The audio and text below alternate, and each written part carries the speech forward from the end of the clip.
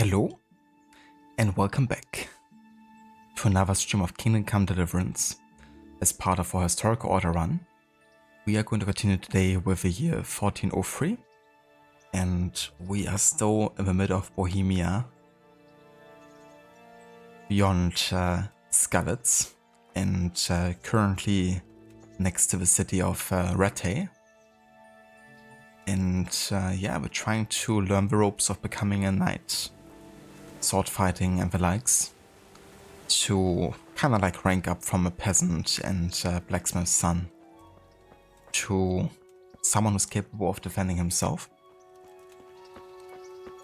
And yeah, we're still in the early stages of it.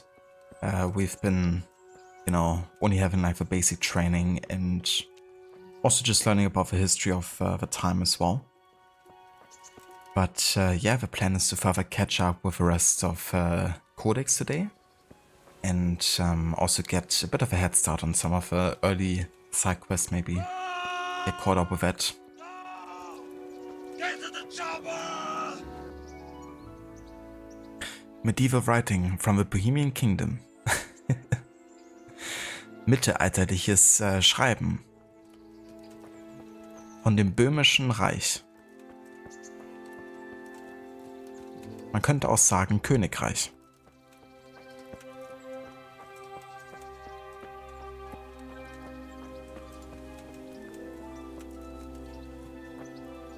Hello there, Dr. Darling. Welcome in. And how's it going? You bought this, thanks I guess. You're welcome. Well, if the early sessions had like any impact on you actually buying the game, then that's great. I did definitely find it interesting so far. I'm looking forward to actually get a bit more into the actual like gameplay because so far it's been definitely more story and reading heavy, which I don't mind, but I'm looking forward to really get started with the actual gameplay mechanics and things you're gonna be able to do.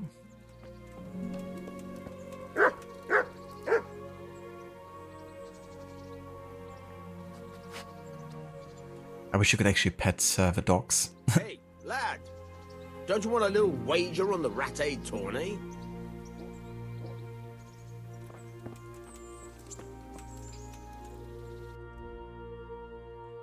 But yeah, let's have a look what we can actually do here. So there's a DLC quest here, which I'm not gonna worry about for now. Pashek still has a job for me.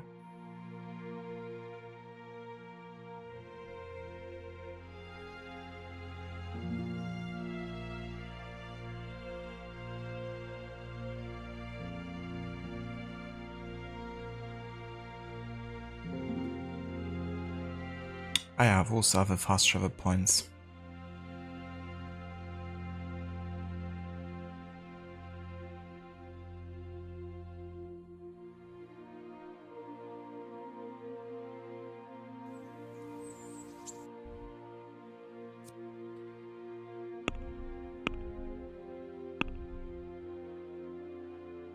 Okay, so pretty good on health and energy.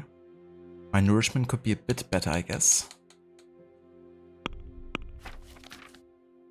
But I basically don't have any like food left whatsoever.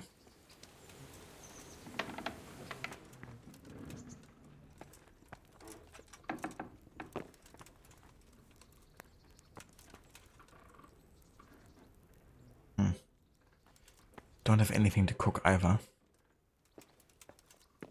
So I definitely need to find like a good source of food here. Makes me wonder if I could hunt and then use the meat there to kind of like nourish myself.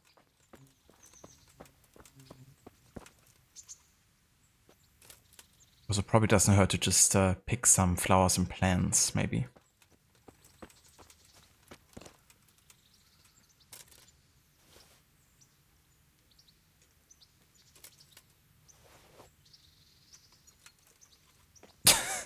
Okay.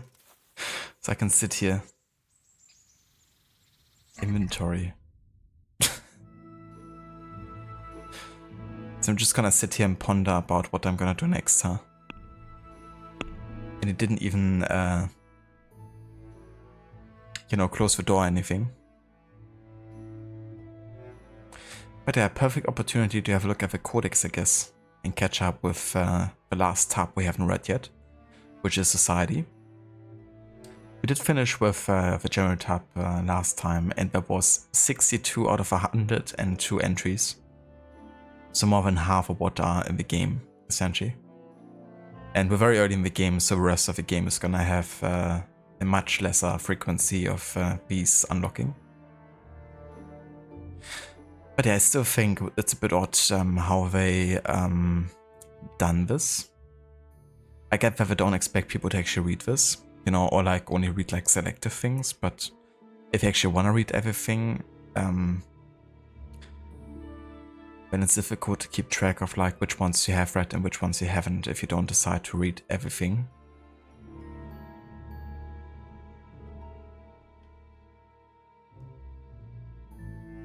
So they kind of like do it like the databases in Assassin's Creed, where you also unlock entries depending what you interact with or what you come across.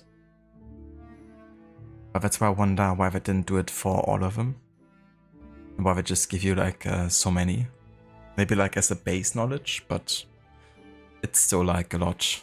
I doubt they actually sit there and try to emulate how it is for someone coming into the game and seeing the amount of stuff you can read.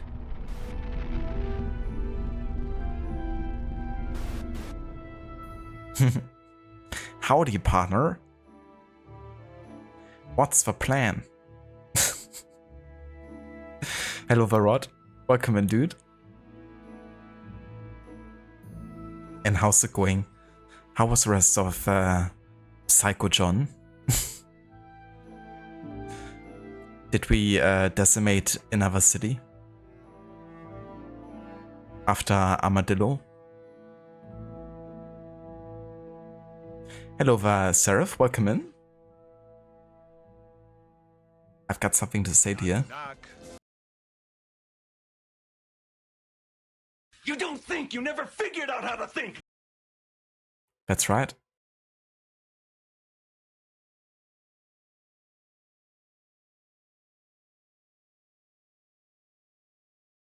Hello, Varrod. Welcome in. Yeah, hope the rest of Red Dead went well today. Hope you had fun. Ah, gotcha, dude. Yeah, that's no worries. I was just asking how the adventures of Psycho John went, and if you decimated another city after Armadillo.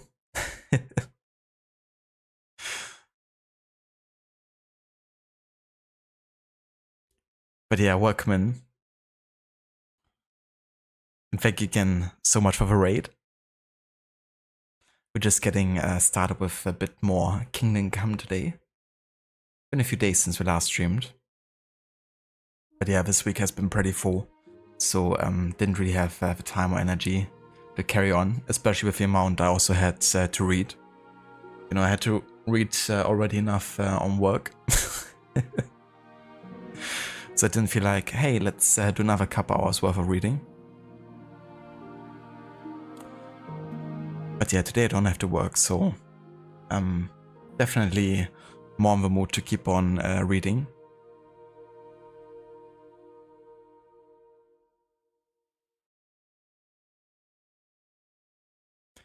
It went great. John's honor is all the way to the left in the low honor range. Ended with a shootout, but then a free leap of fail off a rooftop in Blackwater. Wonderfully chaotic. I love it. But that's good effort, you know, getting John actually into that low honor range, because it's actually crazy how much time and actions it takes for him to get there, isn't it? But it makes sense because they of course want you to have that be like a slow and steady process. But yeah, you definitely can't, rack up a certain amount of honor that quickly. You would think after like destroying an entire city, and every inhabitant, that that would be enough to get you into like the low honor, lowest of honor range.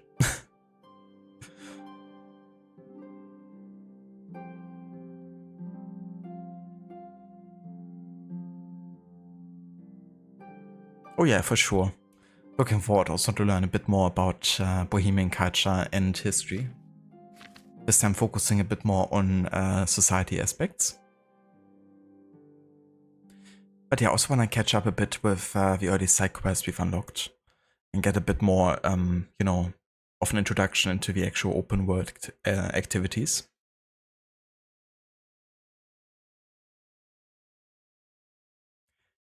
Hello there, AC. Welcome in. And good day.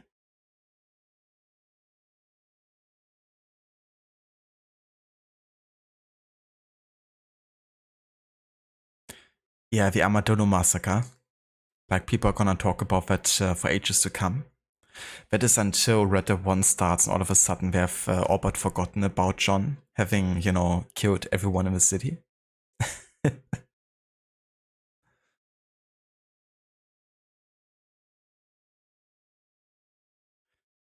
Hello there, Harrow. Welcome in. Oh, did he? Yeah, Rod, not sure if you checked yet, but I guess your stream might still be on.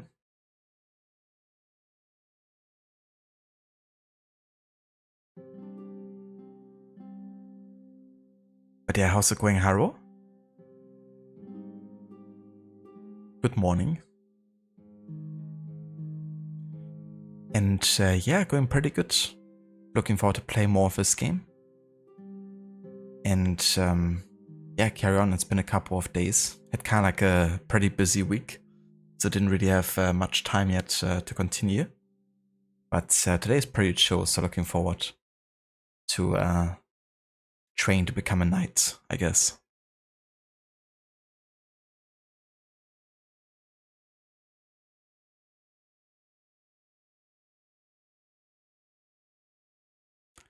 You raided me first, then did another raid to the Cinder. Ah, gotcha. Nice one. The double raid.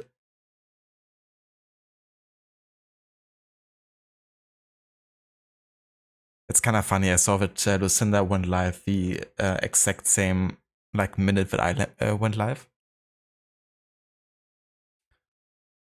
So I was just like going there and participating in that giveaway, just lurking. That's kind of funny how that sometimes works out timing wise.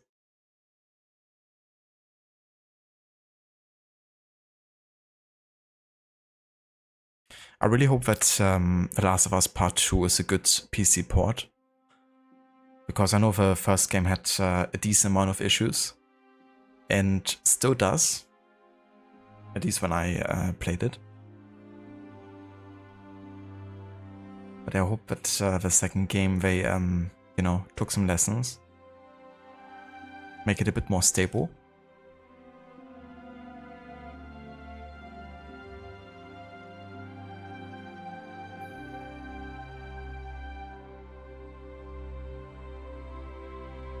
Very nice, Harrow.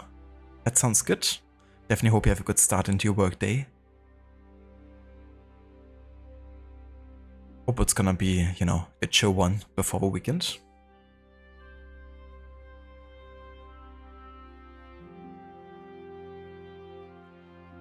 But yeah, so we're gonna read a couple of entries here, but I won't be reading like everything back to back yet. It's still like another 25 to go through. So I'm gonna split this up across the stream. But yeah, let's read like the first 5 or so. But yeah, this one is fitting because that's of course the job or occupation that Henry's father had. Or, well, not quite. I guess he was more like a blacksmith focused on weapons than an armor smith. But we're gonna get to that down here.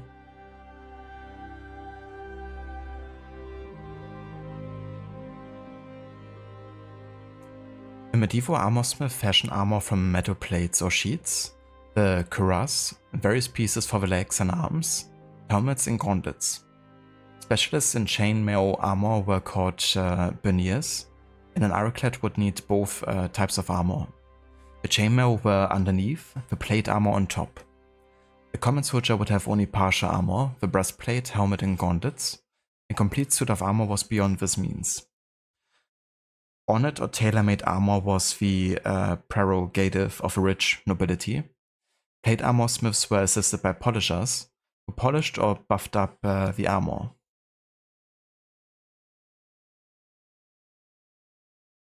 The baths and bathmaids. Where hygiene and bathing was not up to scratch, the public baths were on the rise. Public baths in Central Europe appeared from about the 12th century. There were baths quite literally in every town, and not in small numbers. Sometimes a town would have 3 to 4 bathhouses. Here people had access to hot water for bathing or steam baths. In those times, steam was produced by pouring water onto heated baths of iron or stones. Bodily cleanliness was in the care of male and female bath assistants. Fully body washing was done in bathtubs, coopered wooden vats, and tanks. In Bohemia there were baths in operation since the early Middle Ages, and their numbers rose steadily. There were 47 public baths in Prague in the second half of the 14th century, and by the 15th century the baths were attended not just by the well-to-do, but also by the poorer classes. There was even a regulation where the bathkeepers had to open their doors once a quarter to the poor and to students. Bathhouses typically belonged to the municipality and were leased to the bathkeepers. In addition to municipal and private baths, there were also private baths in the houses of the nobility and wealthy townspeople. In the 13th and 14th century, the bathhouses were very much associated with prostitution. In the 13th century, particularly bathhouses prostitution became widespread, and there were scarcely any that did not provide sexual services. In the richer urban baths, there would also be pharmacists, massage therapists, stokers, and cleaners. In the villages, the bathhouse's keeper had to do all of these jobs himself. Even the prostitution. Poor guy. Polishing the backsides of her masters. Yeah. They're good and bad.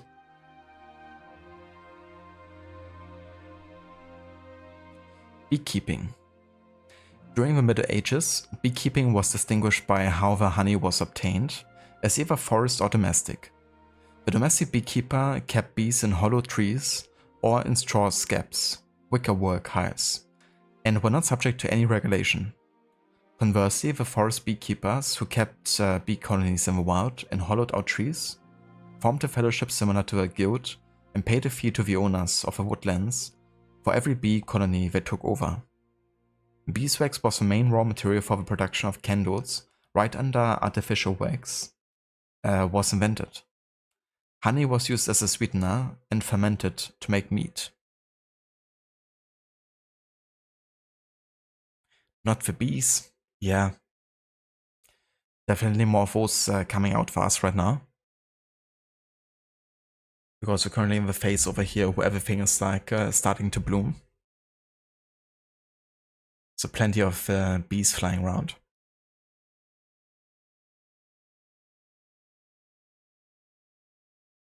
Beggars. Well, we definitely know a lot about beggars, don't we? From AC1, for instance.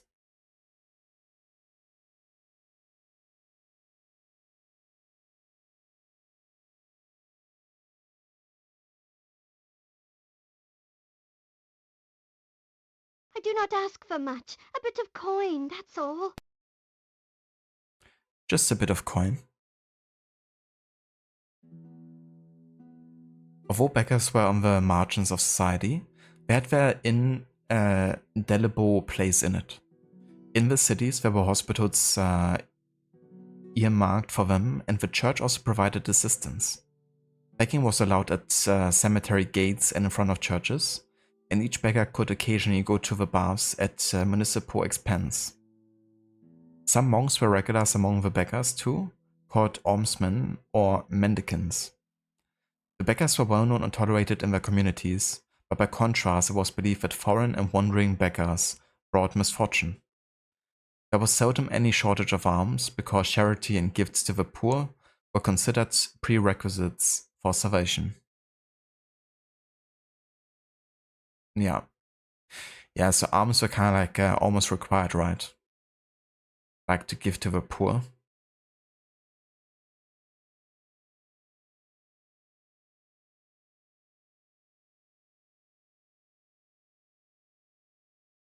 Remember as a kid we would tell people to hold their tongue and say, I was born in a hospital, and it would make it sound like I was born in hospital. That's funny. I never heard about that one.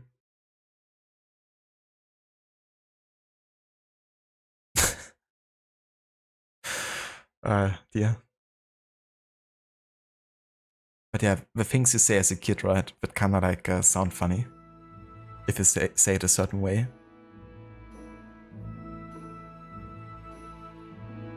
I haven't thought of that for ages. It's funny sometimes how, you know, you like read a word or you kind of like see something completely random, unrelated almost. And it just throws you back to kind of like those memories.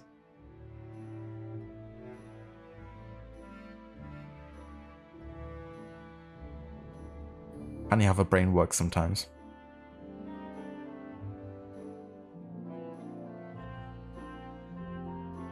Blacksmithing was one of the most important occupations since the earliest times, because iron was a very valuable raw material.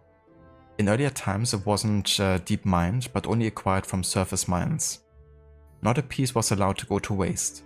People even kept used nails. There was a blacksmith in practically every castle, vicinity or village, who forged almost everything that was needed for agriculture: knives, axes, sickles, plows, hoes, etc.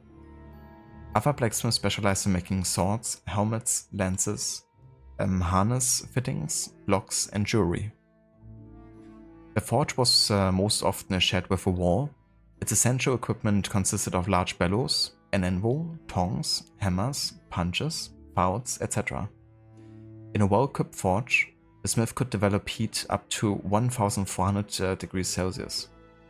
Jesus. That is really darn hot.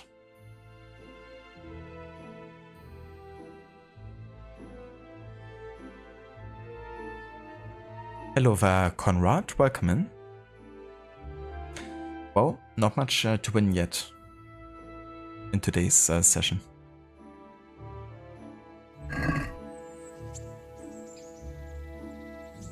I'm just like sitting here on the toilet, thinking about life and reading about history.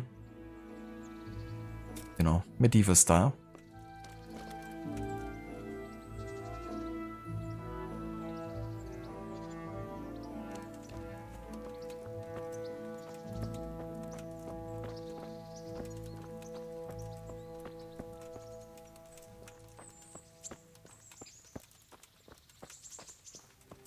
Hey!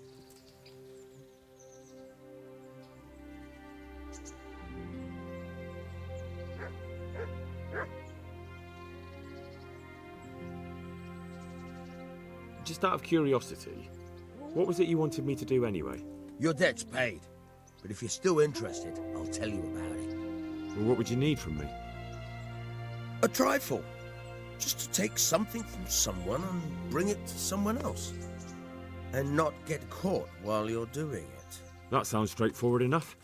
Except for not get caught. Why would anyone want to catch me? Oh, don't worry. It's just a job like any other. Only this one requires, let's say, the right moral disposition. Do corpses bother you? No honourable man should touch them. That's the executioner's job. Did you expect I'd give you a hoe and send you out to the fields? You can dig all right, but somewhere else. I want to know whether you're going to hide behind some stupid fucking scruples, or if you might be useful for more unconventional work. So we kind of declined this job early on, but I'm kind of in need of money. So I feel like right now I probably should take any opportunity that presents itself. I was prepared for just about anything, but that's a bit much. But go on. Tell me more. Listen, it's about this ring my mate Wojciech, the Kohelnitz miller, had his eye on. Trouble is, they buried the ring by the gibbet along with the villain they hung while he was wearing it. Jesus Christ. You want me to dig up a corpse, take a ring from it, and give it to your friend in Kohelnitz? Is nothing sacred to you? Money first, morals later. That fellow is dead. He won't miss it. Whatever bleeding heart came up with the idea that it's disrespectful to disturb a corpse never read the Bible. It's still a human body, only it's missing a soul. Why be disgusted by something created by God? Flawless logic. I think I've already heard more than I need to know. You've got the tongue of the devil himself. If you tried hard enough, I bet you could justify sodomy with a goat. Watch your mouth, boy. There's a shovel here around the mill somewhere. If there's any problem, come and see me. And here's something on the side to make you dig better. Thanks. I'll need it. I can't believe I've come to this. Digging up corpses. Oh, and watch out for the executioner and his hounds. They're pretty savage. And I don't just mean the dogs. You can just throw them some meat. The dogs, that is. But the executioner? Well, don't vex him. Sure. Okay, definitely need some meat then. But yeah, we'll have to buy that first. Don't have any on me.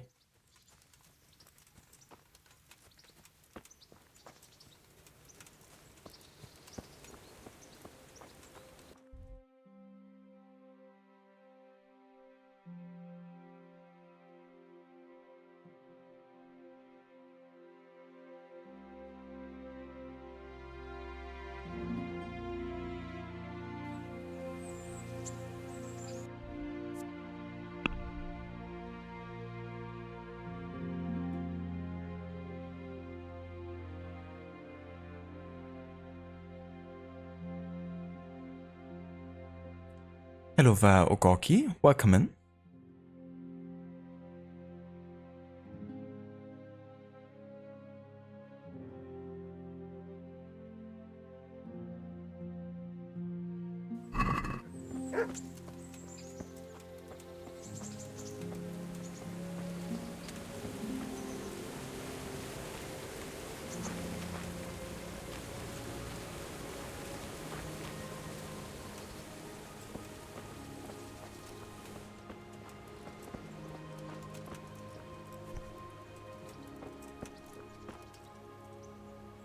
Hey, a haystack.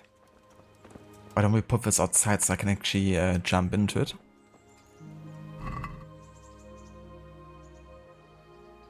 Not sure if that's considered stealing here, but just gonna take it all.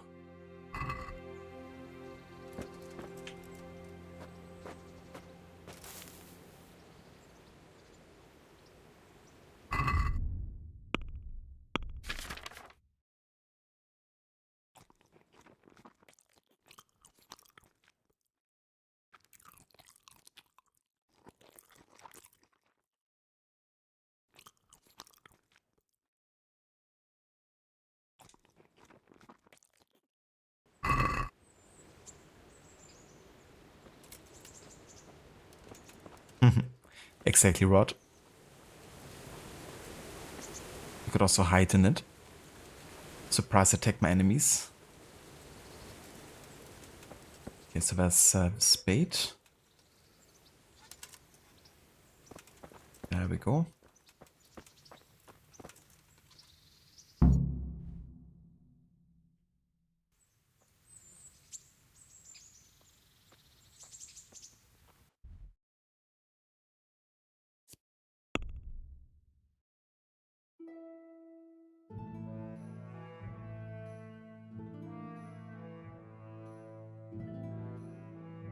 Kind of interesting that's considered to be optional, because that's kind of like the active part of a quest, isn't it?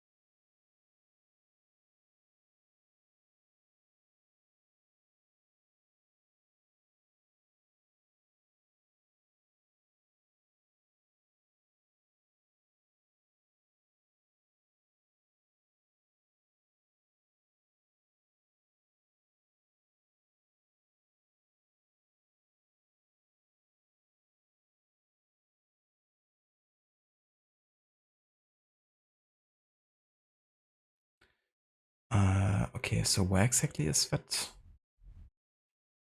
Ah, down here. It's like outside of this place of Rete here. Oh, fair enough. Let's mark this.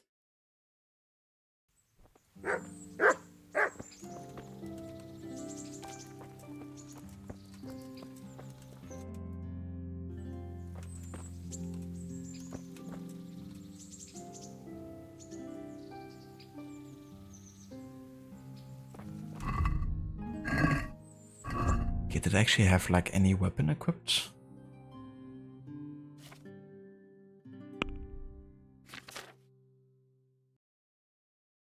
Yeah, only the arrow.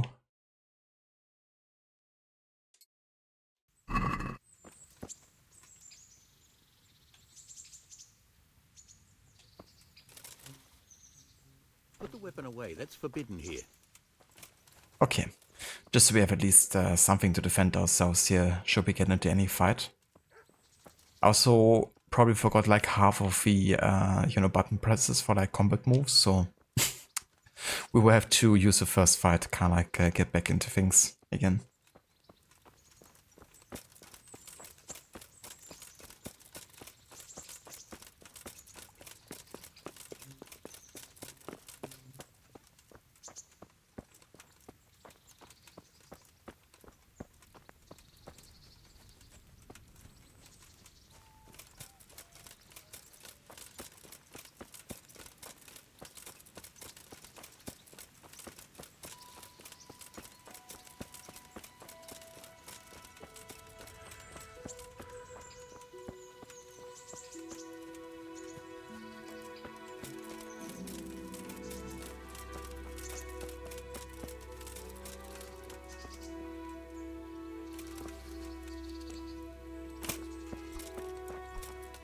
Right, so right bumper's like light stab attack. Then we have right trigger for heavy attacks.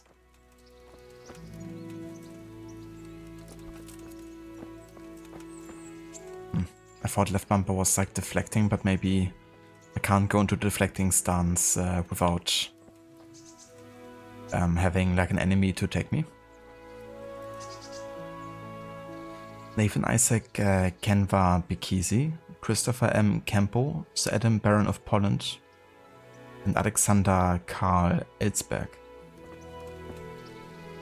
The shrine in their name.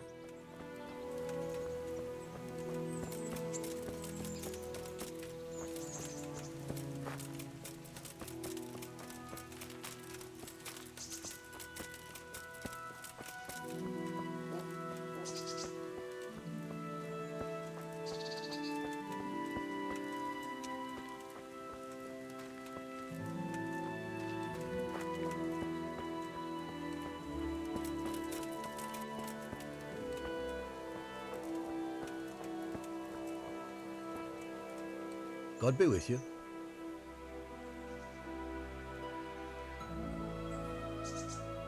God be with you.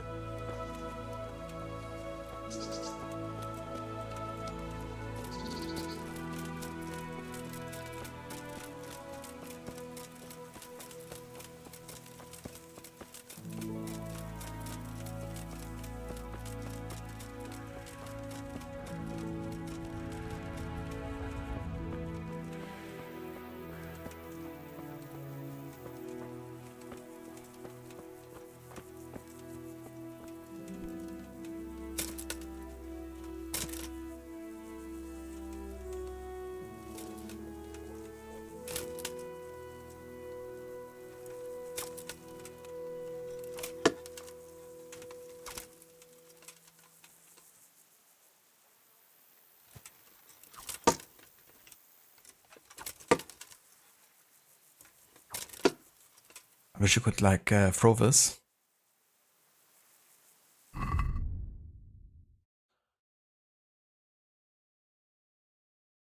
Yeah, we have the arrow, but we don't have a bow or anything.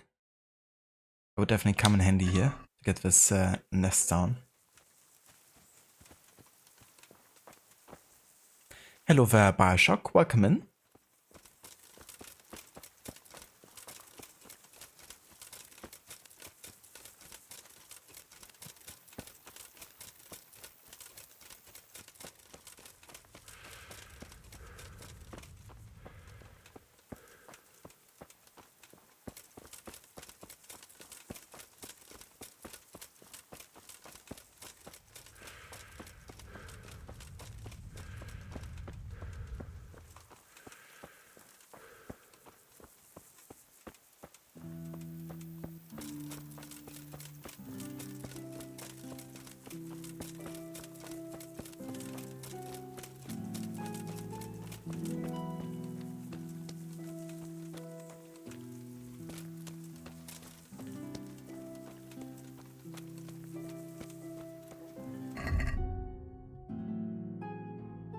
The execution place were situated on hilltops, at crossroads, and out of town, as they were considered unclean. These were deserted places that everyone avoided. No craftsman would work nearby for fear of losing his reputation. The only one to be seen thereabouts were the executioner, who often lived near the site. Common folk would approach the gallows or execution place for the sole purpose of witnessing an execution. Executions became popular folk entertainment, often with the whole town gathering to watch. But sentencing to capital punishment was a right granted only to selected towns, and by no means all of them had their own executioner.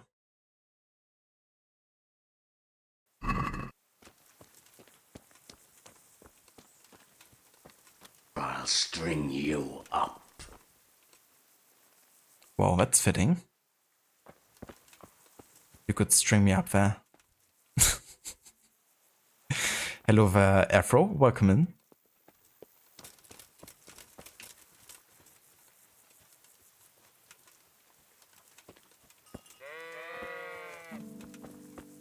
Well, start digging, I guess.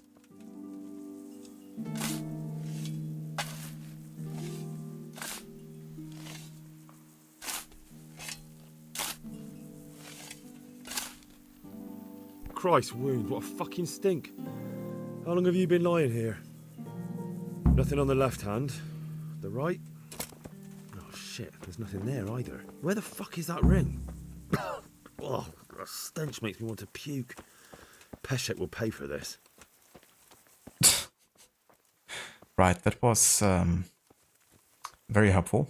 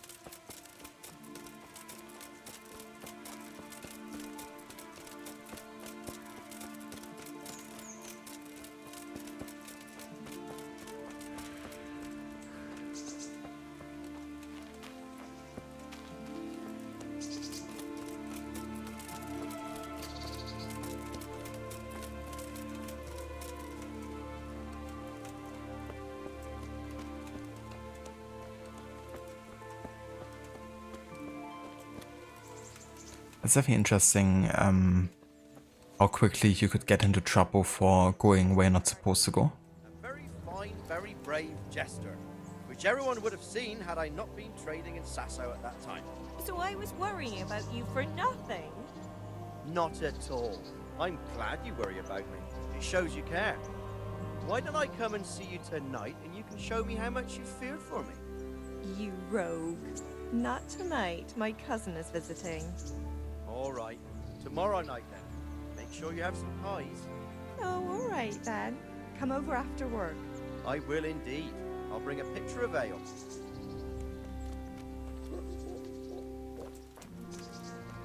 Greetings. What do you need? God bless. Look out. Have I been practicing my sword fighting? I haven't. I haven't played in 5 days and haven't done any off-stream grinding or like training or anything.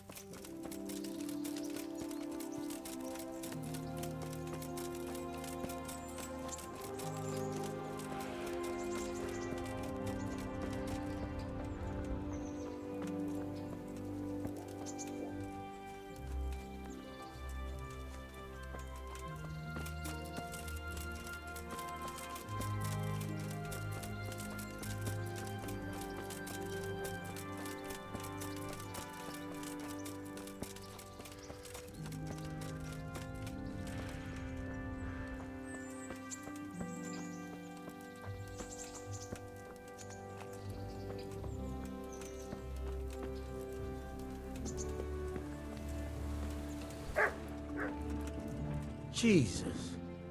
What do you want from me now? There was a corpse in the grave, but no ring. What the fuck is going on? Easy, Hal. Hold your horses. If the ring wasn't on the corpse, the executioner must have taken it before he buried the body. I can see where this is going. You want me to get the ring from the executioner? Clever lad. Only I wouldn't recommend talking to him about it. He's a bit touchy on the subject of robbing the dead. It'd be better to pinch it from his house.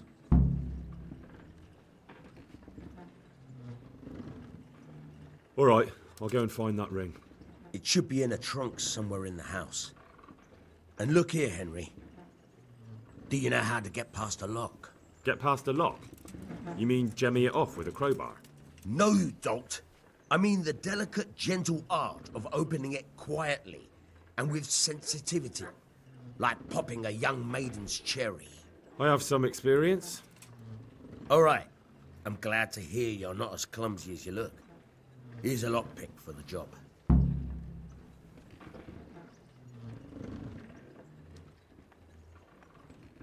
Yeah, we only have a lockpicking tutorial like once, and I didn't really understand it fully then.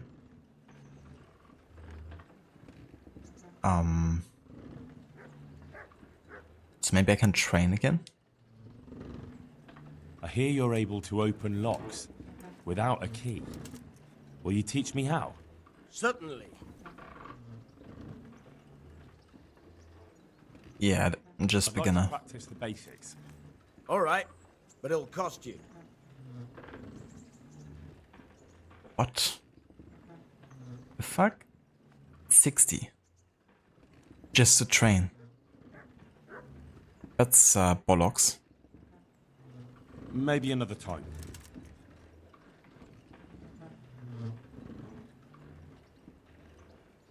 Yeah.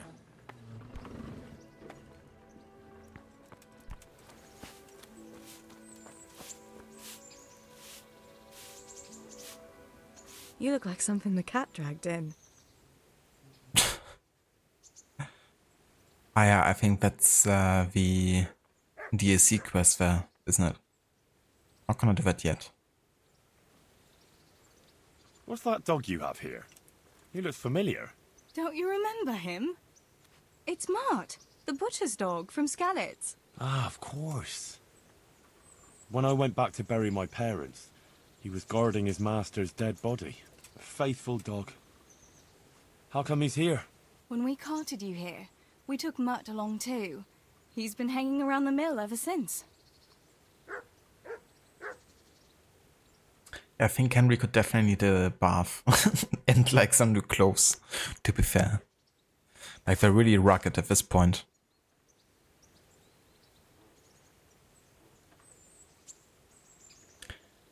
Yeah, I heard that as well, that there's a DLC about Theresa that you can't leave or something and lasts multiple hours. So yeah, that's why I didn't wanna start this either. Like maybe at a later point, but I don't like the idea of like starting something and then not being able to like pause it.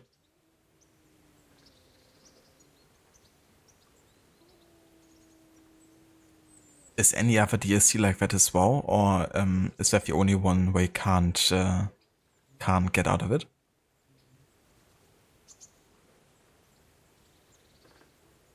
What does the miller have to say about it? He can't stand him. How's that? Every time he sees him, he starts shouting that he's a useless mouth to feed and that'll skin him. Jesus. And it didn't even soften his heart when Mutt brought a hare from the woods. He was happy to eat it, but it didn't change his mind. I could have a word with him. That would be a waste of time. Man, the miller really is a bit of an asshole. That's the only one? Okay, that's good to know. Then I can at least, you know, start the others and do it as like a side quest or whatever. At first it looked like Burchett wasn't Henry's helmet. I mean, who knows, maybe it is. On top of other things. Some mud, some blood, some Burchett. It's a deadly combo. Hey, lad. Don't you want a little wager on the ratte tourney? The red-tailed tawny. How's he doing? A lot better now. I slipped him something good now and again when Uncle wasn't looking. He won't starve to death then. Does he obey you? Me? Not much. He's got a mind of his own, and I'm just not strict enough. Ah, spoilt then. No, he just hasn't learned many commands. But he's well able to beg for a piece of meat. How long has he been with you? More or less since we came here. He runs off now and again, but he always comes back. Sometimes I don't see him all day. I think he likes to go wandering. So he's doing quite well then? Yeah. I'd keep him, but he reminds me too much of Tinker, you know? I don't want to think about Skalitz. So I thought maybe you might take him with you? Me? I'm sure the two of you would get on great. He's a handsome fella and lovable. I'd be very happy if you had him. But we never had a dog at the smithy. We never needed one. Come on. He's got no one. Wait, what? I can have a dog companion? Of course I take him. Just don't tell me he can actually, like, die. Because I feel like the situation we're gonna get in are quite dangerous. And I wouldn't wanna have a dog, you know, have any harm happen to him. But, I mean, the alternative is that, you know, she doesn't wanna take him. Or the miller, you know, is like gonna do something to a dog, so I'm gonna like take him with me regardless, because I feel like that's his best chance. But yeah, of course I take the dog. What a question. Alright. I'll take him. He can keep me company on my travels. Thanks, Henry. Go and get him then. He's sniffing around somewhere here.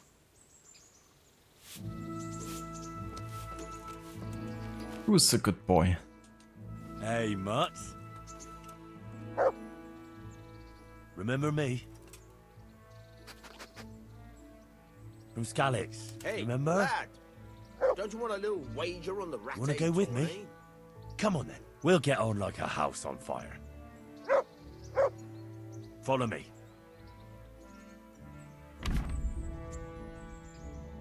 Reminds me of GTA 5 with Franklin and his dog. From this moment on, you have a canine companion. He's your best friend who will protect and help you, but you must take good care of him. You can talk to him and feed him, ideally with meat, give him commands and reward him with praise. With a cursor, you give him all sorts of commands using Y, like Hio. You also have a new skill of Houndmaster. It determines how well your dog is trained and what commands you've taught him. You gain experience by using the commands and other interactions with your four-legged friend. In the Sidekicks tab, you can see the stats, the most important of which is obedience. It tells you whether your dog obeys you or not. It therefore will keep you falling with every injury and also if you neglect your dog for a long time. If obedience falls too low, your dog will stop healing some of your commands. Heeding. If it falls to 0, your dog will run off and it will take some time before it comes back to you. During that time, you won't be able to give him commands. The higher his obedience, the better stats the dog has. He will defend himself and you better, causes greater damage to foes, and it will take longer before he decides to run off again. You can improve your dog's obedience mainly by feeding and praising him, but doing it several times in succession over a short period is less effective, and feeding and praising him regularly.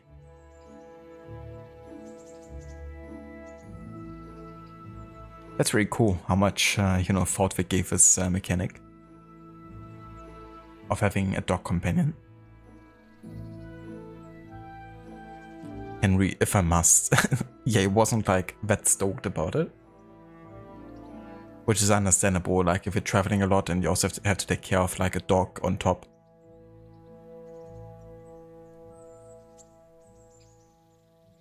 More like Fallout. I still haven't played the Fallout games, so wouldn't have that comparison. That's fair. Yeah, I can see why one would make the decision not to take him with you if it means, you know, taking care of another, you know, living being. Making sure, you know, he's well nourished and all that.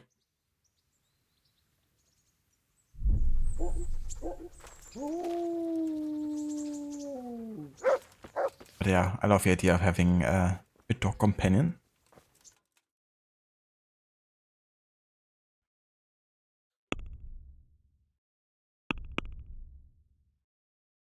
Sense of smell 15, obedience 50, current command 3. The dog is presently carrying out this long-term command. Okay. A dog can sniff out enemies even when they're out of sight. If you take good care of your dog and are experienced in handling it, it will identify foes at a greater distance. The distance at which it can identify a foe increases with your level of Houndmaster skill. Your dog's obedience affects his behavior. If it's low, he won't always heed your commands or may even run off. If it's high, on the other hand, your dog will be more effective and will obey your orders willingly.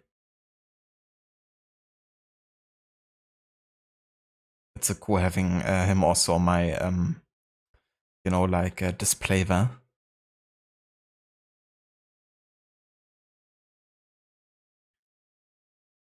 Move too fast to have a companion. I mean, that's fair.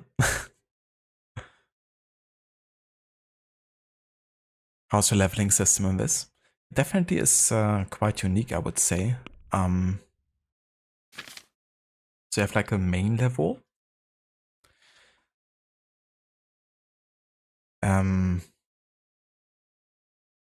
And with every level you reach, you can select one perk that will allow you to make your character more specialized. And then you have like different stats, I guess, like strength, agility, vitality, speech, and so forth. And then you can go into speech, for instance, and then depending on your level, you unlock like new abilities. So one ability that I have is Highborn in speech, where my speech level increases by +3 when I talk to like highborn people, like nobles and wealthy people. But you could also have a lowborn one, which is basically like, you know, the opposite of that. So I have like different unique skills depending on the overall like stat, I guess. Like in this case, speech.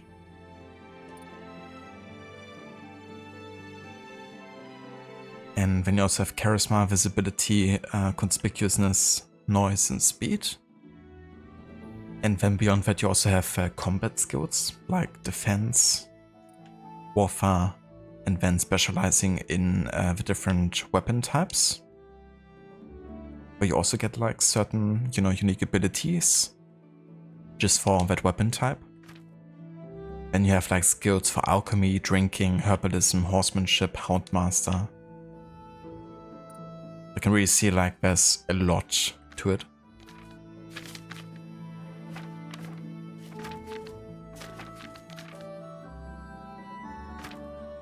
So you can really like specialize what you're interested in. And what's cool is if you do like a certain action, like for example, if you do a lot of fighting, then that raises your like combat levels, I guess. And gives you the ability to unlock like more proficient skills for combat. And I guess the same would apply to like alchemy or something.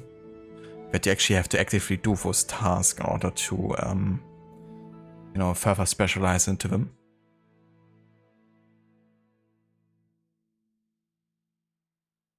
Very slow. Yeah. Yeah, probably have to do quite a bit of grinding across the playthrough. Now dig on this. Half obedient, half not. Sounds like my dog. Well, she's pretty obedient, I guess, to me, but she also has a mind of her own, you know? So something is like more interesting to her in that moment, then it might take a bit longer to get to her.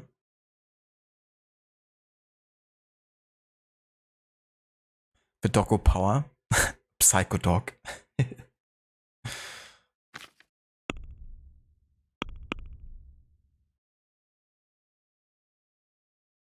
Yeah, the list form is definitely convenient. Instead of like having like a sprawling tree or whatever.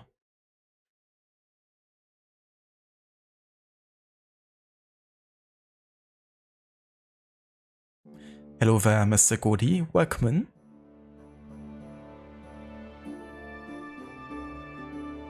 That's a good idea. You think in AC game we can do that with certain skills would have been good. Like if you do more stealth tactics, you improve various stealth techniques. Walk the land of the Duats.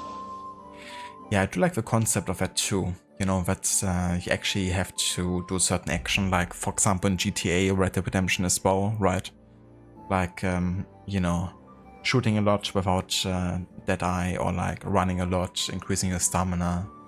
Or like in the second Plague Tale game, right, where you can be more aggressive and then you unlock, you know, skills in that regard. Just by playing a certain way. It makes it feel more organic, I guess.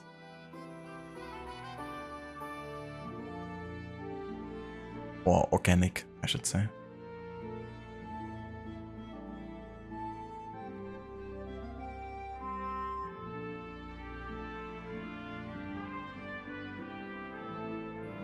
You don't think, you never figured out how to think. That's the main insult today, it seems. Once to Seraph and once to Mr. Goody.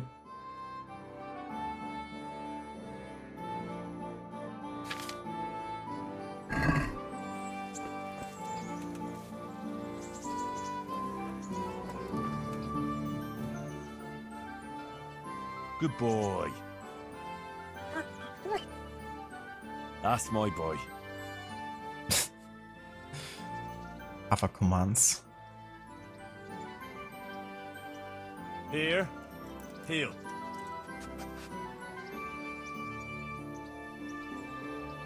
The dog will always be next to you. He'll follow you sticking close. He won't react to any stimuli such as an attack on you or him, but you can still give him commands by means of the interactor.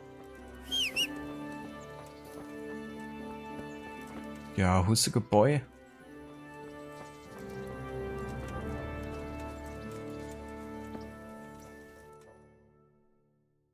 Alright then.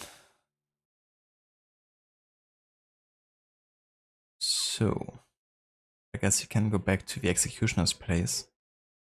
But yeah, I still have no idea how to properly lockpick, so this can go wrong pretty easily. Maybe I should wait until I'm like a bit more proficient or had like another opportunity to lockpick something.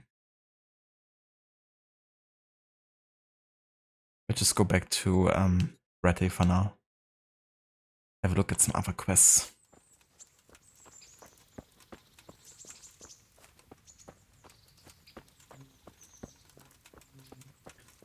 That's true of a stat system. You think would also work great with a story where you begin as a child learning the basic of movements as an assassin and the philosophy, before moving on to more practical things as the character ages.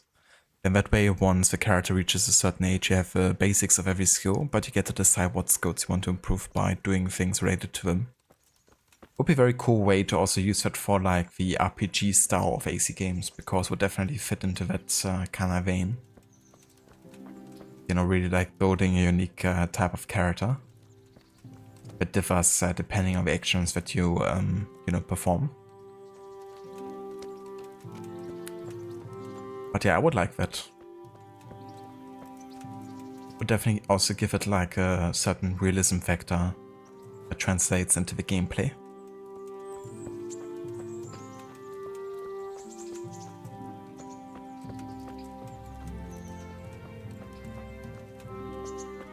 It also reminded me of Ancestors, the Humankind Odyssey, you know. Like starting with very limited skills and then, you know, doing certain actions and that's unlocking new neurons and neuronal connections. And, you know, then slowly but surely getting more proficient with time.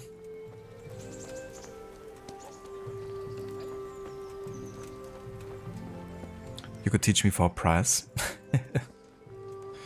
Yeah, we just have to learn the difficult way.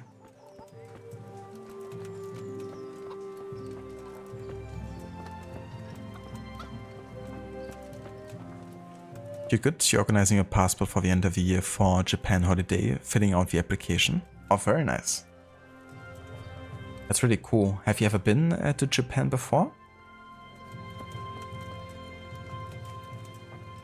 Or is it gonna be your first time?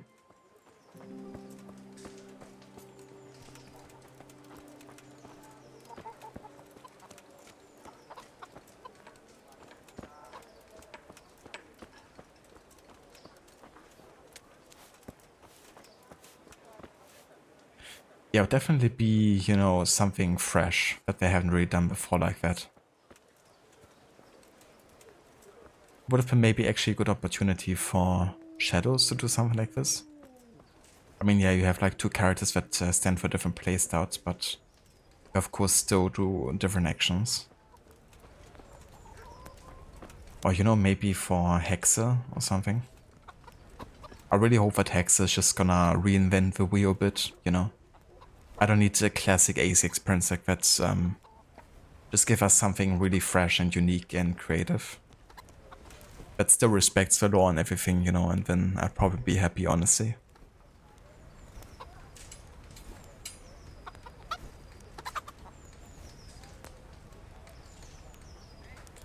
$1 crocillion? That's a lot.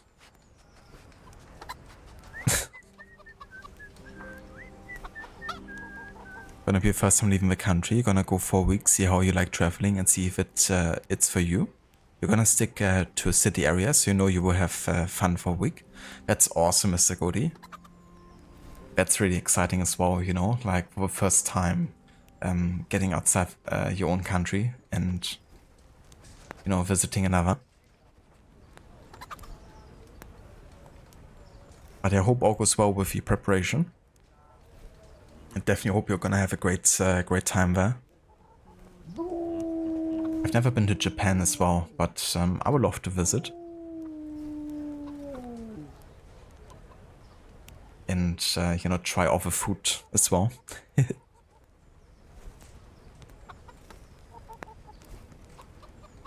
I would love to have some proper Japanese ramen.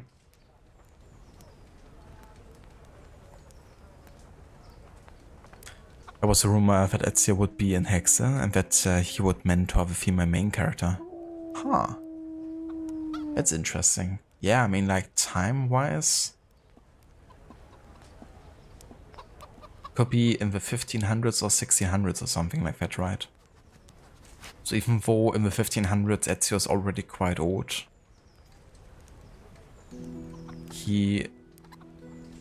I mean, he's still alive by 1520 or so, isn't he?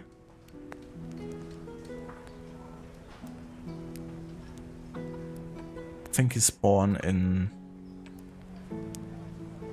1459 or something, isn't he? Let me see.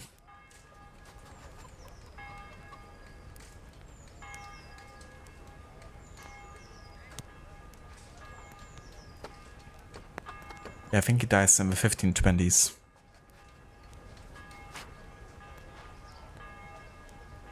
I mean, I guess it could be interesting, you know, if I actually decide to go that way and have Ezio return, but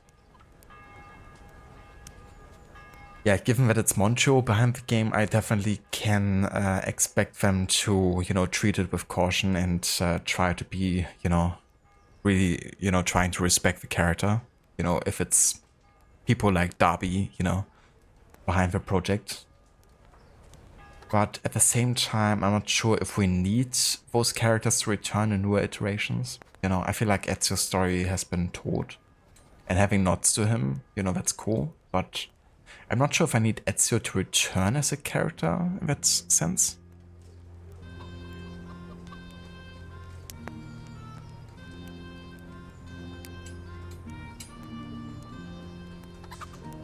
If it goes well, you might go to UK and US meet friends at one point. Well, you might have to go to Germany. That's right, you also have a couple German friends, don't you? But yeah, I mean, definitely, you know, great seeing like other countries and people living there and experience the culture and all that.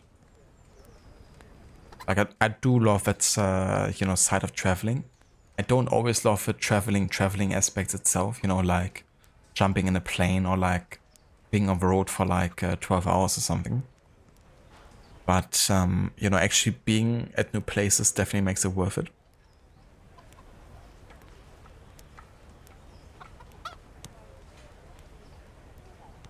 Get 1.5k for a flight for a weekend transport from the airport to Hinada to Tokyo.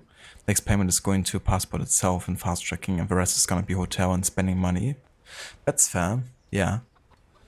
I definitely have to calculate a bit more money than one would assume at first, you know, because you never know what unexpected costs you might run into, or like, you know, you're gonna spend maybe more money on food or whatever. But that sounds great.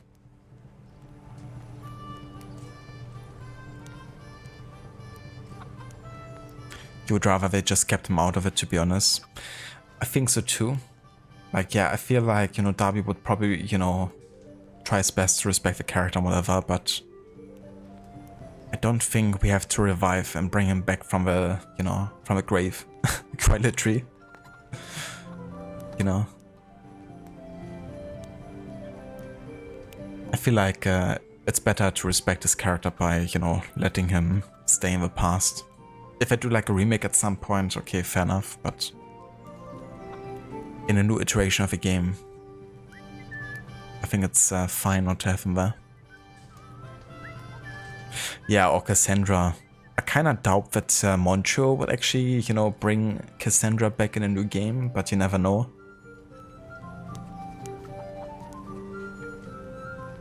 But yeah, that's still something that bothers me so much. The fact that she's like alive for all of the other AC games. It just, why? It doesn't serve any purpose.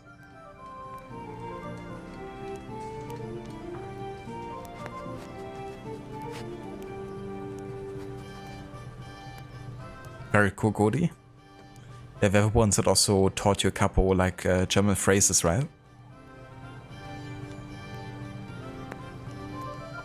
Star Wars showed that bringing back a character can be a terrible move. They absolutely ruined Luke, Leia, and Han as characters in the new movies. Did they? I heard a bit about it, and also I forgot his name. Give me a second.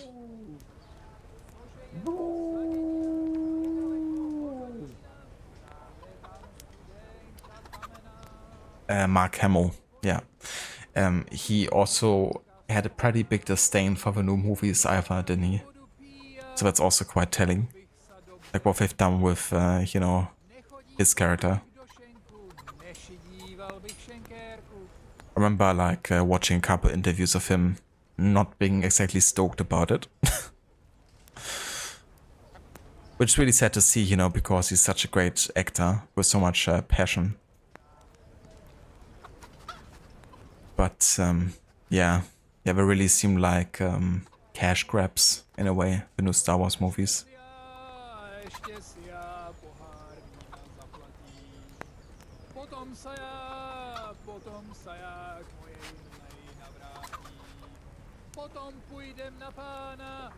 I gotcha, Cody. Yeah. That would be cool to see, you know, if you can navigate yourself with a bit of German. Should you decide to visit Germany at some point.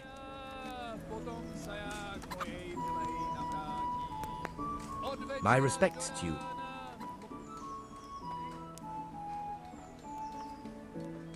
Any work for me here by any chance? That depends. How's your hearing? What? I said, how's your hearing? It's perfectly fine. You don't have to scream at me. I mean, why are you asking? Because there is this one little job going. But I need someone who knows the area well and has good ears. Well, I have a dog with me, so he does have good ears.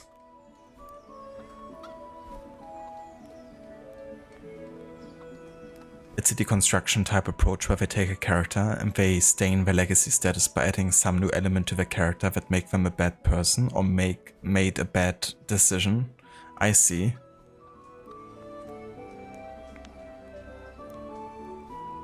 Yeah, I can see that, you know, kind of like being annoying, you know, if I kind of like change something about a character. It does remind me a little bit of like Assassin's Creed, you know, for example with AC Rogue and Achilles. You know, kind of like portraying a character that's already established as like being way worse than, you know, initially assumed, just for the sake of fitting into the narrative I want to construct.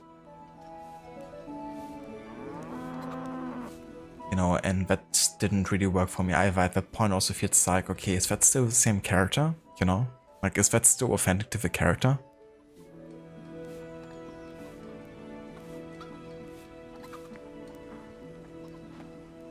Chillig.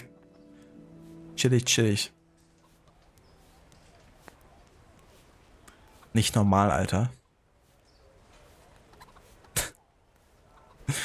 Mark Hamill felt that how Luke was written wasn't how Luke would be, but he wanted to go with the director's vision. Yeah. Yeah, that's understandable. Very frustrating as well, you know, if that's also like a big part of your actor's career. You know, in a way, isn't like Star Wars one of the reasons why Mark Hamill became like a bigger name as well in the business?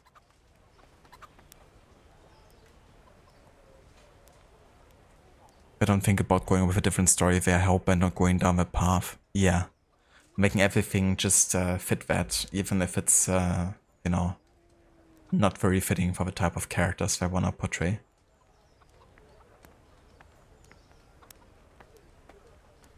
I ought to be able to handle that. Fine.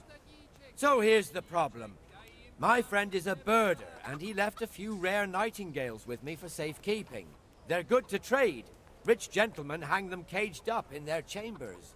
It keeps their wives from fretting when they're off drinking and wenching. I see. The trouble is the nightingales are gone. I don't know how, but the birds have flown.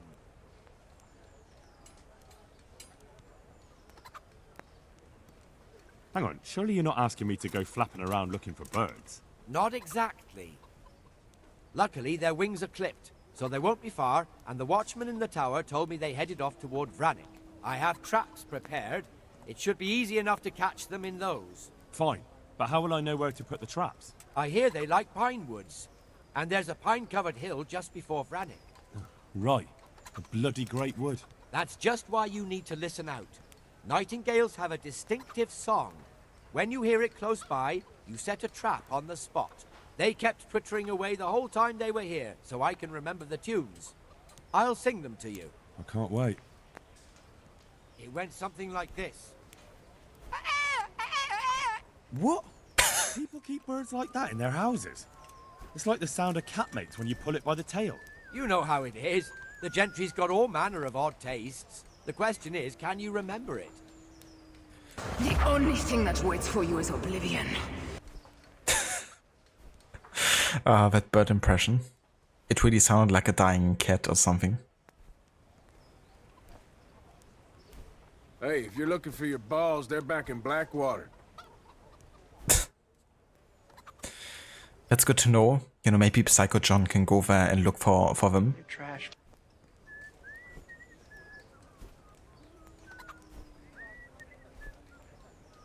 It sounded like that guy lost his balls right there when he did that scream. Maybe should look for them in Blackwater. That's true, was a big role for him. He did some other sci-fi stuff afterwards, but nothing on the level of Star Wars success. Then of course he became well known as Joker. That's true, yeah. It's still so cool that they, you know, brought him back alongside some other cast members of the cartoon, wasn't it? In the Batman games. It's a trap. Run. You just insulted twice. The Bonnie Maguire way and the just regular insult way. Thank you for clipping that, Shaky. Me when I stubbed my toe. With that scream. Amazing. Thanks for clipping that. Yes, I'll remember. Right, here are the traps. Don't forget, once you hear a nightingale, set a trap nearby. He ought to be caught in it after a while. I'll do that.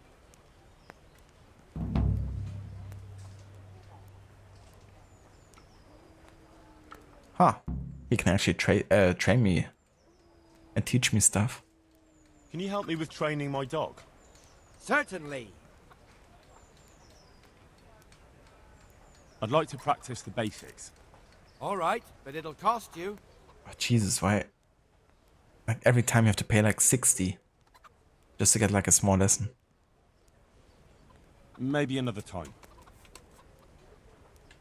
Good luck to you.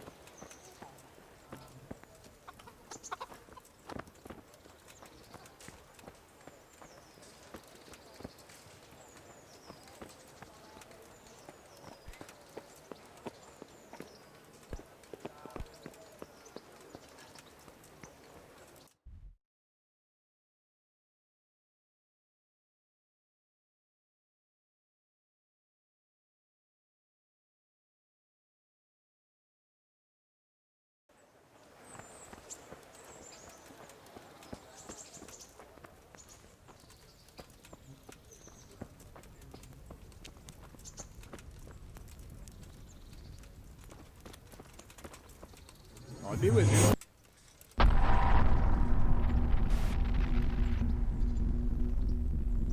Hello there, Gislek. Welcome in.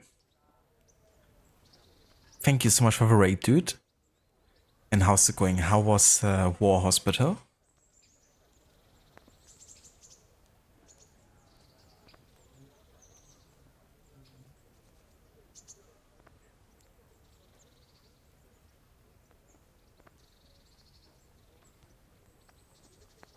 Thank you for giving a shout out to Gislek as well, Rod. Any chance of some work here, Captain? It all depends on what you're ready to do, my lion. As I'm sure you've noticed, the roads around here are swarming with brigands. Sir Hanush has declared quite a reward for dealing with them. So what do you think I should do about them? We know about one of their encampments. It's to the east of Ratai in an abandoned mine. I don't really mind how you deal with them.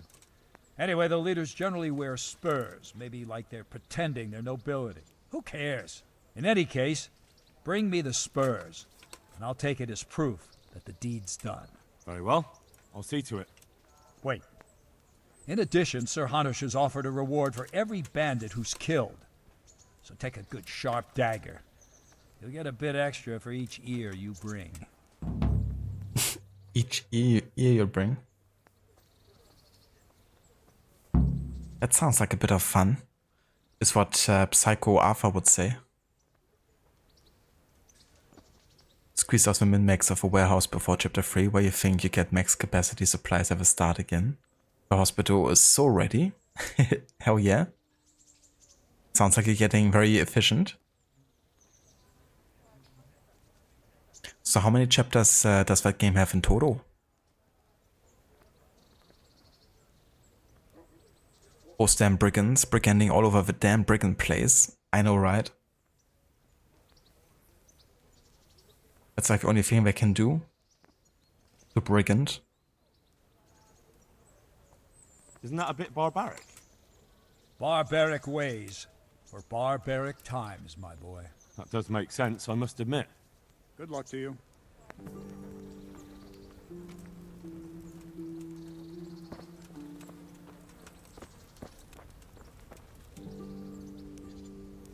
free and apparently or a Marie Curie DLC that does nothing except to have have gameplay. Oh.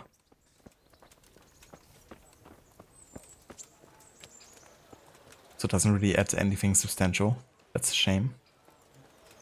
Because Marie Curie was definitely an interesting character in history.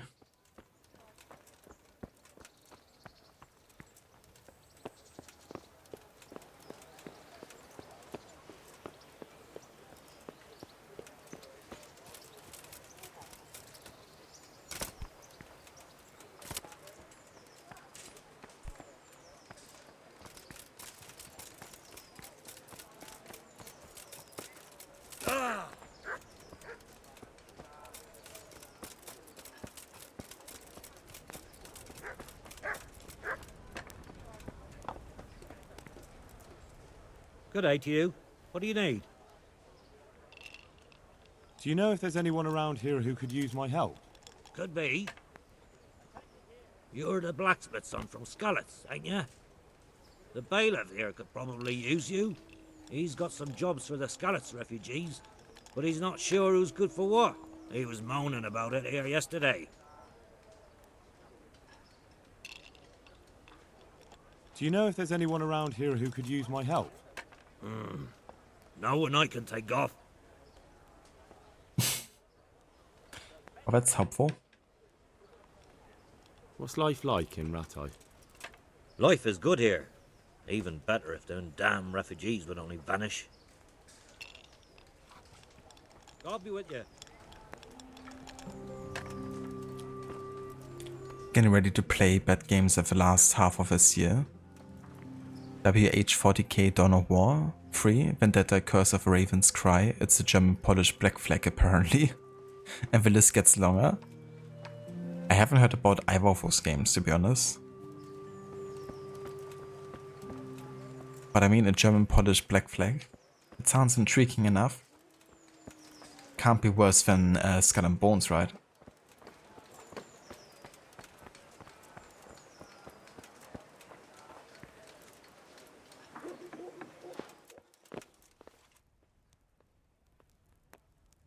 Good afternoon.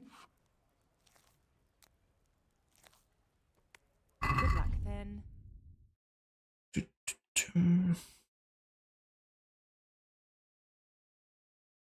Let's buy a bread roll, or 2 of them.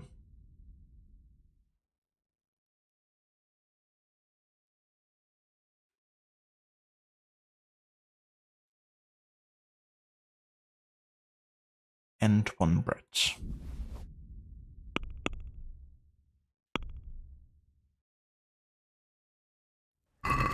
Can we do something about the price? Naturally.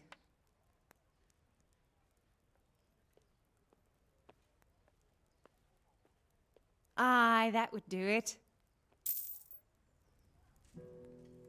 I like how I pay less, haggle, and even gain reputation. And I wouldn't gain the reputation for just paying the price offered. Makes perfect sense. And so much food I could steal here. Just need to wait for all of these guys to just leave.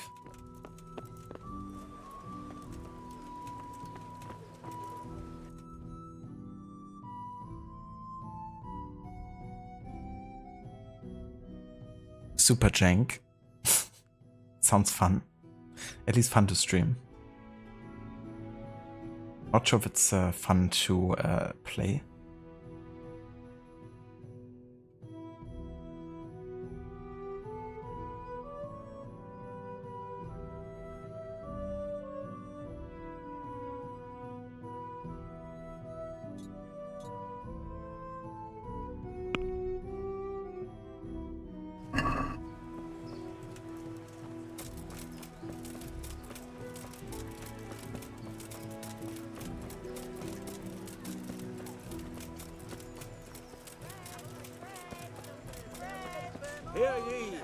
Makes Star Wars Outlaws look like a perfect success.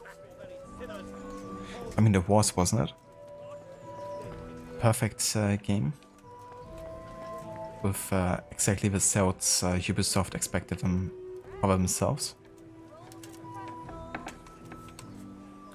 Ich sprache ein bisschen Deutsch auch. Perfekt. Shaky? Ein bisschen Deutsch? Ich spreche auch ein bisschen Deutsch. Ein bisschen mehr.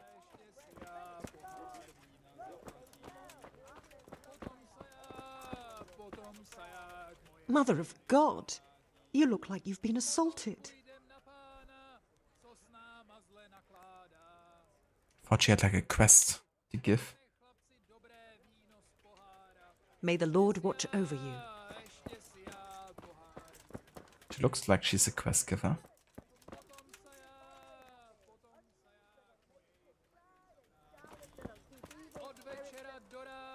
God be with you. Maybe not.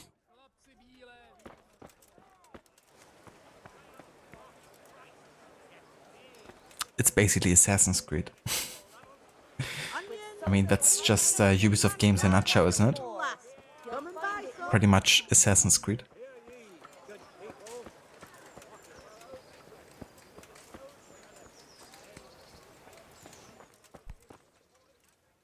Heavens, lad. You're looking bright-eyed and bushy-tailed. Last time I saw you, I thought you were ready for the priest. I'm feeling as good as new. I'm glad to hear it. About that debt.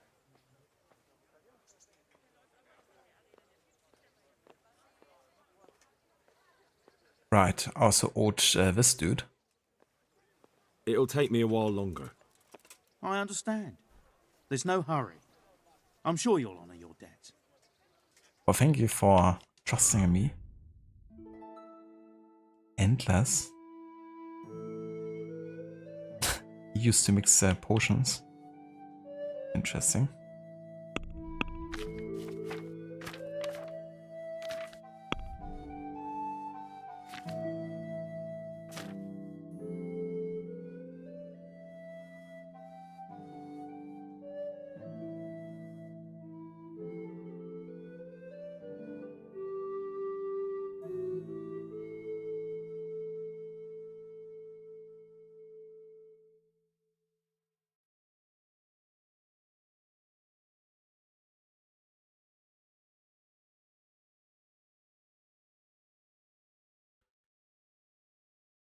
It took 3 years. It's probably wrong. Thank you for the correction. That's no worries. Yeah, it was definitely like, you know, fine enough. Like, if you would tell it like this, everyone would understand what you mean. When you traveled Germany for 3 weeks, you made an ass out of yourself. You had someone in Nuremberg yell at you, "This is not Germany, we are in Franconia, we are Franconian." That's definitely fair too. Yeah, there's like definitely a lot of like regional, you know, cultures in Germany, and like dialects, and you know, it can definitely differ a lot within Germany where you are. That's of course because Germany hasn't actually been united fully as Germany for that long, historically speaking, and there used to be like many like individual states and kingdoms, I guess you could say, within Germany that had like their own roots and like, you know, currencies and even time zones and whatever. And a lot of that has definitely, you know, prevailed until today. At least, you know, in terms of like making distinction between you and like people from different places in Germany.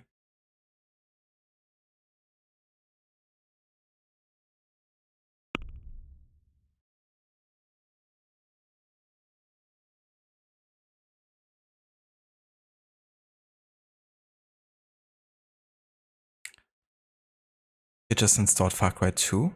You were such an idiot. You wish you were better researched when you went. Traveled 7 cities in 3 weeks. So what was the issue then, Shaky? Was it like too much, like too many cities in a short time?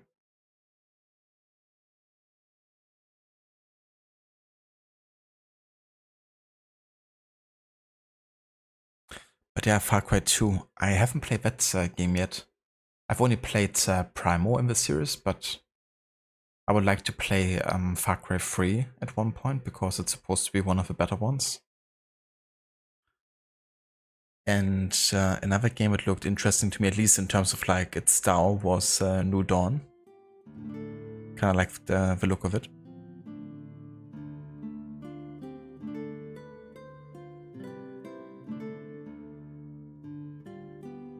Just kept trying to speak German when you didn't know what dialect to adopt, so it looked silly. I mean, that's fair enough. Like, honestly, I wouldn't be better in that regard, you know? Like, I don't really speak any other dialects except for, like, you know, regular German.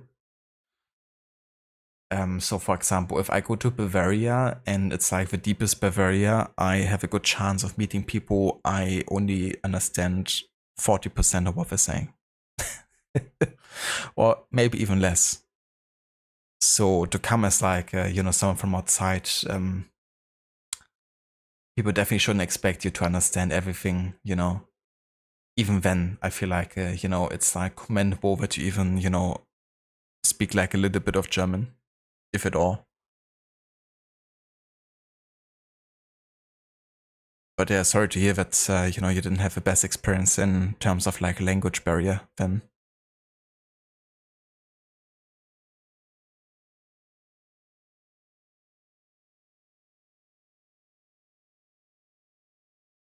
You went to Munich, Dortmund, Köln, Nürnberg, Berlin, Aschaffenburg, Neunkirchen, and back to Munich.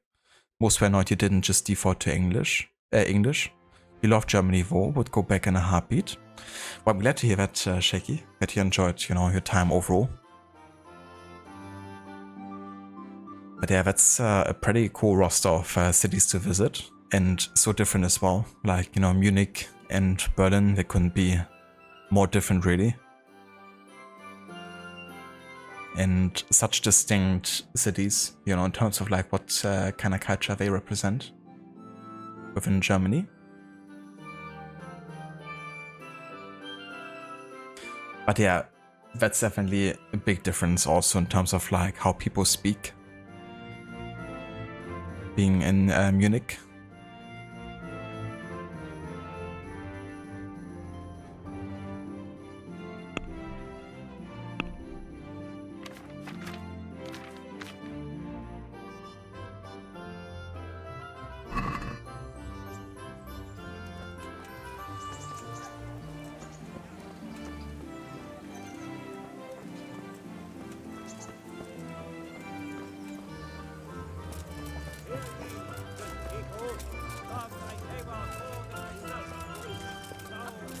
I lost everything I had.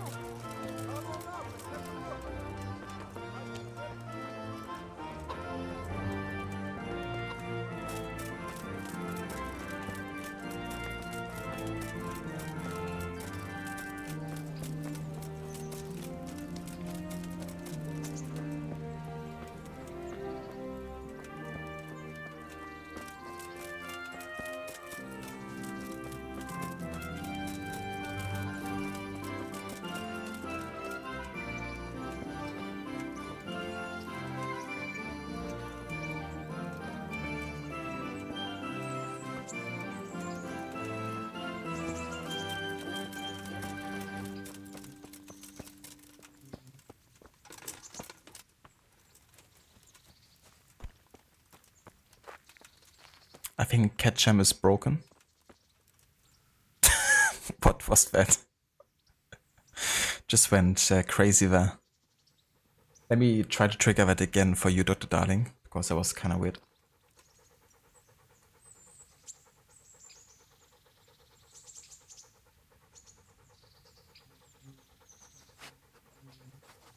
Okay, this time it worked perfect. I think it was because it was the first time a video bit was redeemed, and maybe it just, you know, had to catch up with loading or something. But just a heads up, you can also redeem it for free without using points by typing an exclamation mark catchem.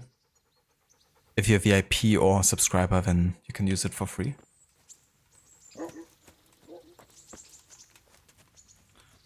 I'm going to the executioner, Afro. And I guess you're just gonna try to lockpick. and fail miserably, and then get caught and then get executed. Sounds like a plan.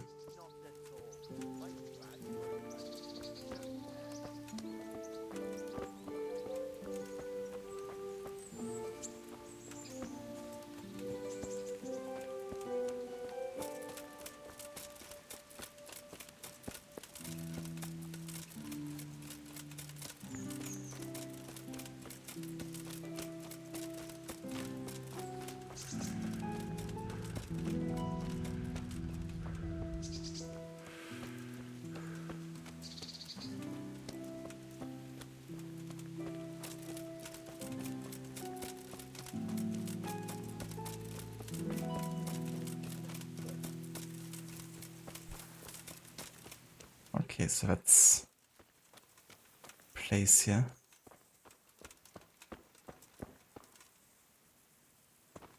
Or I could practice my lockpicking here.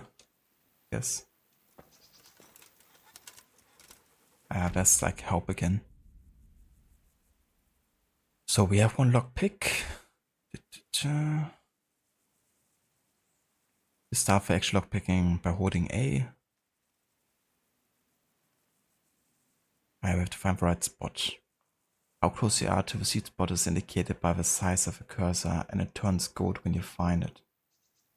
Okay.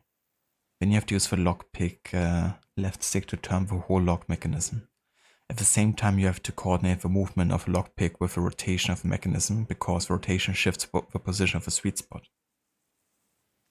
If you try to turn the mechanism without having the lockpick in the correct position, the mechanism will stick, which will damage the lockpick or even break it. Any damage to the lockpick will produce a noise which can draw unwanted attention, and breaking it will cause an even louder snap. I mean, I've done it kinda like that then, I just didn't succeed. But what I would like to do is actually have a save here if I can.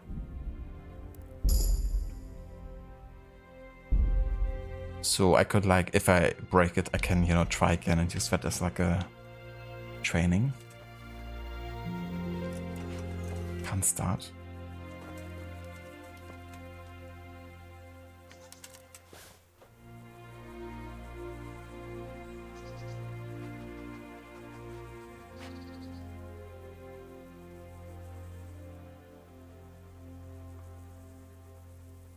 But that's fair. I can definitely imagine like some of the mechanics being a bit easier on mouse and keyboard in comparison.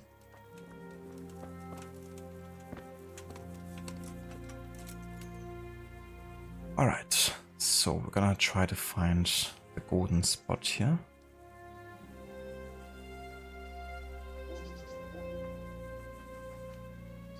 Okay, there it is.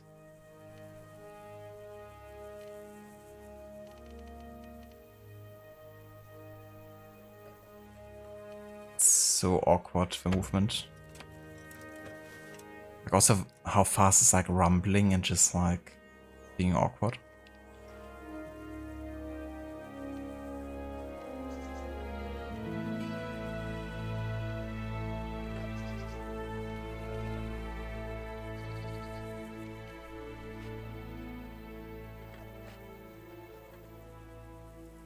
Then like just goes back. Whenever I want to like do like a full round, it just doesn't go further for some reason. And it's the same issue I had on my first attempt, like in the training. But it just, for some reason, it doesn't let me go further, and then it just fails.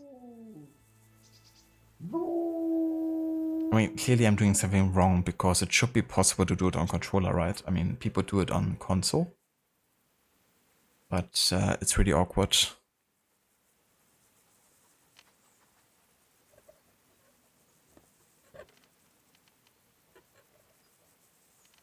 Like, yeah, it just doesn't go further there. It's so weird.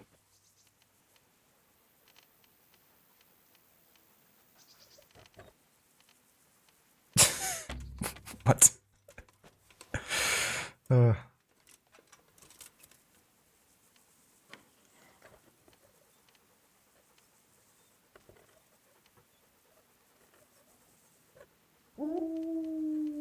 Why?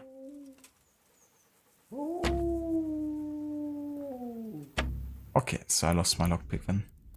Oh, let's revert to the last save.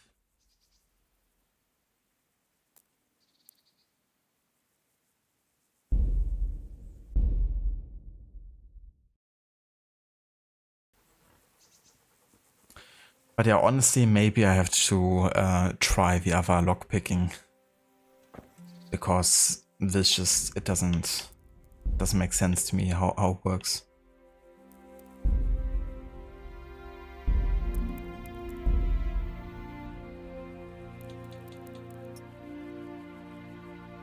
Pockets lock turning controls between original left stick and simplified left bumper.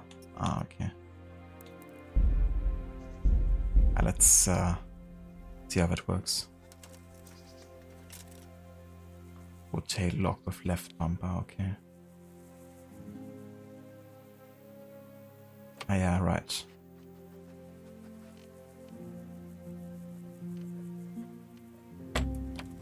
Okay, I see.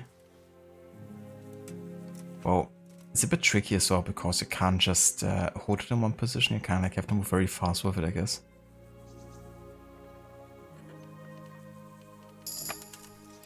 Okay, but that's so much easier.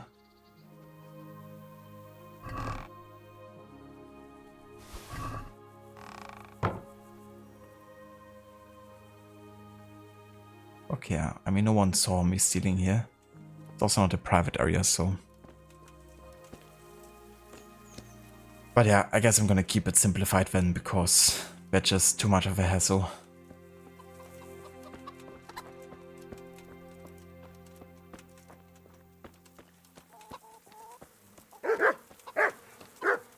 Yeah, the dog doesn't like me.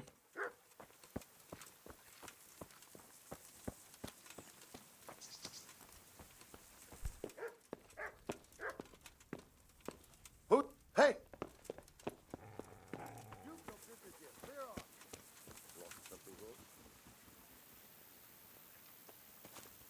I mean, it wasn't like marked as a private area, right? Anything else?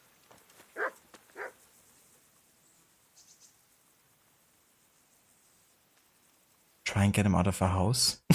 I think we succeeded.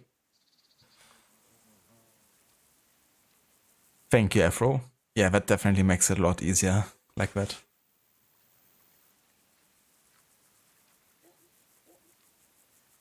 Miller Peshek sent me.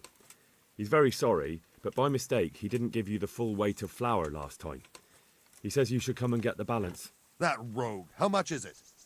Half a sack. That's nothing to sneeze at. It certainly isn't. I'll go there right away. Wow, that's convenient. Yeah, go on. So now we can go into his house and see what we're looking for. Let's close the door as well, so no one sees me.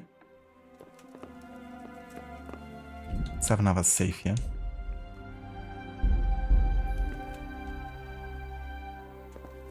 Am I overloaded? Oh, I am.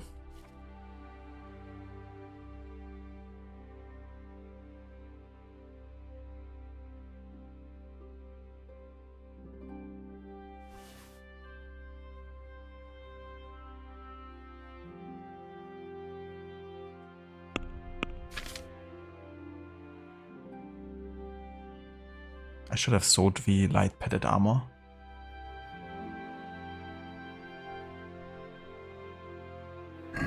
That's alright. So, let's try this again.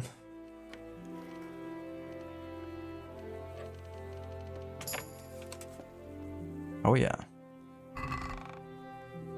Becker's tunic. I'm just gonna steal everything.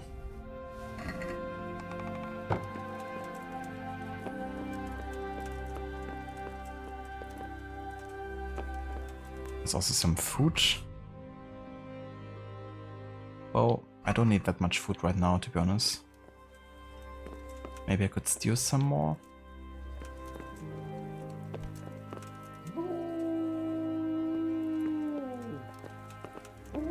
Doesn't seem like.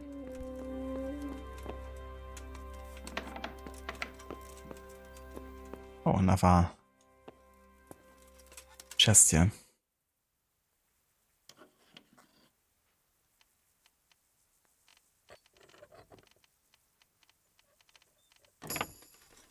Yeah, this is so much easier. Just gonna take everything so we can sell everything. Even if I'm like heavily overloaded.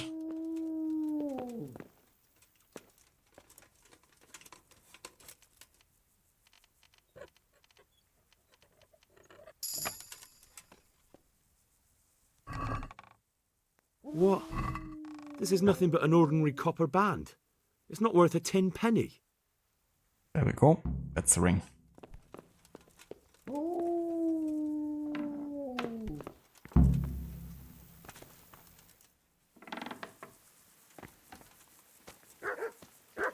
Okay, so I can't run, but it's not that long to get back. I should probably go first to Rattay and sell some stuff.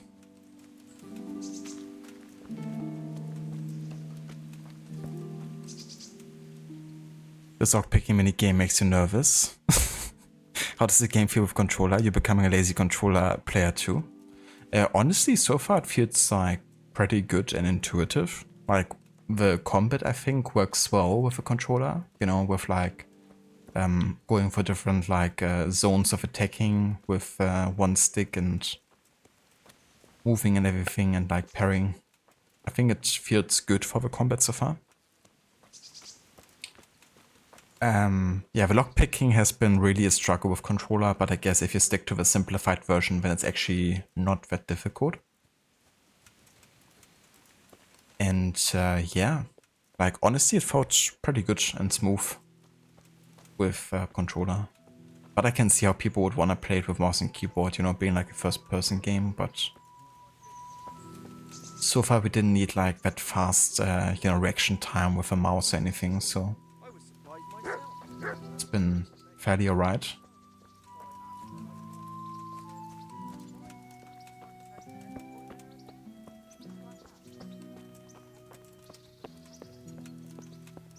Master of Stealth. Yeah, I got a bit of a stealth proficiency there. By lockpicking.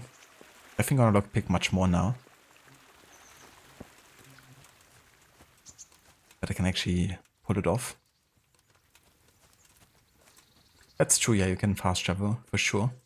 I've been trying to avoid fast traveling for now, just so I can like take in the game word at the start here, but once you get to a point where like going back and forth between the same place often, then probably stick to like using it a bit more.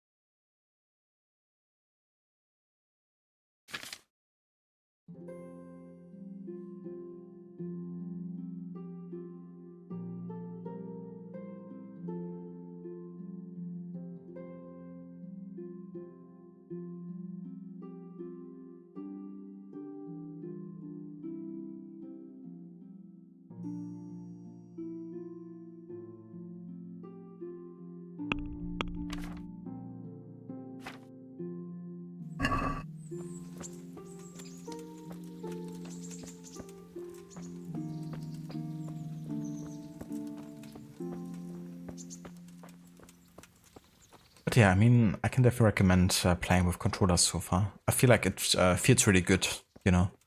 And it's definitely more chill for me to play like that, you know, because of mouse and keyboard, I usually have to sit like a certain way. So for a longer time, it doesn't feel like maybe as comfortable. It's just like, you know, laying back with a controller.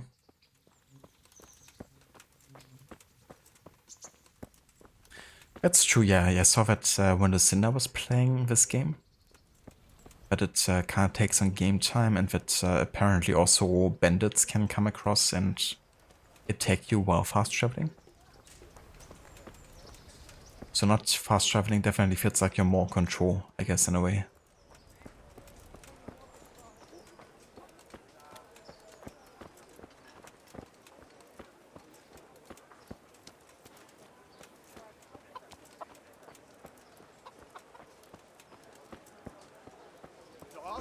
Flour, a torch will help. Your fields right, fellow? Here's a hoe. Need straw for the winter? Jesus Christ be praised.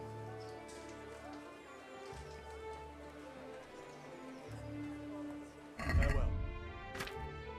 Okay, I would like to sell some stuff here.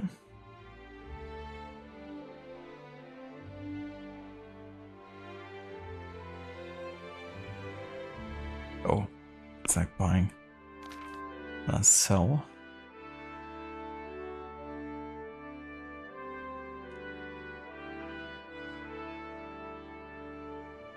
Wait, there are 3 of them?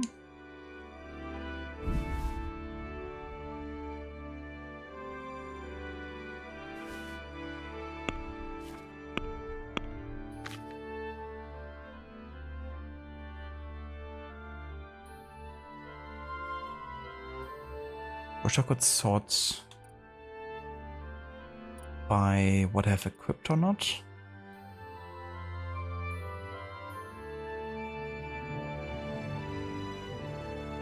Sort of this is equipped here.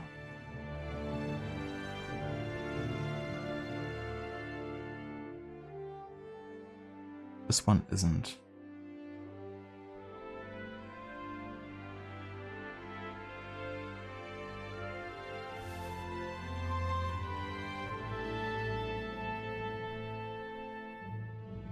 I think I might use a brown felt hat here and get rid of a padded coif.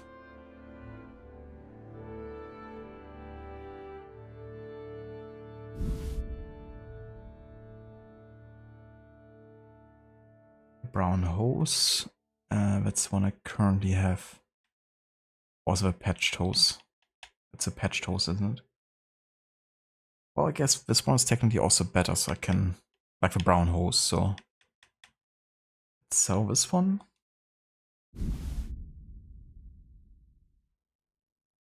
Yeah, don't need this one.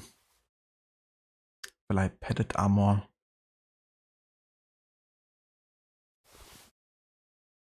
The linen shirt. Yeah, don't need this one.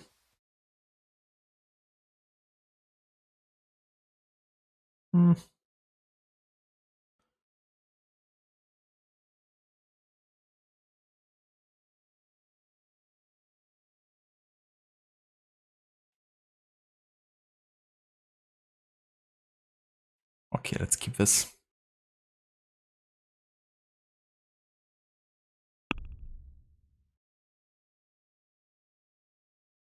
Well, I haven't sold my pants yet, but I will sell them because I guess I have another, you know, pair of pants that I could use instead.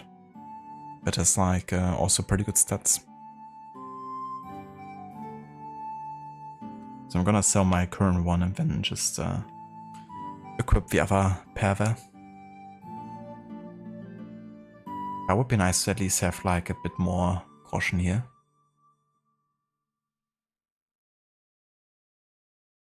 So I wanna haggle and maybe try to get a bit more. Get me in trouble. Don't try selling me stolen goods. What? How does he know that's stolen?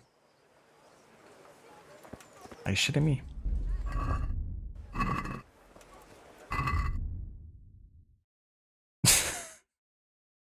Wow. Great.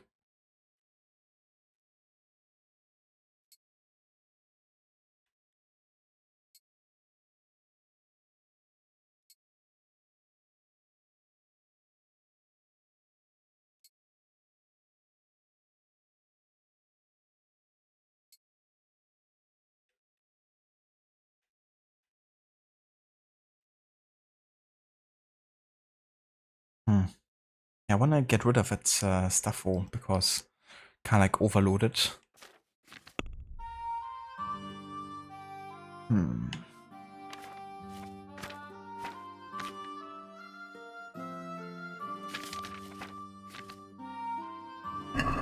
You would think one of them wouldn't, you know, mind buying any items that are potentially stolen.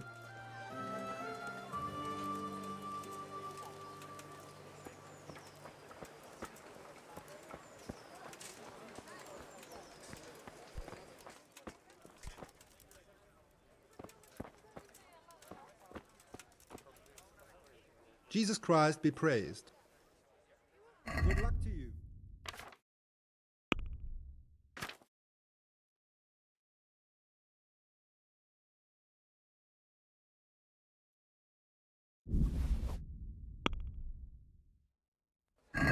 That's stolen. What are you trying on me? Get the hell out of here. Great. So stealing that was pretty much useless, at least in this case now. That's really annoying. I just want to get rid of this. So what now? I can just throw it away so I can actually run again?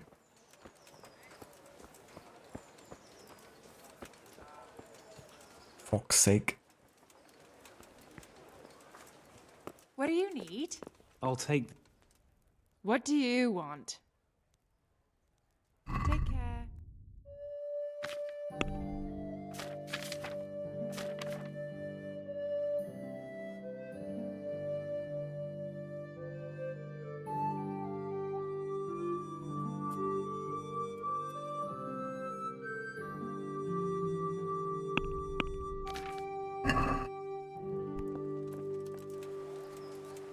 Cheese and rice be praised. Hmm? I do like cheese and rice. I feel quite hungry. Ah, gotcha, so that's what it is. I wasn't quite sure what that red symbol actually meant. But that would explain it. Well, I guess in that case I could maybe try to use equipment that's stolen. Unless that's like constantly called out to me. But for example, you use one of the stolen bludgeons instead of not stolen ones, I can at least, you know, sell this one.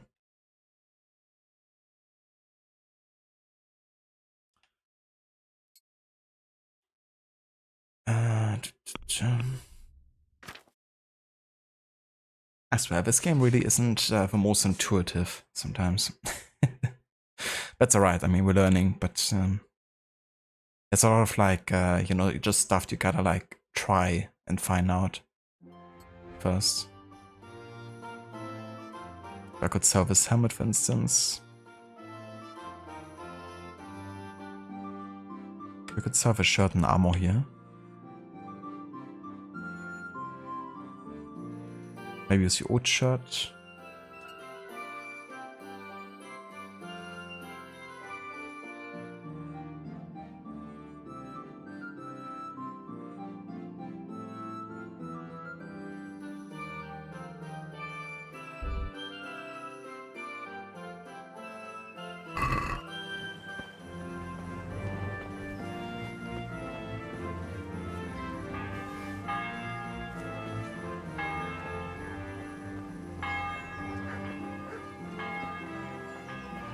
Your butts to your face? Oh wait, that is your face.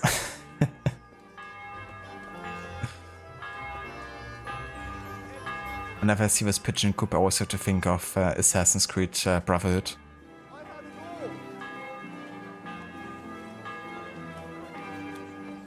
Well, let's try selling again then.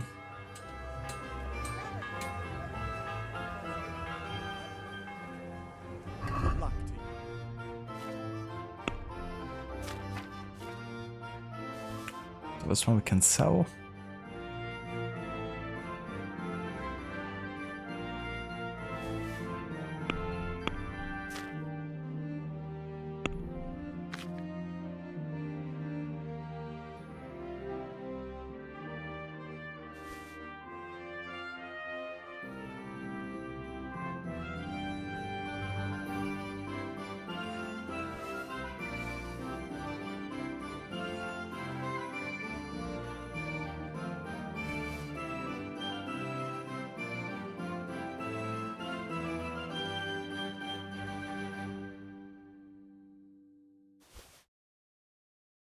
Okay, those items I can at least sell here. And we still get 50 caution for this.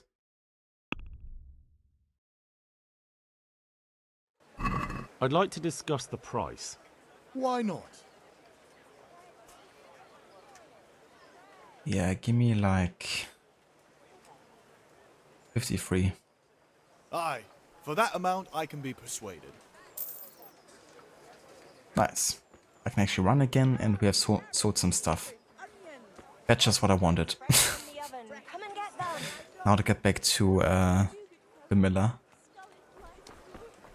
and deliver the so-called ring.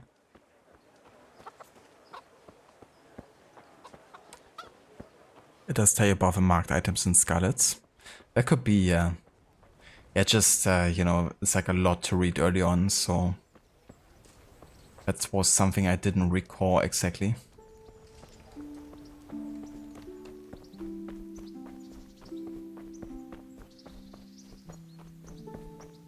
Pickpocket then sell the items to him. Hey, I have the same boots. I'm sure would never notice. That'd be really funny.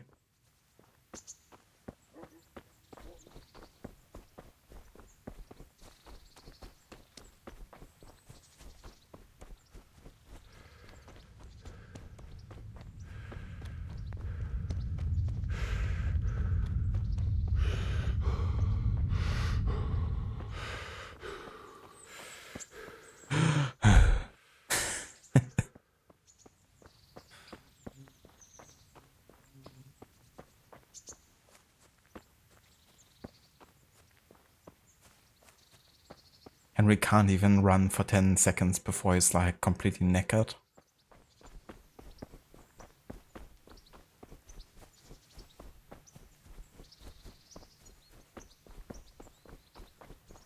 Actually, he can actually run for 20 seconds or so before he is.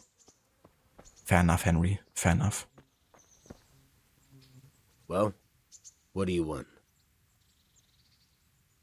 I have that ring for you. Good. Nice to know you're the sort of lad I can trust with a job like that. Now run with the ring to Wojciech, the miller in Kohelnitz. He'll have some work for you, and I'll have something for you soon too. A clever fellow like you will never want for work. At the very least, I'll buy risky goods from you. I mean the kind that used to belong to someone else and you can't sell to just anyone. Ah. Well. You'll buy stolen goods from me. Oh, thanks for your trust. I'm sure that'll come in useful.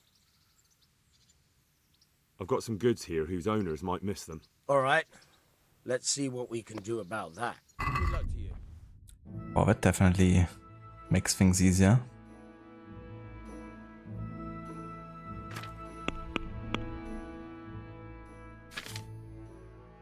So I can sell this. Well, it doesn't give me that much money, but at least I can sell the stolen goods, so...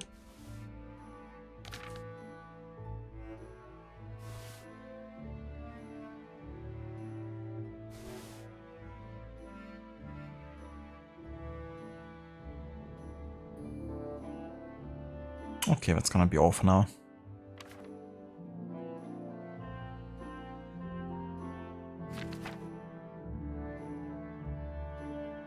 I guess we could also sell this stuff here.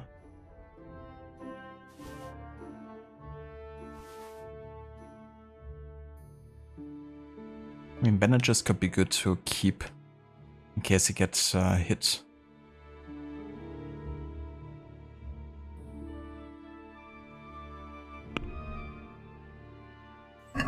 Can we do something about the price? Sure, why not? Yeah, give me 40. Aye. For that amount, I can be persuaded.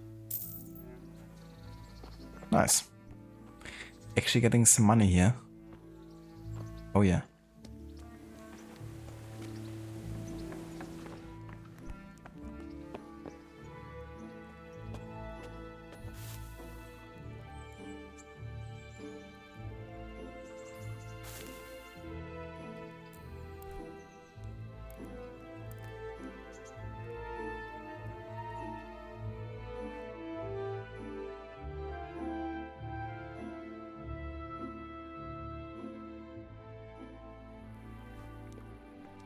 Alright, game save, that's good, because this is gonna be where we go ahead and take a break. And then once we return, we're gonna go and carry on, I guess. We're gonna have to go up here for the next part of the mission, which I would like to at least finish today, this mission. Also good because it allows me to go a bit further outside of the Rete environment here. But yeah, in Rete we also still have the next main mission to meet Lord Capon at dawn, so maybe we could take care of that after the shop. Because we're about to get into the night stages here.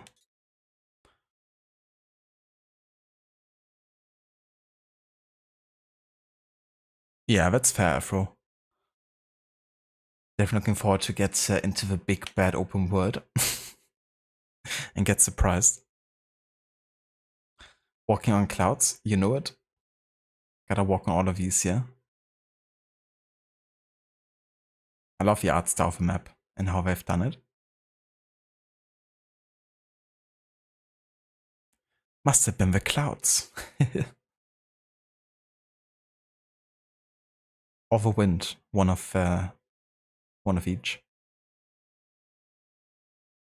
But yeah, I'll be right back.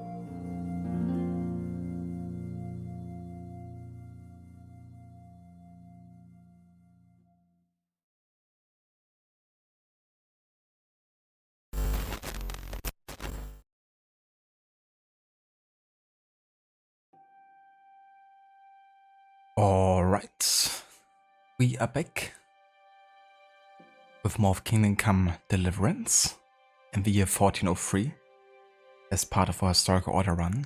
And yeah, we're gonna continue playing as Henry, who's always quite hungry. And we were in the middle of doing a quest for the miller, who's also somewhat of a master thief, I guess. We gotta take the ring to another miller. Ironically, They're probably just pretending to be millers, and they're actually just like a Master Thief network or something. And yeah, talk to that guy. So let's mark that, and then we're gonna be on our way. As I like to say in Stronghold 1, we're on our way. Thank you for welcome back, Dr. Darling. Welcome back as well to you.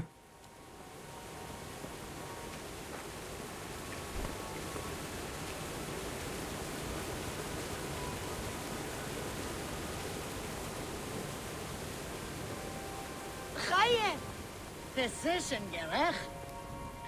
Hiya, precision gerecht. Thank you, Rod. Welcome back as well to you. I love that jammer mode. Hello, Valkisu. Welcome in. Good day. And happy Friday. Hope everyone is well and having a good time. Thank you so much, Kisu. Yeah, definitely having a nice chill Friday here. Been a busy week, but gonna have a pretty open and free weekend coming up, so looking forward to that. Hope you also have a good Friday so far. Oh, by the way, have you seen the new From Software game that they announced for the Switch 2? At first glance it looked a bit like a sequel to Bloodborne or something. But turns out it's actually more of an kind of like multiplayer game, I think.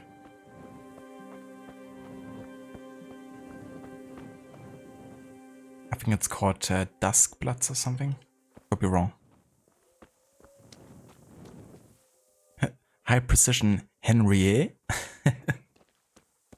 That actually kind of works. Oh, another shrine. Thomas Henry Joseph Douglas Ayers. From Stefan for Lolia Harry. Felices Veterator a Pavulo. And Devon Humphrey.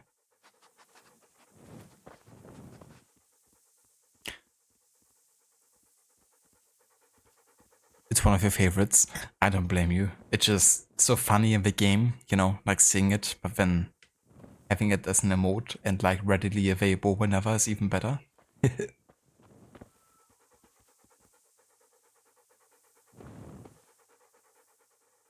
Look what I've got for you.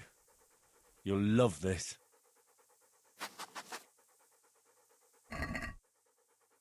Well, I don't really have any meat on me. That's like the only thing I can actually give my dog.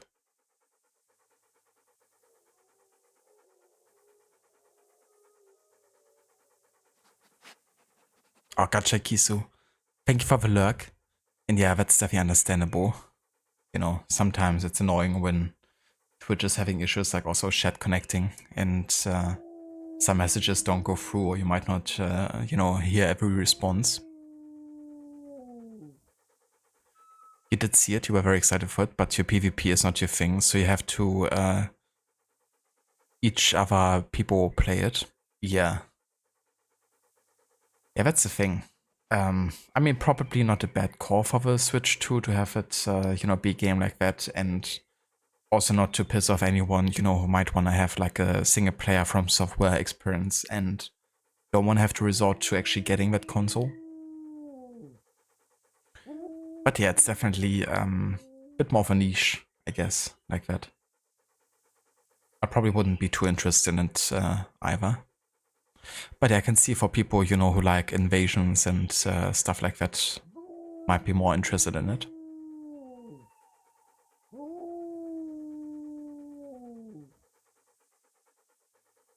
Now we need to announce an Xbox exclusive. Then they will have all the platforms covered. Pretty much, yeah. But I guess I'm more interested in the Japanese made products.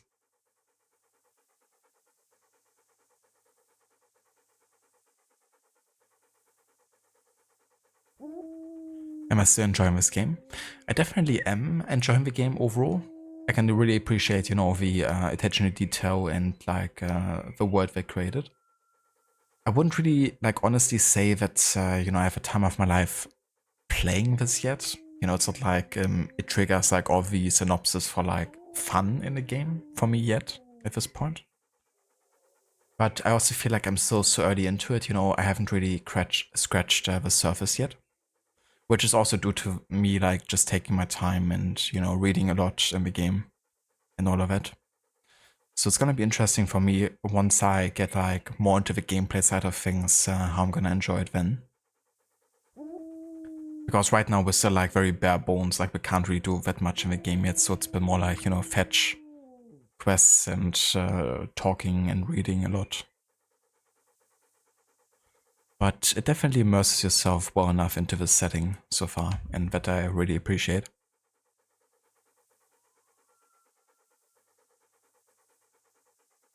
Oh yeah, I gotcha. So you have to watch others playing it. Yeah, it might actually be, you know, a fun watch. It looked really, you know, interesting with the setting and also having abilities like a jetpack or something, I think I saw. I think that's the first time I saw a jetpack in a Souls-like game. Or at least from a software game.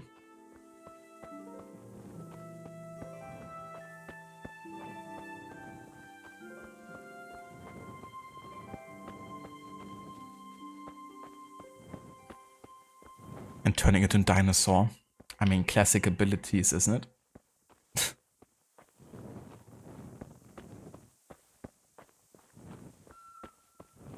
Yeah, I wouldn't even mind Shaky having a jetpack in this game.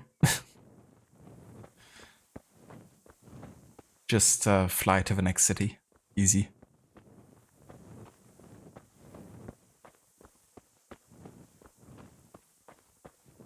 Yeah, that's totally understandable.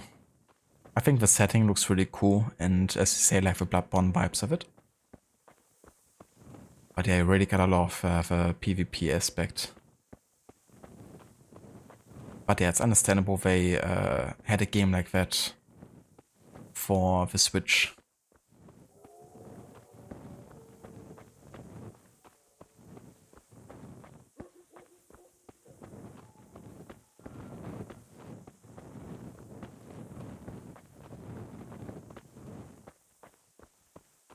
Which game has the nicest horseback riding in my opinion? You really liked riding a Roach in Witcher 3?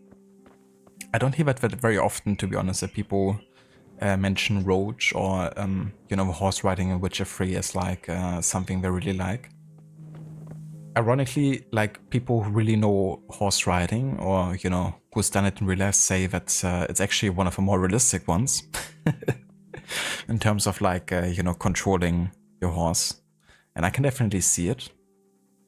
Like from a realistic approach, you know, I would say that one isn't too bad, for sure. And I think I definitely like the Roach riding in Witcher 3 more than maybe the average player. For me, a game that is just so satisfying to ride the horse in is definitely Red Dead Redemption 2. I love all the horse mechanics in it and how you can also take care of your horse and have like all the different breeds and also differ in terms of like how big they are or how sturdy or like how much stamina they have. But also the riding itself, which is really good and satisfying, I think. It's also one of those games I can just like, you know, ride around everywhere like all afternoon long and just like do a bit of hunting and then keep on riding. So probably that game would be my favorite one having horse riding mechanics.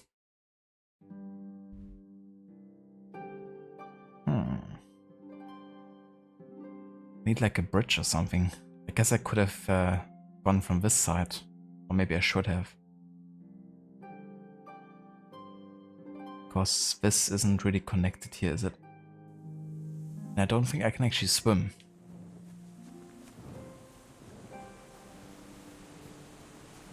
Citizen! Also not very easy to see in the dark here, so not sure if I can get past this.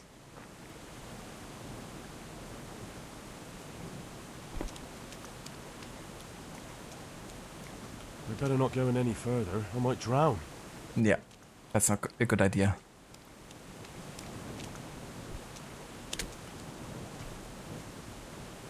Well, I guess I have to track back all the way and take the bridge just to get on the other side here. Unless I can go over here, like there's some stones there. Let's follow the coastline.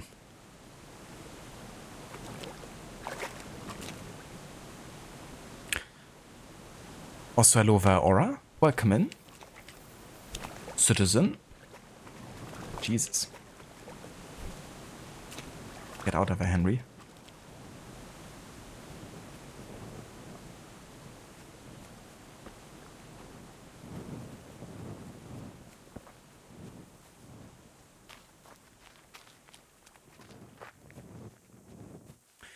And yeah, Henry is doing quite well. He hasn't complained yet about feeling quite hungry, so I take that as a win.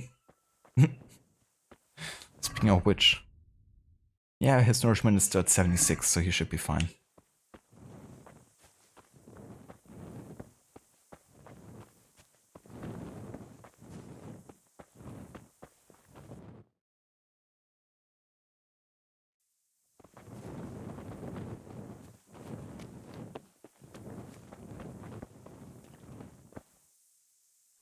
Interesting sight.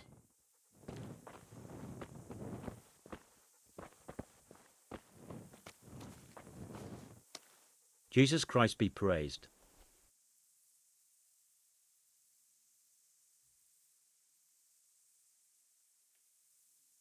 Farewell.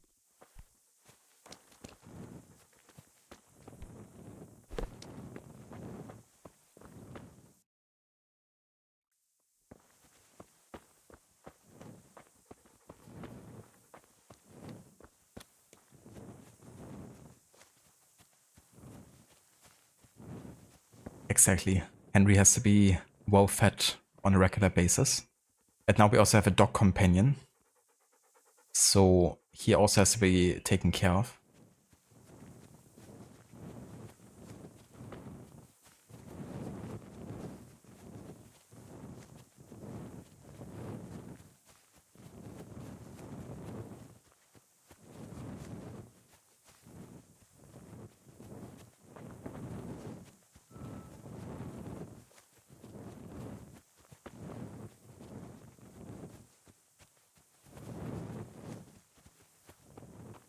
We had so much responsibility, you know, we barely can take care of ourselves.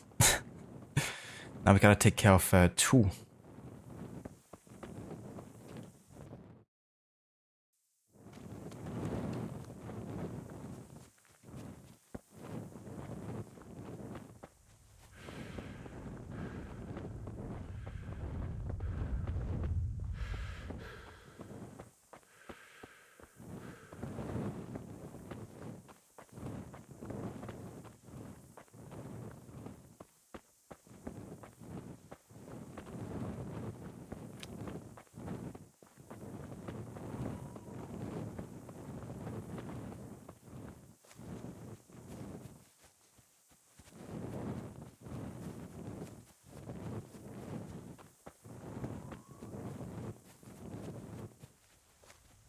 It's pretty cool how dark the nights actually are in this game.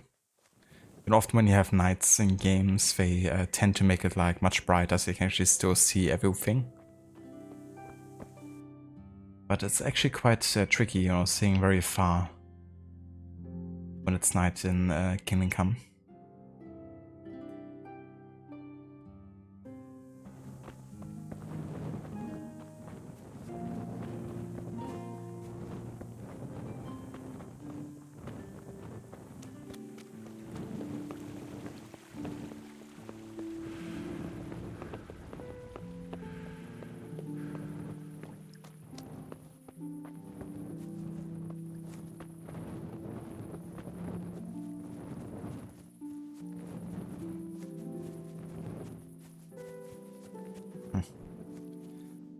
Dead end.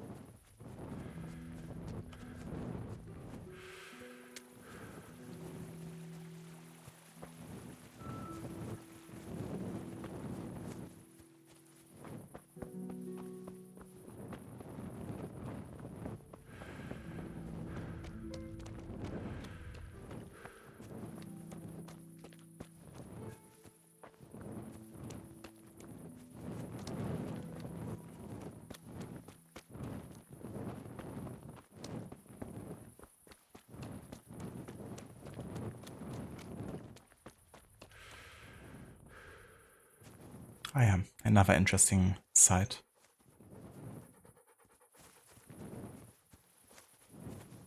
And I wonder what I can do to unlock this.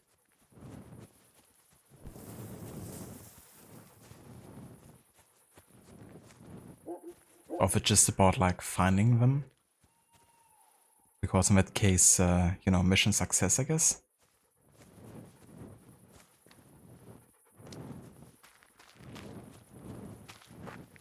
But yeah, we could come back at daytime and investigate the place further.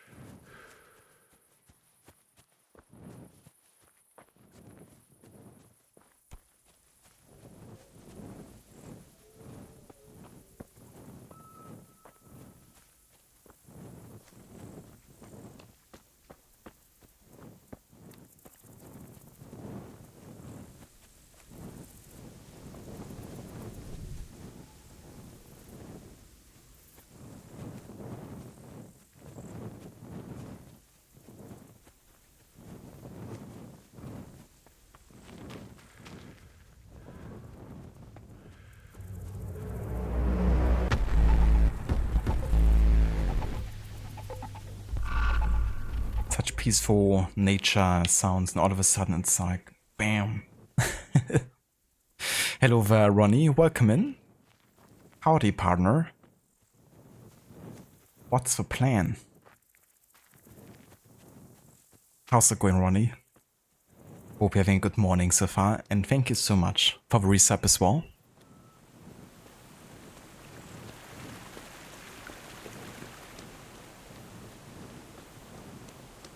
I did hear Aura. Yeah, that's fair. I guess I would have been a good reminder if I actually played the game on release. But yeah, I didn't. I'm gonna wait until I get to that year in this run. But yeah, I mean, probably doesn't hurt to wait a bit before you get it if you want to get it.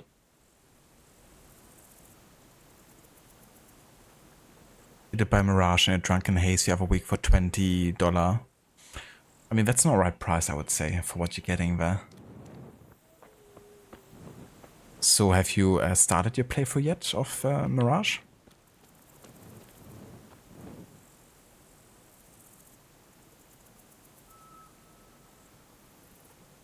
Ronnie going well, just getting ready for work. Thought you would drop in and hang out for a bit. Very nice, dude. But I definitely hope you have a good start into your day. And yeah, thank you for dropping in. Hope everything has been going well for you. Have you been playing anything recently?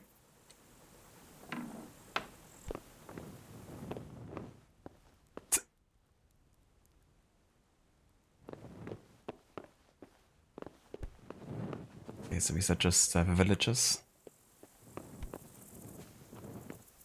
Wow, I could wash myself. Let's just sit here and wait until morning. If I can? I guess I can't. Was it here?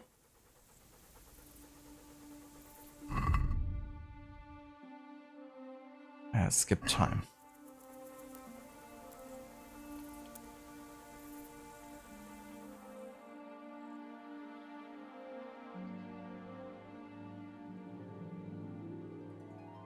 You've been playing Eternal Strands this week? I haven't heard of that one yet. What's Eternal Strands?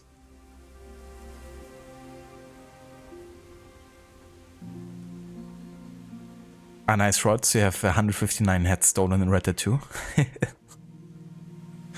Now that's gotta be some kind of record. The Dr. Ronnie style. He literally started Mirage, Buzz and woke up, and as soon as he stepped out of his house, he switched to Origins. Fair enough, yeah. So you played a lot of the game then? But to be fair, Origins is a good replacement for sure.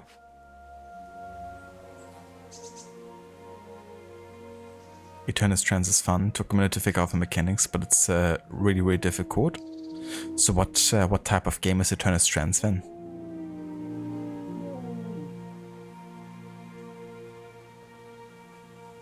Not really. You think you want to play Red Dead 2 again? You saw Rob playing the other day and you were inspired. I don't blame you, dude. Especially, you know, seeing that glorious Psycho Arthur and John gameplay with a low honor.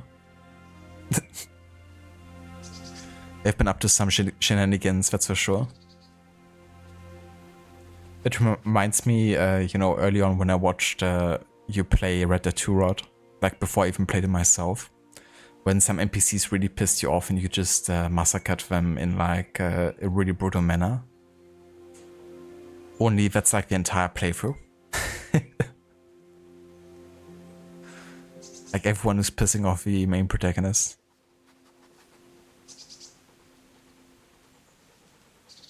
Yeah, just a few heads. So it's an RPG open world game. You are Bryn, who works with a Weaver band, exploring some old magical ruins or something. Okay. You fight giant enemies and climb up them to steal their magic. Dragons and giant constructs. Ah, okay. Oh, that sounds really interesting. Reminds me a bit of like, I don't know, like the God of War boss fights, like in the early games sometimes when they're like really large, or like Shadow of the Colossus or something. Like just from how you like describe it.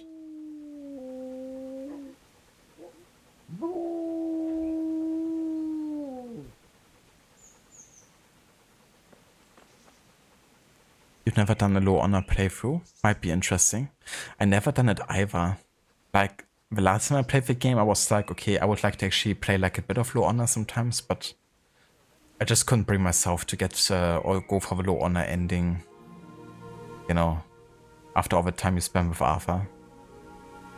I gotta say, like, when I watched Rod play the ending, like the low honor ending, I thought it was like really freaking badass, and in some ways I even preferred it. But I don't necessarily prefer the way Arthur dies, I guess. But,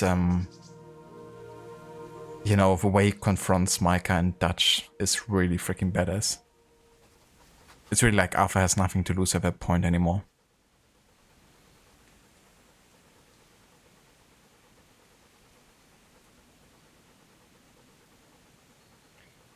The game lets you do some very brutal things. Yeah, especially well beyond after they're dead already. I gotcha, Aura. So when did that game came out? Is it like a more recent release title?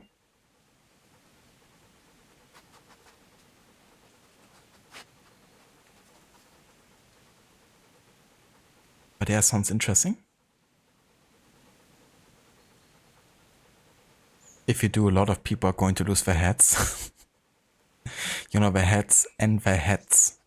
That's for sure.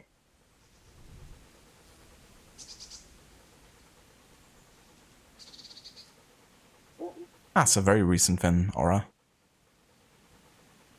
Yeah, I haven't heard about it, but it sounds pretty cool.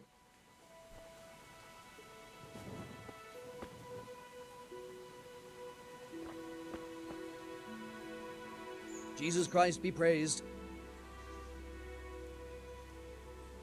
Miller Peshek from Ratai sent me with this ring for you. A ring? Here it is. Useless fucking bauble. You must be Henry, right? Peshek told me about you. What the? Why did you throw it away? Do you know how much trouble I had to get it? Peshek said it was important to you. Like I said, it's a piece of junk. It was just a test to see if you've got the balls to work for the miller. It's a custom of ours, testing fledglings in the trade with a nice little wild goose chase. We need to see if you'll be hobbled by pointless principles, or if you're willing to use your head.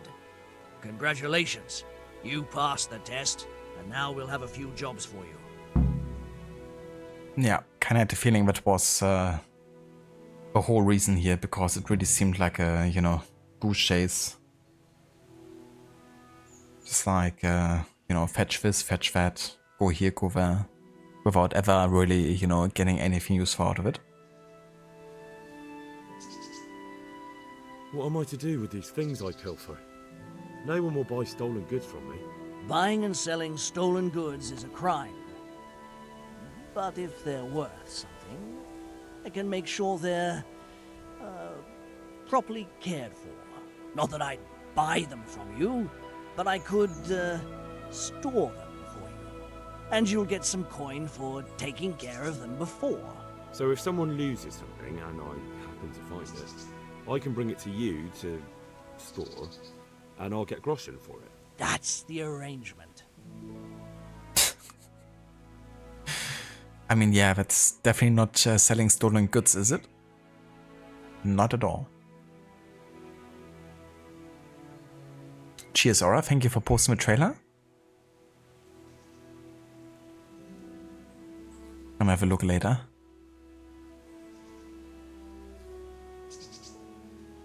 Yeah, sounds very above board. Very legit. The pawn shop Skalitz. I like the idea of like all of these millers around the game world, you know, being like master thieves and like people you can sell stolen goods to. Because, yeah, that's a second we've come across now, and I reckon there's like multiple of these. Do you need help with anything? Just in time. There is a certain matter I need resolving. I have some scores to settle with the commander of the Talmberg Guard, and I want to get my own back. You may have heard that Sir Robard of Talmberg is a stickler for having all his gear neat and tidy. The commander of the guard? Sir Robard? I'm already confused. Just tell me what I need to do. It's like this. I want you to break into the Talmberg armory and steal a few Waffen rocks with the coat of arms on them. Ah, and once Sir Robard finds some of his guardsmen's equipment is missing...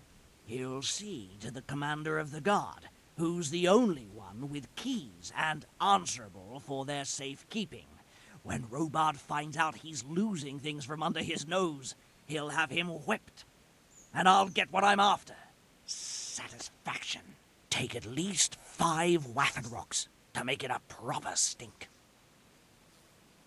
The Waffen rocks. It's kind of funny when you have like a word that is like or made out of 2 words from different languages, because Waffen is German for weapons, and then rock is, of course, you know, the English word for Stein in German. So it would be like weapon rocks or Waffenstein, but they made it like Waffen rock.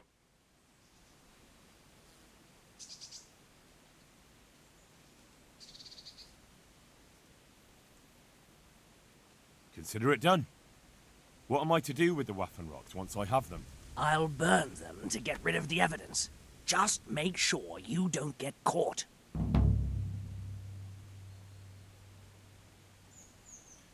I'm already confused. Just tell me what to do, fucking mood. Yeah. It's like, well, thank you for a life story, but let me get to the point. Take care now. But it's a very English thing to do. We love stealing words. Or parts of words. That's true. But we Germans also like to do that on occasion.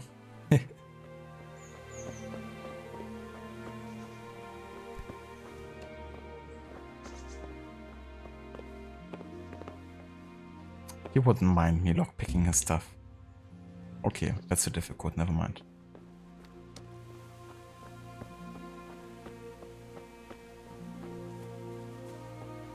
But hey, we actually finished a quest. Look at us. Progress. You know, we could also try to find what's behind these ancient maps here.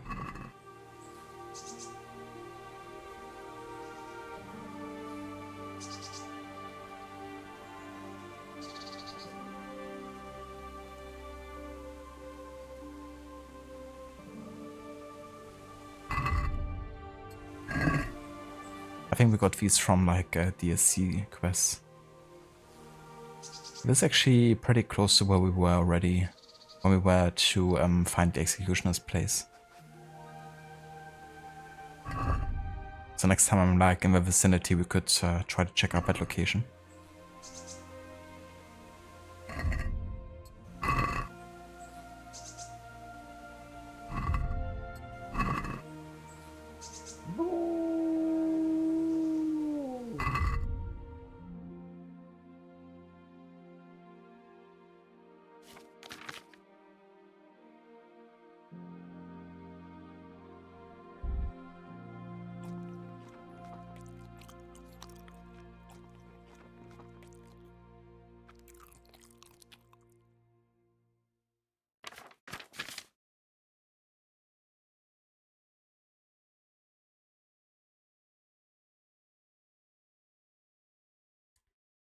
Henry wants the head. I could see it in his eyes. Yeah, we already stolen a couple heads. For this one we got through legit means. The brown felt head. But we're definitely gonna be able to steal some heads ourselves here.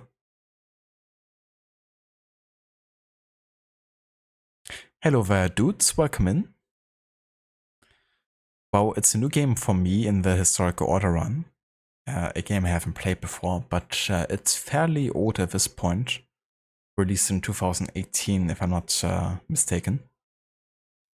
So it's been out for pretty much 7 years now. But the new Kingdom Come Deliverance 2, the sequel, that one actually came out quite recently.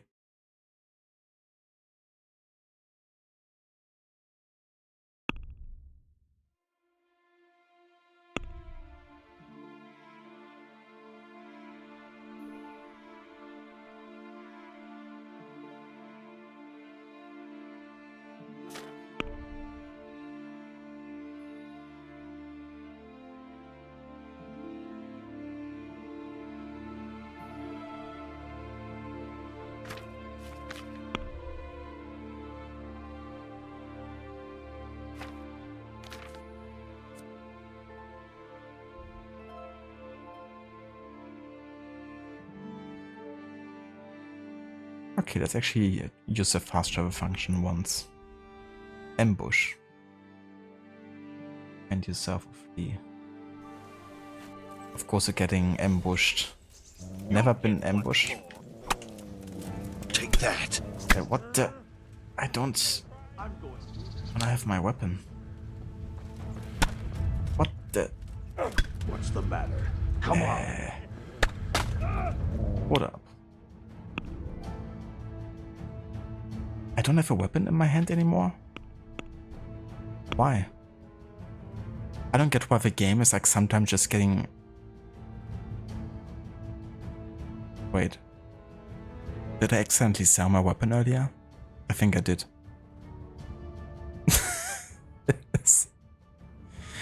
It didn't give me the warning though, did it?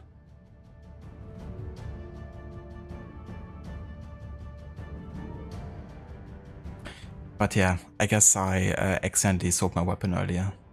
That's kind of funny, right? How I haven't been ambushed once, and then the first time I use fast travel, of course, it like immediately happens. In like just a few meters after where we, you know, started from. But I think I'm just gonna run in that case because no point in like fighting barehanded, I don't think. And we probably could succeed, but not sure I wanna find out.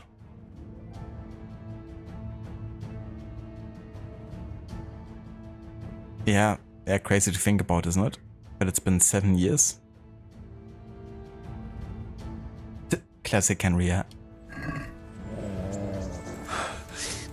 Bring it on.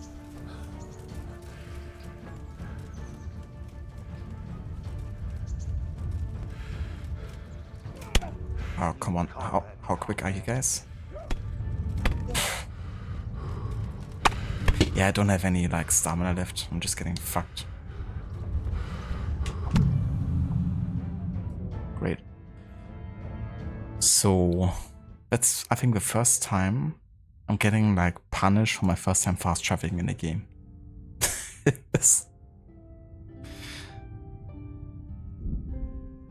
Like, I swear, if I would have not used fast travel, I wouldn't have been ambushed. 100%.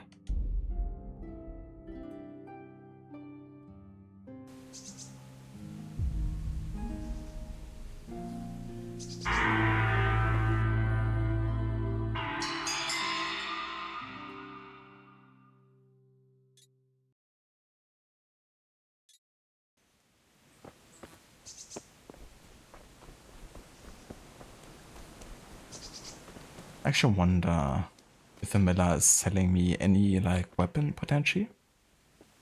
Because the other miller had like a shop. God be with you. I've got some goods here whose owners might miss them. All right. Let's see what we can do about that. Farewell. Yeah, he got a dagger.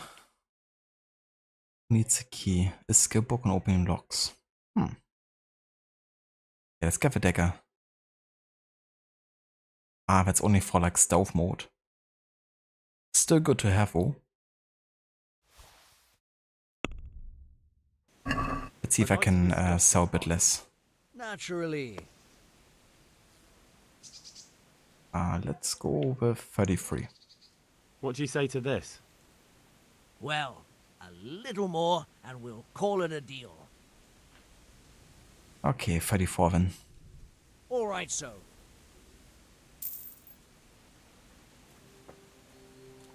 So at least I can stealth kill, so that's the start, I guess.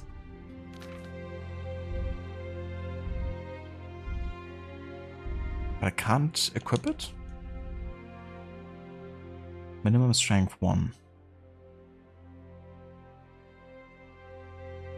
Ah, right, we cannot equip it. I thought I at least like could assign it.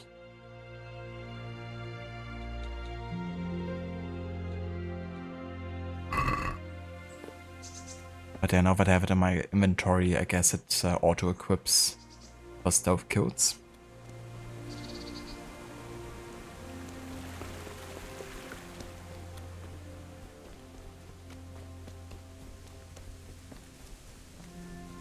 But yeah, so by the game's logic, if I go the exact same way that I've done for the fast traveling, I should be ambushed at the exact same location, right?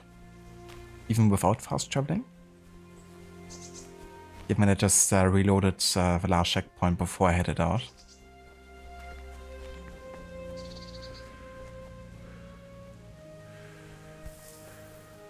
That's no worries whatsoever, Rod. Thank you so much for being here and for joining. And also for the raid earlier. And yeah, I really hope you have a good rest and a good night. Let me also give you a shout out.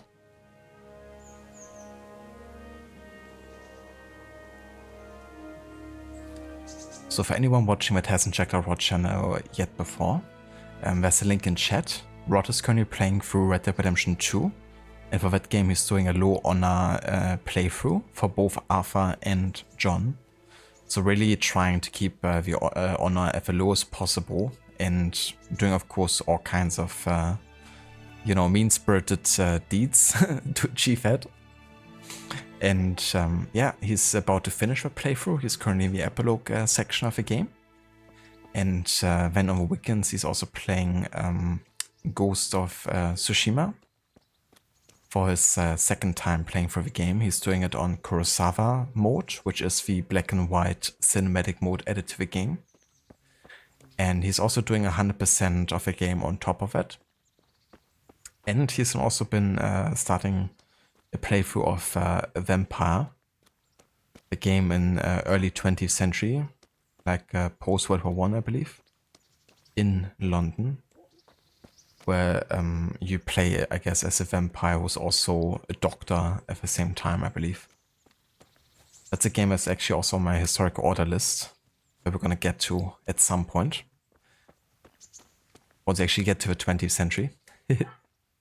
I'm looking quite forward to playing finally, because it's been in my library for like years at this point. But yeah, great games and a great streamer to catch, with lots of unique ways to approach the games he's playing. So if you want to check that out, then definitely follow the link in chat.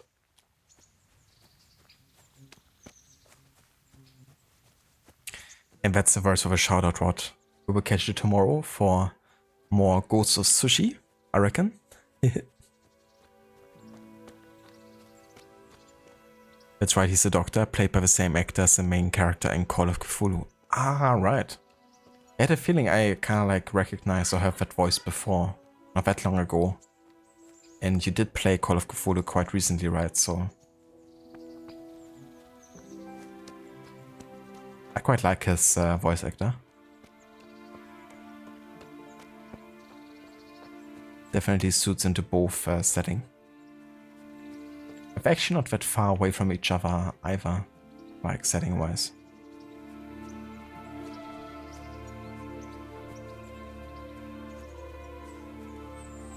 Like less than 20 years probably.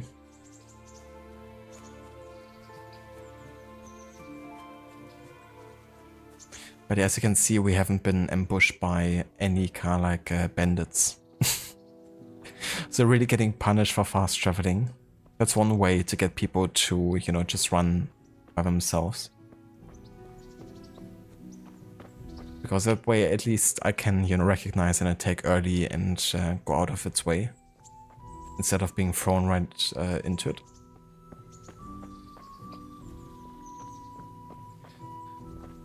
Okay, so what time is it?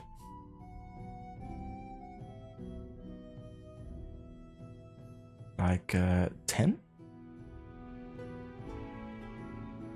We had to talk to Teresa before noon, so should be fine now. Look at the state you're in.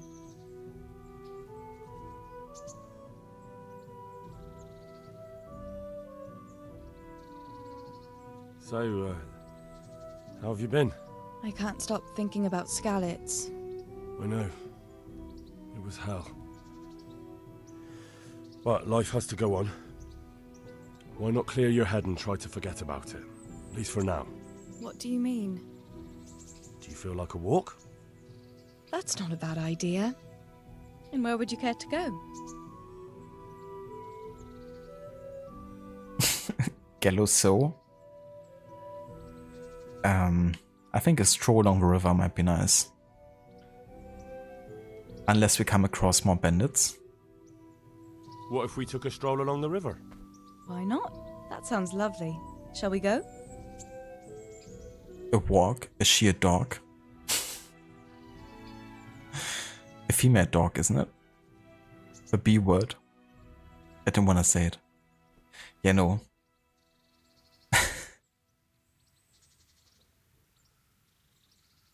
Let's go.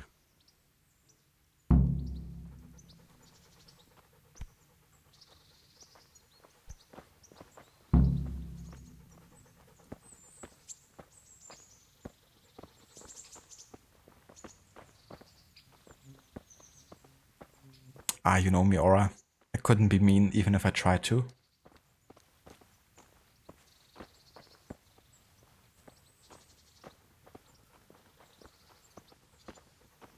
That was a good idea to go for a walk. Not that I don't like the mill, but you get tired of it. So I'm glad you took me out. I'd love to see the markets in Prague one day. Have you ever been to Prague? No, I haven't. I have been in Kuttenberg, but Prague must be much bigger. I've heard it's pretty smelly, though. Yeah, so many people in one place. So many assholes. That's disgusting. I'd love to listen to that young preacher, Jan Hus. They say he preaches in the common tongue. Everyone's talking about it. I bet he's just handsome. That's why the women dote on him. You're a right one. A preacher doesn't need good looks for people to listen to him. And what about that fine fellow at St. James? I know full well why all the girls have started going to confession, and you have too, so don't give me any of that. You scoundrel. Well, all right. I admit I find him handsome. But that doesn't make me a bad Christian. I'd never dare to suggest such a thing. Tell you what. Let's not dawdle. Last one is a slimy slug.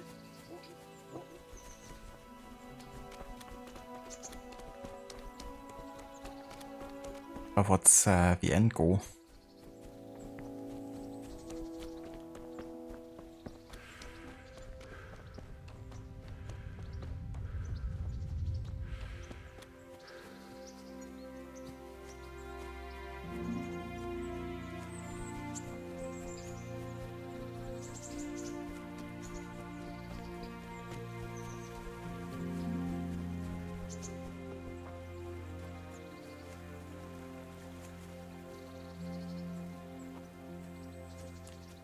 Probably not that easy to run in that dress, I would imagine.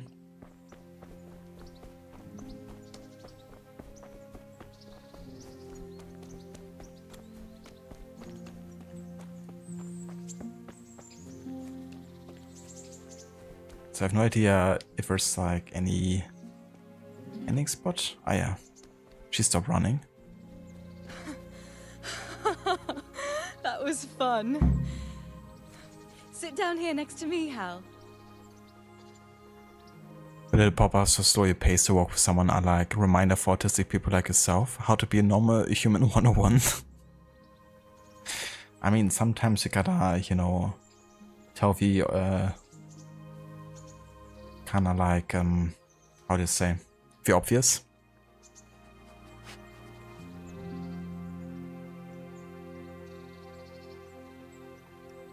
She enjoys long walks, smells, and also running very fast.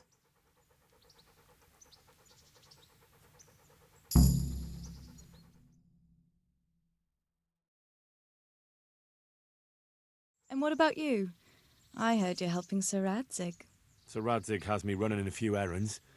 I have to say, he always treats me well, and I make a wage. So you've had your turn of luck. What's it like serving nobility?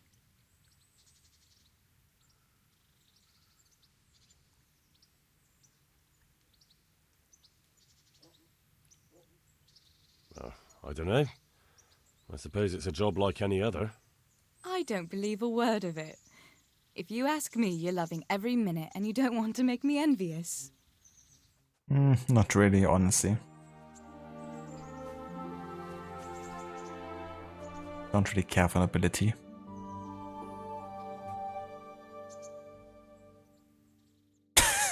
That was so awkward. Oh, Henry, what am I going to do with you? Wandering the land, turning innocent girls' heads.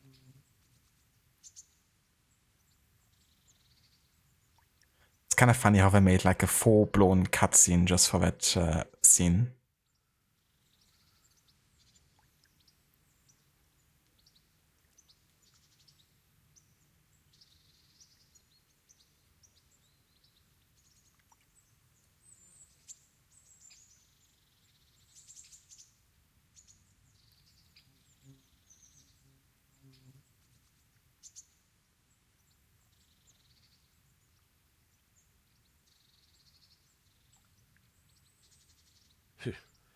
The only one here whose head is all messed up is me.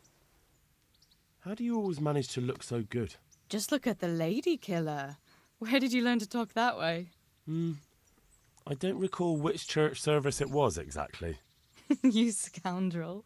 But you certainly know how to make a girl feel special. You may continue. But now I have to go. Can I go with you? I don't want to give anyone an excuse to gossip. Maybe another time.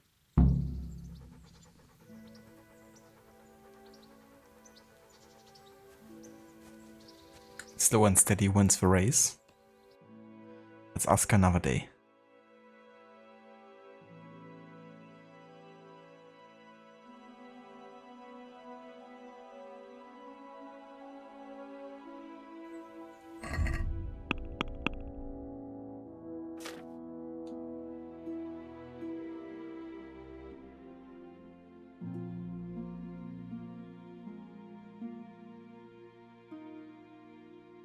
Yeah, that's quite a way, so that's definitely more for later. Scavenger. Harvested treasure in Skalitz. But again, we kinda like get there later. It's a long way from here.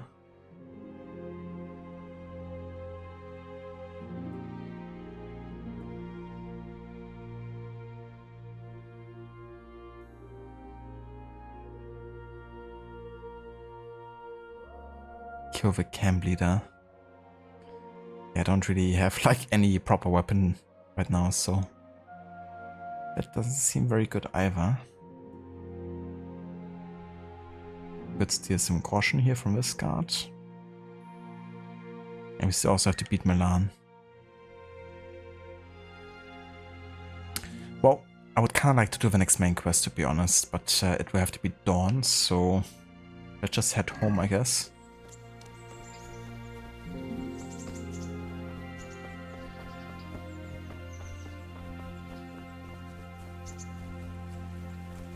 But I can only sleep for like 12 hours, so...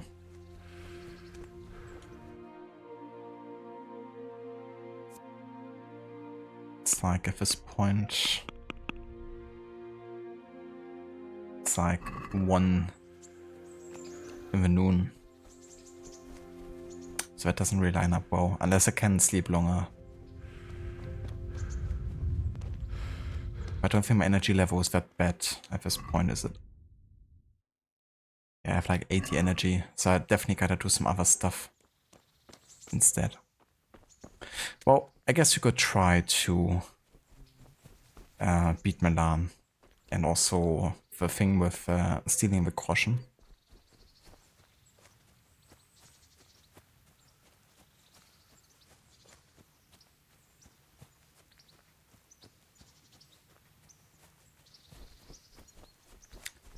Maybe you should compile all the evidence, Aura, and present it in front of a judge. The case of Theresa being secretly a dog.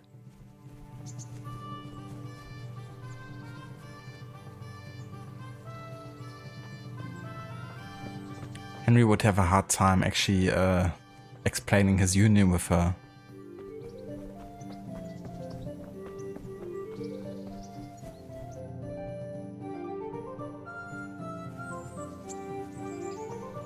Okay, so let's have a quick look how long I could actually sleep right now.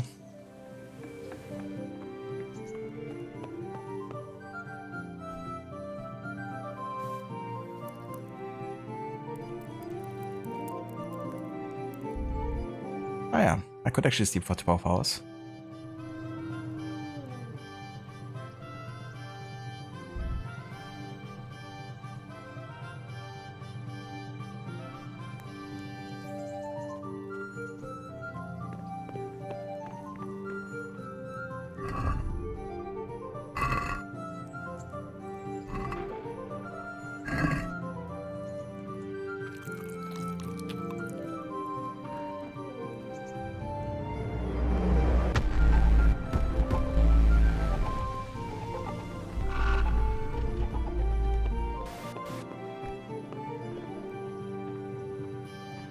Hello there, Cat. Welcome in, dude.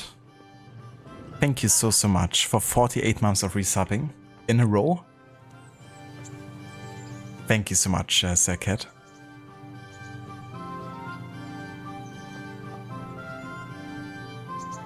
And yeah, how's it going? I hope you're having a good Friday so far.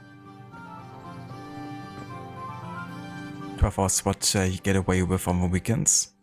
I wish I could sleep for 12 hours sometimes. But yeah, I can't even recall the last time I got to sleep that much. Maybe when I was, you know, really sick or something.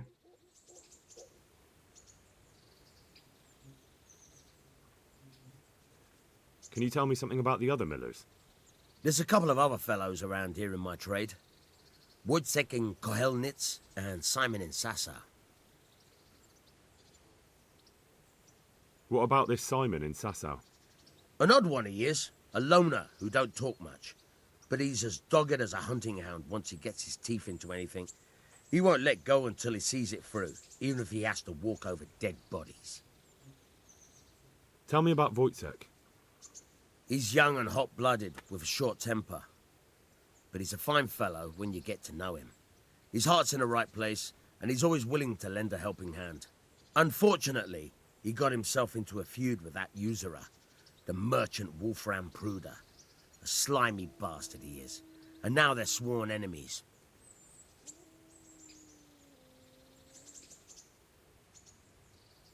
How's 1436? We're not sure about 1436, but 1403 is alright so far.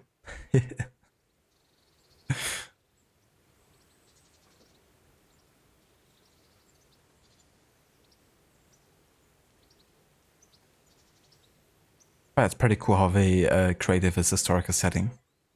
I like all the attention to detail, and there's also lots and lots to read up on. We have like a sort of database in this game, like similar to the ones in Assassin's Creed.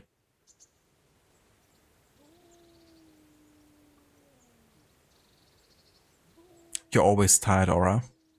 Yeah, that's definitely fair. But it would be easier to be able to sleep 12 hours in that case.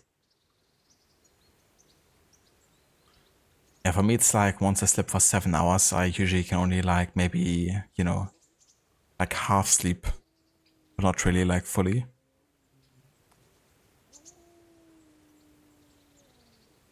Hello Vampire, welcome in. Good day.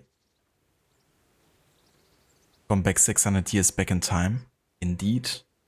Yeah, we even gone back 10 million years with ancestors at some point. But that's like almost a year ago now that we've been there.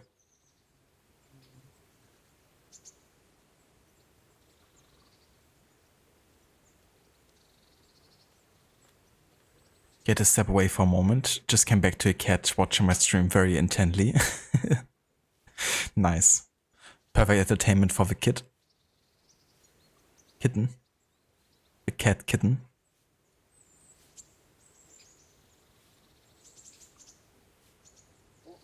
Maybe with all the bird sounds and the nature and all that. It was like interesting.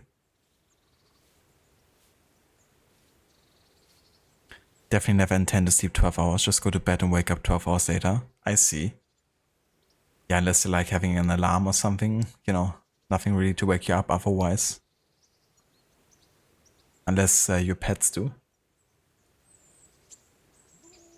How far back is Far Cry Primal? So Far Cry Primal is 10,000 BC.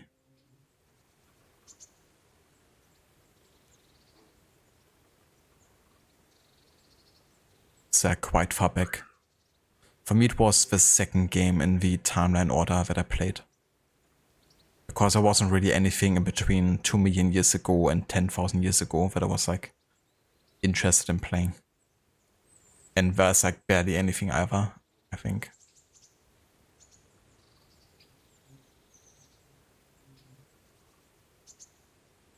You've an honest trade. How come you got mixed up in crime? Evil times. The harvest failed, and there was no grain to mill, and a child to feed on top of it all. I had no choice. And meanwhile, the lords in the castle and the monks in the monastery stuffed their craws to bursting. Where's the justice in that? So you took justice into your own hands, is that it? And now you take whatever you need? Pull your head out your arse, Henry, and take a good look around you. Wars come and go, but nothing really changes. It's the poor that do the dying, and the nobles who reap the rewards. We have to survive somehow, so why concern ourselves with morals? Tell me something about yourself. There's nothing much to tell. I was born at the mill, I live here, and I'll surely die here. But before I do, I've plenty of work to do, and I hope I live to see peace in this land again. Can you tell me... What's Sir Hans' capon like? Ah, that worthless dandy. Sir Hanish has to knock some sense into him, or I dread to think what will become of this place when he takes over. That's all. Would you happen to have any work for me? Of course I would. And, surprise, surprise, it's another ring. Like last time? Properly done this time. Proper hard work. And who else to set the task to than you? The ringleader, so to speak. The thing is, one of the rich townsmen left his ring behind the last time he went to the baths for some wenching. Too drunk to see it, no doubt.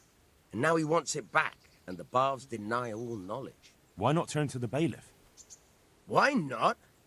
Because he doesn't want anyone to know about his bathhouse visits. And the girls in the baths are wary of selling the ring in case the bailiff does start looking for it after all. So we'll make life easier for them. What do you say? Consider it done. Provided I get something out of it. Don't worry. You won't be left short. The ring's hidden in the chest in the bathhouse madam's chambers. Come right back with it once you have it. Goodbye.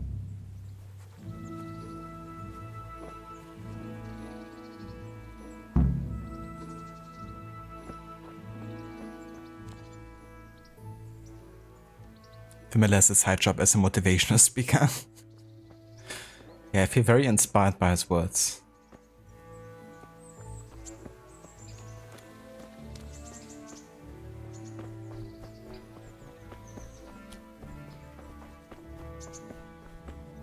Okay, let's have a look at the codex here. Wanna keep on reading. We stopped at blacksmith last time. Butcher. The butcher's profession appears only in the 13th century because prior to this, each townsman or villager could keep his own livestock and butcher the animals in his own yard. In later centuries, this led to conflicts with professional butchers, leading to the trade of meat being brought under statute with regard to guild rights. The main tasks of a butcher were to slaughter animals, carve up and portion them and preserve the meat outside of the town limits. Raw meat could not be transported inside the town and domestic sale was severely punished. These measures were intended to prevent the spread of disease from old or badly processed meat. In time, the butchers' guild split into different specializations, such as those who worked only with lard and suet, the tallow butchers, small cut specialists, cured meat specialists, and those dealing in horns, hooves, and mucilage. The butcher's craft also spawned tanners, settlers, and cobblers. Executioner. The profession of executioner dates back to ancient Egypt and Rome, reappearing in Europe in the 13th century. Before this, capital punishment was meted by the judges themselves, or the prosecutors or relatives of the condemned, or other persons as suited. It was only with the advent of the executioner that all such tasks were under his remit. Although the executioner by his profession came into considerable money and it was a status symbol for a town to have its own, the hangman or headman would be a social outcast. For an honest citizen to make any contact with the executioner was to lose respect, and the executioner himself had to endure a lot of discriminatory measures, sitting at separate places in the church and at the inn, not taking part in social functions and celebrations, etc. The executioner took charge of punishments such as hanging, breaking knees, quartering, burning, and torturing, drawing by horses or beheading. He had his assistants, henchmen, who helped him with preparation and took away the bodies of the executed. Other tasks done by the executioner included the role of a necker, who cleared away animal cadavers, caught stray dogs, and even sometimes just cleaned up filth from the streets. The executioner might also oversee the town brothel, was somewhat familiar with surgery, could set broken bones and dislocated limbs, or amputate them in cases of gangrene. Sometimes the executioner sold articles directly related to an execution, to the superstitions, for example, the hanging rope, the hangman's fingers, or amulets made from his hair.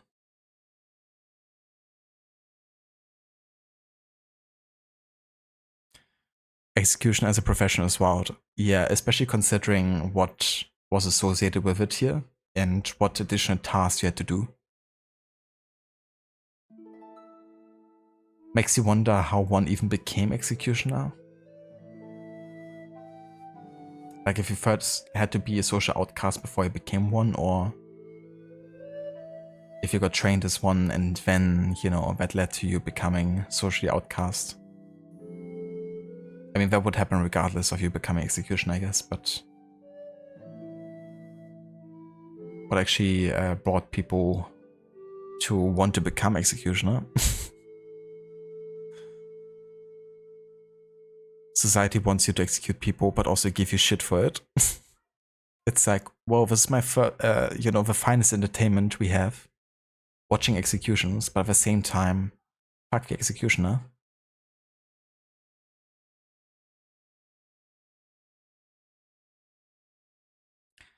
Farmer. Medieval villages comprised some 90% of the populace, the majority occupied with agriculture and livestock farming. Even though farmers were freemen and had always owned their homesteads, the land beneath it was on lease from the monarch, or rather from a nobleman who had obtained it from the king in fiefdom. They would pay a portion of their animal earnings in rent, whether in cash, honey, wheat, or other crops. Sometimes they were also requested to labor for the nobility, as in to work unpaid on farmlands belonging to the liege lord. The territorial diets, councils of the 15th and 16th centuries, decreed that the common country folk could not bear arms or engage in hunting. With special permission from a liege lord, they were allowed to hunt hares or small birds.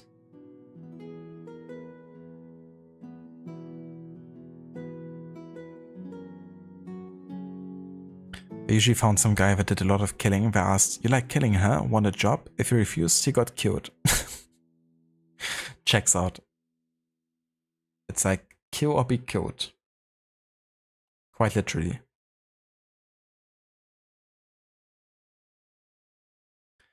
The huntsman. Gamekeeping and hunting in the Middle Ages were not only for amusement, but chiefly a source of great profit for the king and the nobility who owned the woods. The feudal gamekeepers and huntsmen also undertook woodsmanship. In addition to the obligation to look after the game, they took charge of the forest and its protection. In the forest, it was prohibited to hunt deer, fallow deer, boar, or any other game, violation of which was a criminal act subject to heavy fines or even, in the case of repeated infringements, physical punishment. The same was true for unauthorized logging and collecting of timber. Many poachers came from the ranks of the poor and had not very much to lose, which quite often resulted in physical conflicts with the huntsmen when they were caught red-handed.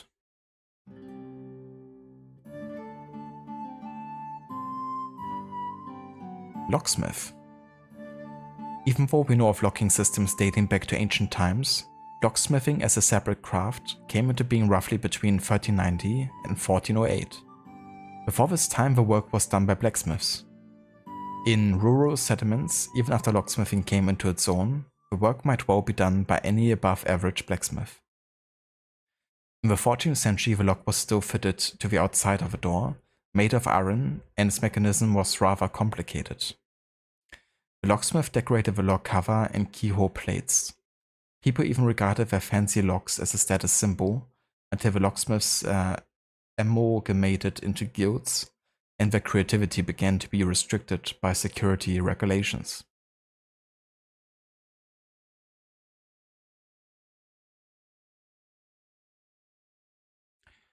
Mortars and brewers.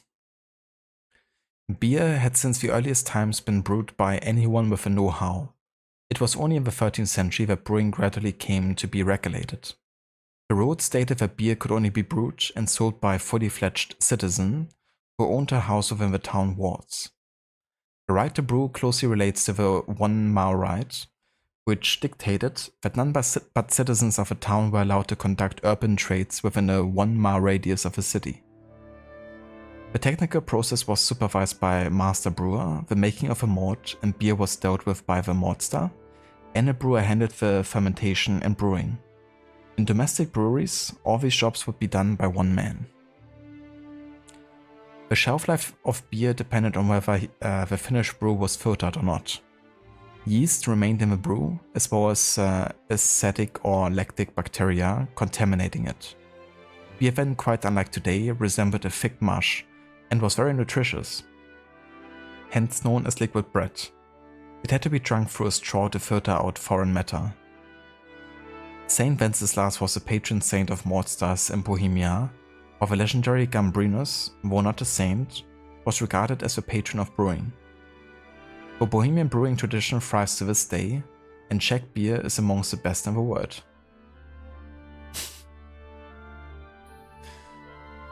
It's kind of funny to me how pro-Czech this game is in many ways. Though they're not wrong in, making that statement, that, Czech beer is really good. It definitely is.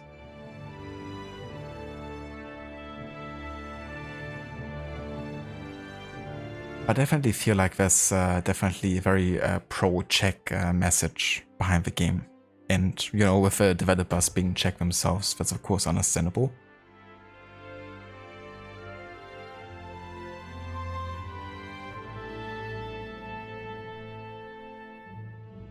Stupid security regulations ruining the artistic expression. Exactly. It's like, can't even make the lockpick like you want them to.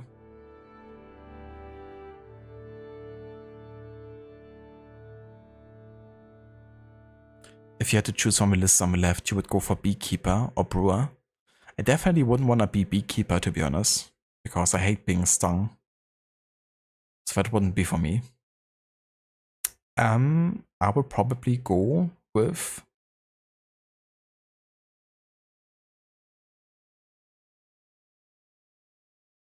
beggar, clearly. I would be like, Good sir, spare some coins, please. Just a few. just a few? Giving is the greatest reward.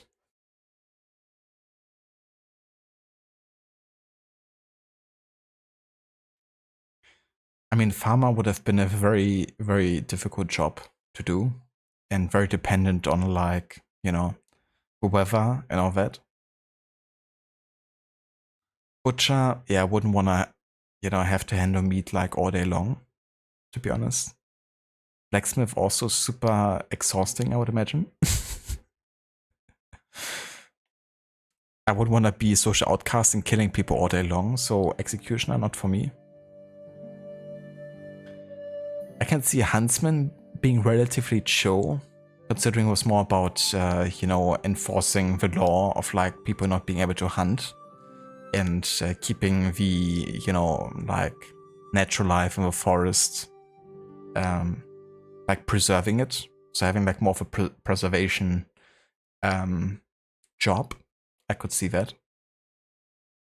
So Huntsman would be out of these ones. And yeah, I mean, Locksmith could also be alright, I guess. But honestly, I feel like Huntsman could be cool. You might have a dog with you. And you spend lots of time in the forest. And it's not so much about like hunting all day long, I guess. But more like keeping the natural balance in check.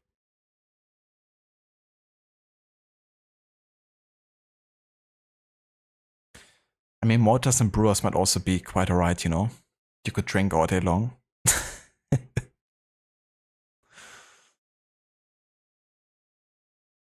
I mean, clearly that's what they've done right. But yeah, Locksmith or Huntsman could definitely be alright, I guess. But yeah, there's still more jobs here to go through. Like merchants. Merchants were of two types, settled, permanent, and traveling, occasional. The settled traders had permanent shops in towns and villages, while traveling merchants only brought their wares to the markets. Markets held once a week and fairs, held twice a year, also offered wares by local shopkeepers, visitors, and peddlers, or hawkers.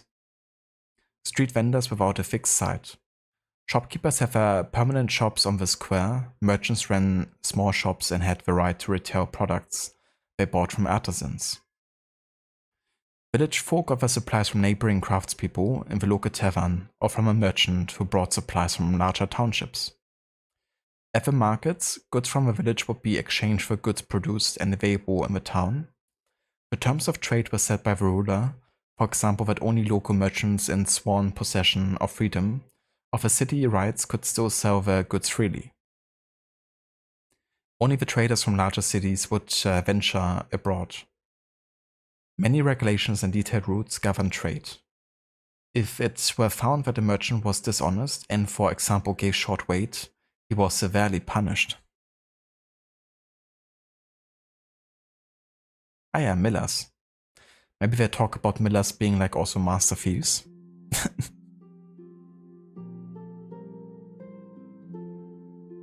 Yeah, that's very true, or, you know, like they talked about it here as well, that, you know, beer was definitely a safer drink than most natural water sources. And it didn't have like a very high alcohol content, so, you know, people could drink like much more of it without being like too impaired, I guess.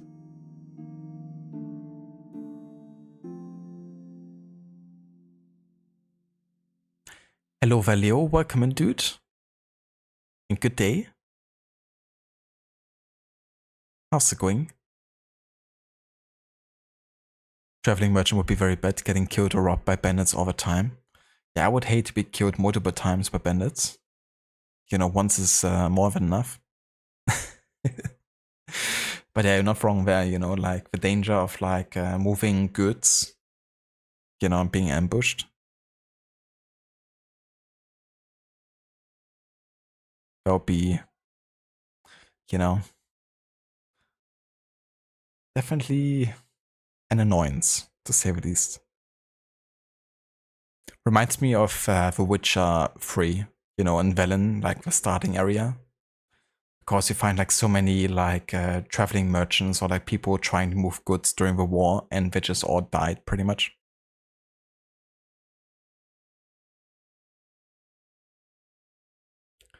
Getting killed once is enough, exactly.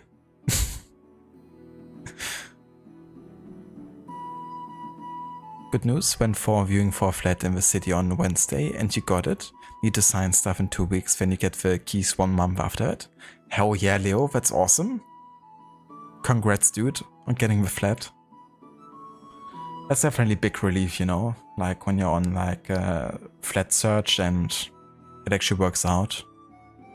Not sure how it is where you live, but for example, in our area, you know, it's like such a competitive market. And people pay like crazy prices to get like a new flat nowadays here. Which might just be your only choice sometimes to actually get one.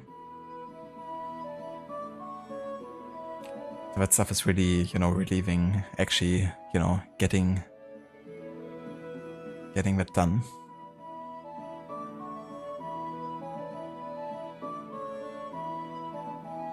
They left you for dead and you survived only to be killed next time. And you're just like a little bit less alive than the times before, but they always leave you for dead and you barely surviving. It's like a running gag. Don't kill me again. It's like in South Park when Kenny gets killed. Next episode he's alive in war again.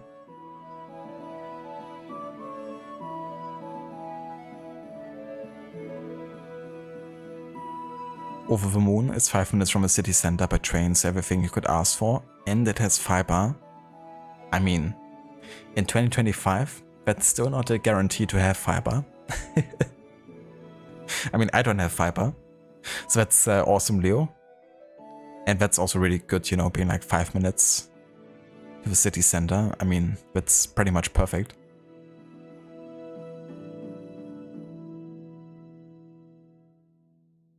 Oh yeah, dude.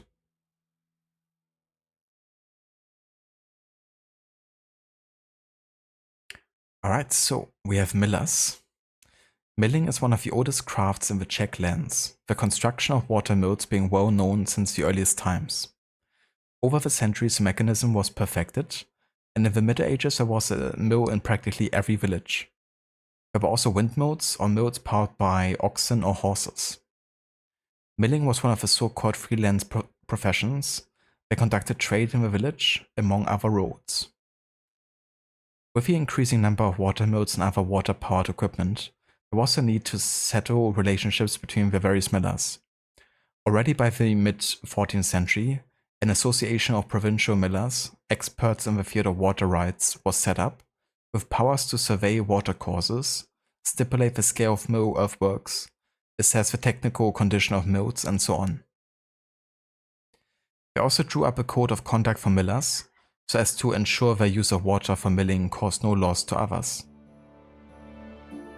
Since the mills stood apart from the other village houses, millers were often the subject of gossip and were accused of earning money on the side in nefarious ways, from selling customers short on flour to outright witchcraft, thievery, and trafficking in stolen goods.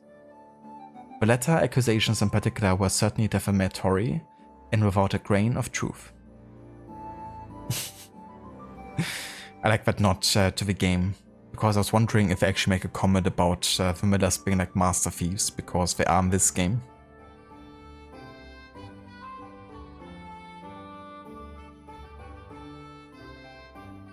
How's Kingdom Come coming? Yeah, it's going pretty good so far. I'm still very early into it, and I haven't done that much of a main quest yet. But yeah, I've been taking my time just like exploring and, you know, reading about the history and, you know, talking to other folks. So I've been taking it pretty slow, but yeah, I'm liking the game so far and the world they created.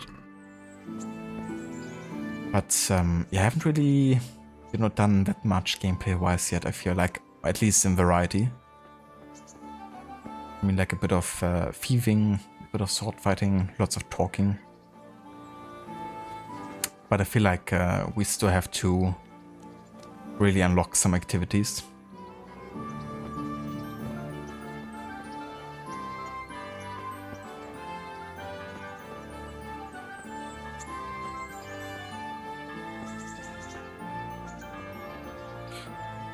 But yeah, I can definitely see how it's one of those games where, you know, it's probably better to take it slow and just, you know, take your time.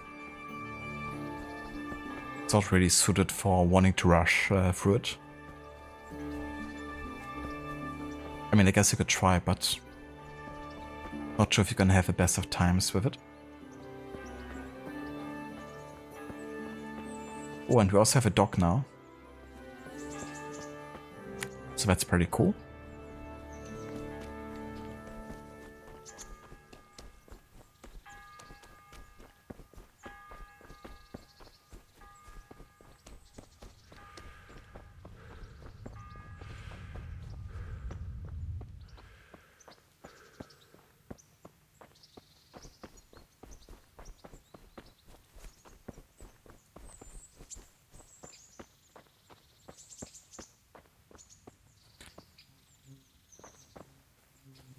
I have like broken bones or something.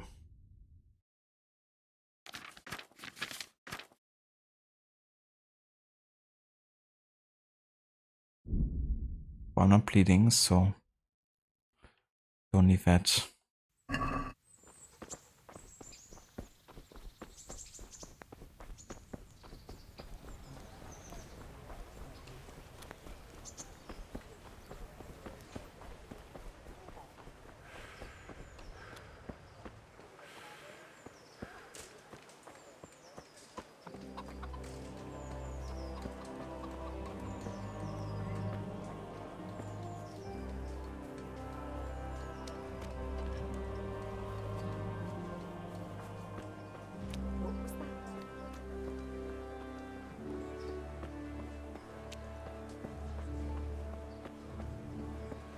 So what games have you been up to playing, Leo, if any?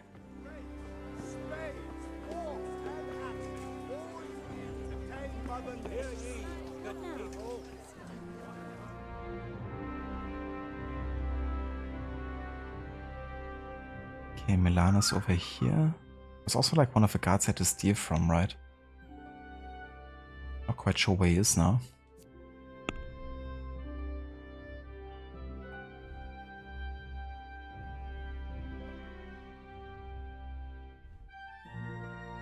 Ah ja, there he is.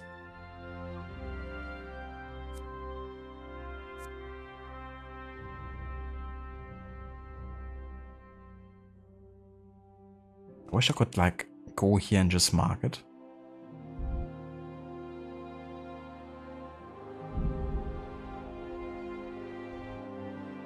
Yeah, but can I just track this?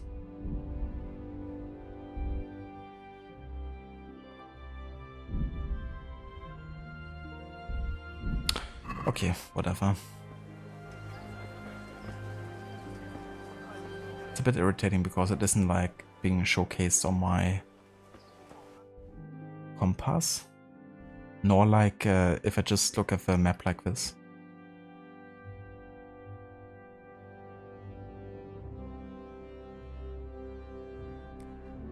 Masochism at its finest, you started grinding Hearthstone again. That's definitely fair. I still play Hearthstone on occasion as well. I'm currently a bit more invested into Magic the Gathering Arena. So that's like my primary card game at the moment. But sometimes I have also enough of that and then I just like, you know, play a round of like Hearthstone or something. Like an arena run or something like that.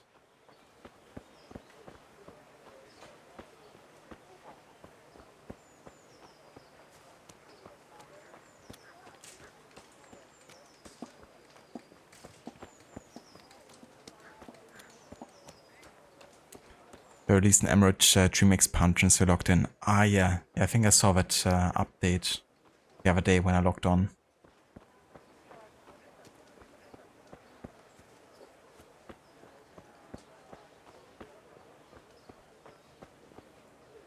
Yeah, that's fair enough too. You know, I guess like once you get really invested into World of Warcraft again, probably be difficult to take your mind off it. Okay, I think I'm just gonna try to challenge Milan again. Also, hello there. Unhorse. Is that really how I named it? Unhorse? Is that a word?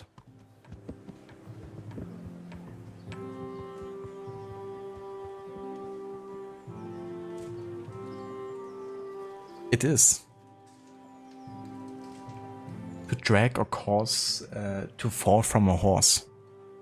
I really didn't think that was like an actual word. Unhorse.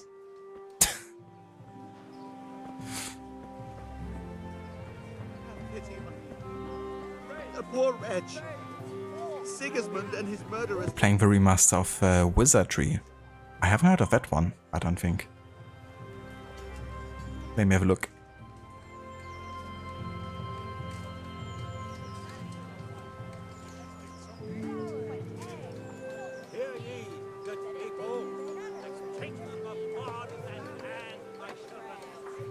Ah, interesting. So like a really old school RPG then. So how's the remaster, Sekhet? Is it good?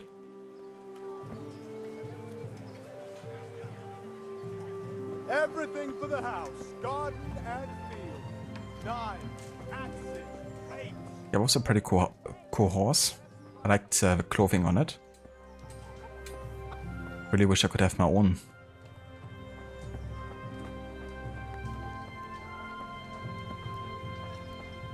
Okay, there he is again. Milan.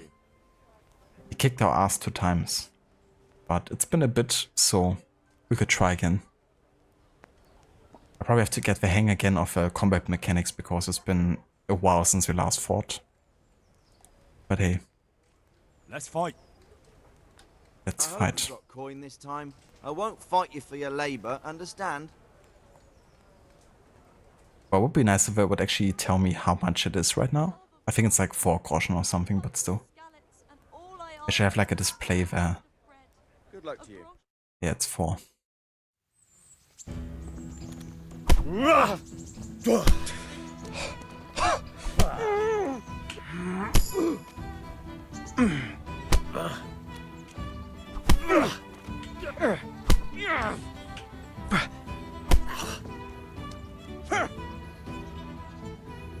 I'll get you, you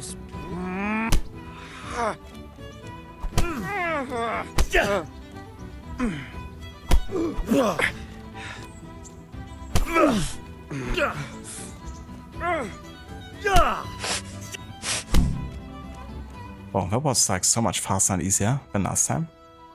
The heck? Last time he countered like literally every light attack I'd done on him. Okay then. Why was it so easy this time? I guess I was just too underleveled the last time or something.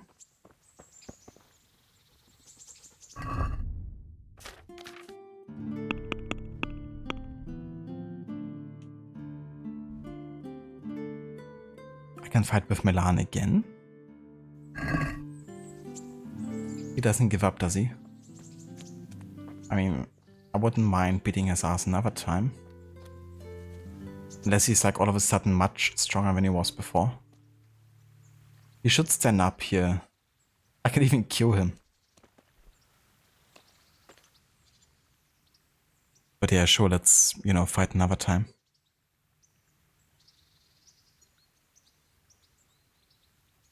Now you want to watch A Knight's Tale again. I love it when you like play a game and then it just reminds you of like a movie or something or like a show that you really want to watch. I felt that way with The Last Kingdom when I played AC Valhalla in my Historic Order run.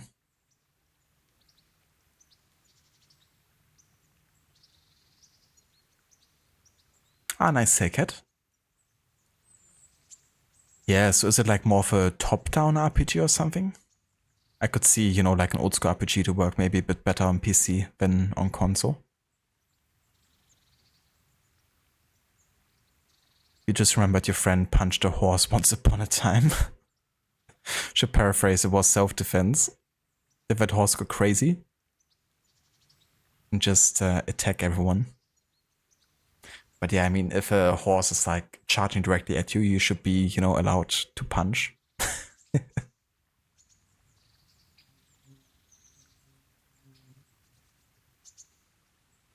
Hello there, Ave. Welcome in. Hello there, it is I, Ave, come to grace you with my presence. How's your day, my German friend? Going? If it sound accurate to the time period, I have no earthly idea. Definitely not an expert on like medieval linguistics, but it sounds you know, good enough for putting into this game, that's for sure. But yeah, it's going really good. Been enjoying some of this game today. Been learning the ways of the thieves. Been like getting entrance to a thief guild, if you will, and getting some contracts there yet. And we also finally managed to beat the dude in fist fighting that punched us out 2 times before. I'm gonna try to fight him again, hoping that this time he won't be like magically much stronger. But yeah, how's it going for you? How's your Witcher 3 playthrough going? I saw that you started the Hearts of Stone DLC.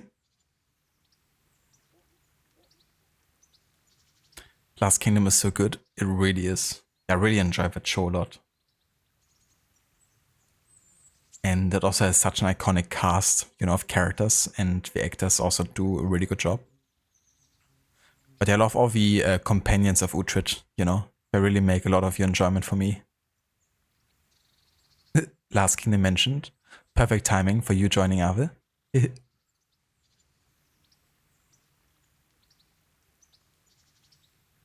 It's in first person walking around. Ah, gotcha. Yeah, that could also definitely be easier with, you know, PC, mouse and keyboard.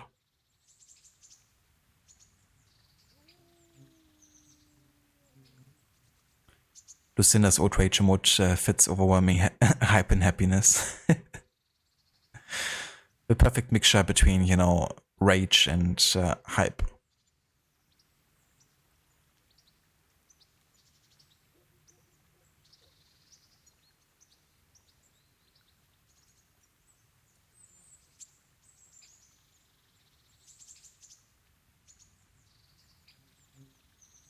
No sewer hideout. No sewer hideout?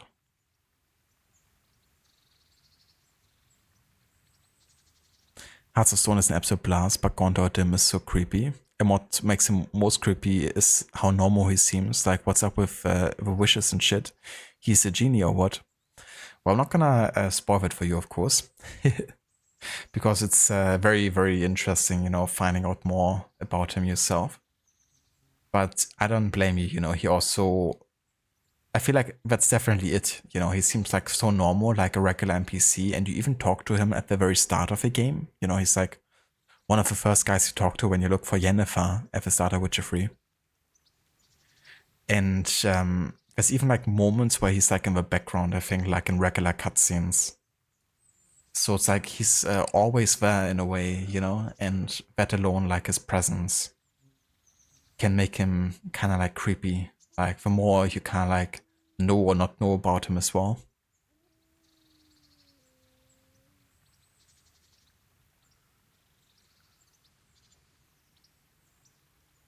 But yeah, he's definitely one of the best villain type characters for me that I've witnessed in a game.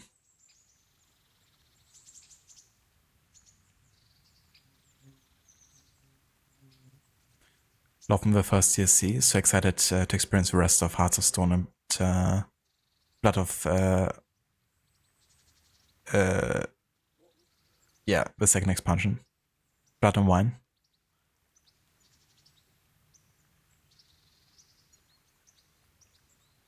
He was cleaning out the stables and the fucker tried to squash him against the wall, so he punched it.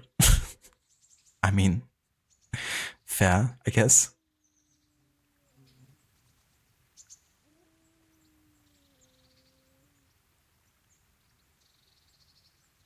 Gotta make sure, you know, that the horse understands that's not something they should be doing.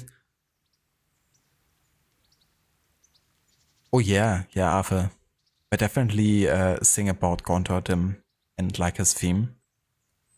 Not quite sure what happened to the kids if they decided to do so. But it wouldn't surprise me if that's like a song that maybe Gondordim taught them.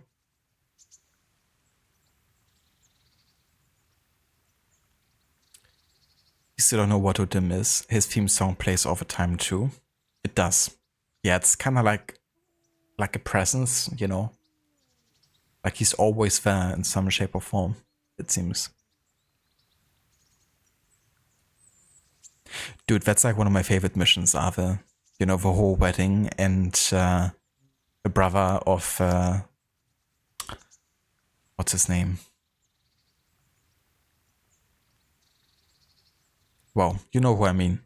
You know, when he uses Garrett's body, because it's just so unlike Garrett, you know, and seeing his motto and, you know, his voice and, you know, have those kind of like thoughts and, you know, voice him in that manner is just so freaking funny.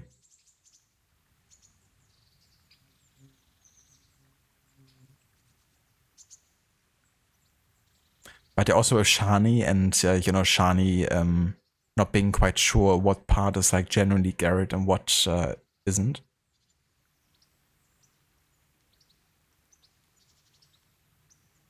You think in Blood and Wine, one of the main quests deals with someone who was cursed by him. That is true, yeah. I really like how they had like another nod to Odim and showed his influence beyond the Hearts of Stone DLC.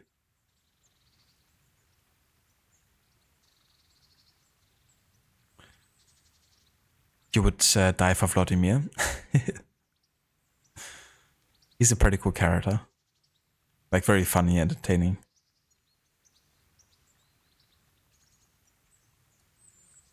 You pray I win the giveaway, because that would mean Last of Us 2 playthrough, right? Well, definitely would mean one at some point, that's for sure. But yeah, that was also my thinking, you know? I didn't really plan on buying the game anytime soon or close to release. But I mean, if I, you know, end up winning the giveaway, then the chances are definitely for me to play it sooner. But yeah, who knows, you know, how many people also like participating. And then luck also has to be on the side. But yeah, it might also not be a bad idea for someone else to win the giveaway, you know, if they want to like play it now. Because I definitely won't be like playing it right away or anything.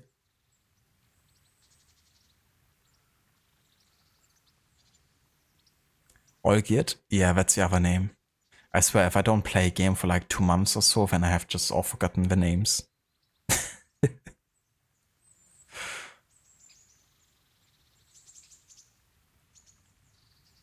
But yeah, I meant like both, I guess, like Ogiet and Vladimir. The romance with Shani was okay better than every Yen romance, in your opinion? Yeah, it's like one thing that kind of like irked me a bit with the whole Hearts of Stone like wedding scene with Shani is that there's like no mention whatsoever of like your other romances in the main game. I wish there was like something they considered or like, you know, had like some sort of nod to it. But also understandable because I have to get Garrett into certain situations for that quest, but I kind of wish it was like more addressed sometimes. But I do like the whole like Shani romance, at least the potential for it. And I like Shani's and Garrett's kind of like, you know, chemistry.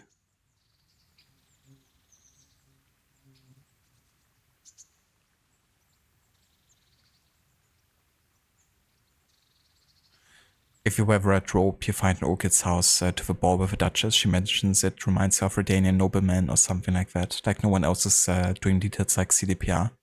That's true. Yeah, I did actually wear Orchid's robe when I went to that event in Blood and Wine. But yeah, it's definitely, you know, crazy the amount of details you can find in Witcher 3 and how long it took people to find pretty much all of them. And, you know, Cyberpunk is also very similar in that regard with how much you can find.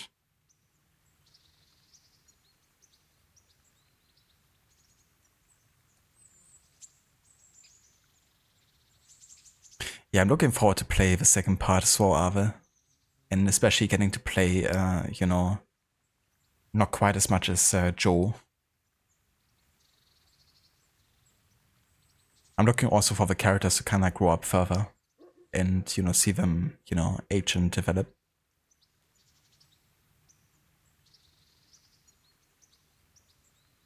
That was weird, poor Yen. Well, we have a pretty open relationship most of the time, I think, according to the books, don't they? So maybe she's fine with it. I kinda doubt it though. Yen is not really the not jealous type. And since I know you, I just tell you now, do not bring up Triss. She's simply not it. You love being part of the Yen versus Triss war now. Yeah, that's understandable. I have to say, like, Yen was like never an option for me when it came to romances. Except for my last playthrough when I've played as Evo Garrett, because he was like greedy in the regard that he also seduced like any chance he got. So he did also seduce both Yen and Triss. So that was the only time I actually seduced or like romanced Triss. Yen, I mean. But yeah, whenever I played Garrett, like how I would play him, I guess I always went for Triss or just solo Garrett. There's just something about Yen's behavior that always kind of like rubs me the wrong way. You know, the way she treats others, like not even just Garrett, but the other Witchers and the dude that is like in love with Ciri, you know, who so she like tortures and then destroys the garden. And there's so many scenes in the main story where, of course, she's putting the life of Ciri and finding her above anything else, but she has like almost zero regard or empathy for anyone she hurts in the process. And I know that has not that much to do with like the romance between Yen and Garrett, and I definitely feel like they have a very strong connection. That's like undeniable. But like all of these scenes just made her so unlikable to me that I never even thought about like going further with her. But yeah, I feel like there's definitely an argument to make for, you know, it's like, okay, it's literally about saving the world, if you will. You know, by saving Ciri, it's like saving the world, you know. And if you think of these extremes, then, you know, any of those extremes that Yen does is kind of like warranted, I guess you could argue. But it wouldn't have hurt for her to show more empathy towards, you know, some people.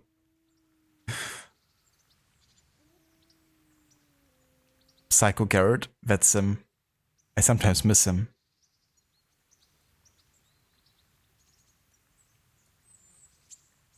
You just got back from a Thai store in your city with some delicious food. You have to make it yourself, but still very awesome. Got it for free since you have connections there. Ah, right, yeah. Yeah, I think you mentioned that at some point. That's awesome, though. I love Thai food so much. Do you make like a Thai curry or something?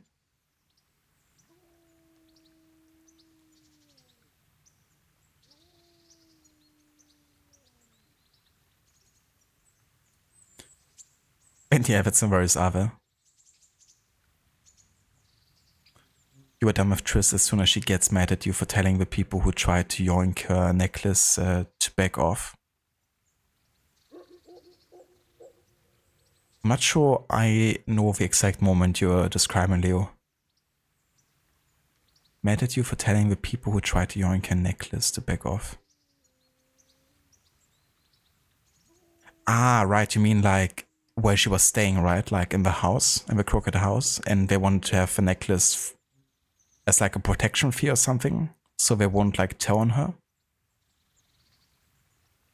Yeah, I remember now. I mean, that's fair.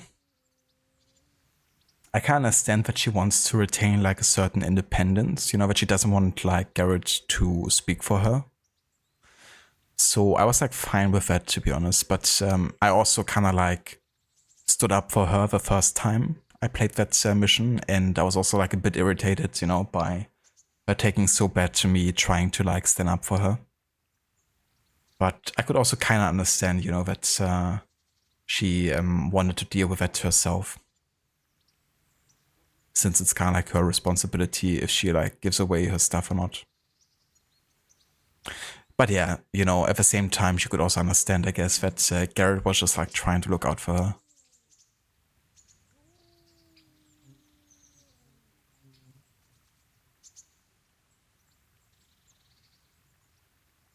Yeah, I think so too, Other. You know, I feel like that's the thing with me, like probably like leaning more towards Triss when I play the games at least, because I never read the books. And Yen doesn't really play much of a role until the third game, right? And I played Witcher 3 first, but then when I replayed the games, or Witcher 3, I played Witcher 1 and 2 first. And Triss is of course like one of the major romances in both games you have. And since I kind of chose her, or I knew I wanted to choose her across the 3 games because she was like, you know, present in all of them, I kind of kept that as a constant with Garrett. It would have definitely helped if Yen was like more talked about maybe in the first 2 games. But yeah, I definitely feel like you kind of almost are expected to know more of the backstory between Yen and Garrett with the 3rd game.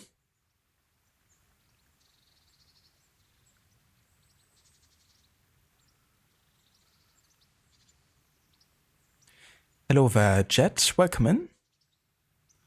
How much percent of this game have I done? Probably not that much, to be honest. I'm still very early into it. I'm still like around Rete, the city, like the first city you get to after you regain conscience, I guess. So I'm still very early into the game at this point.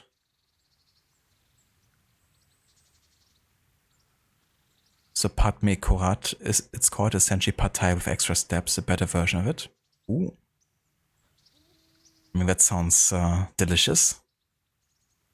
I could definitely go for some of that today.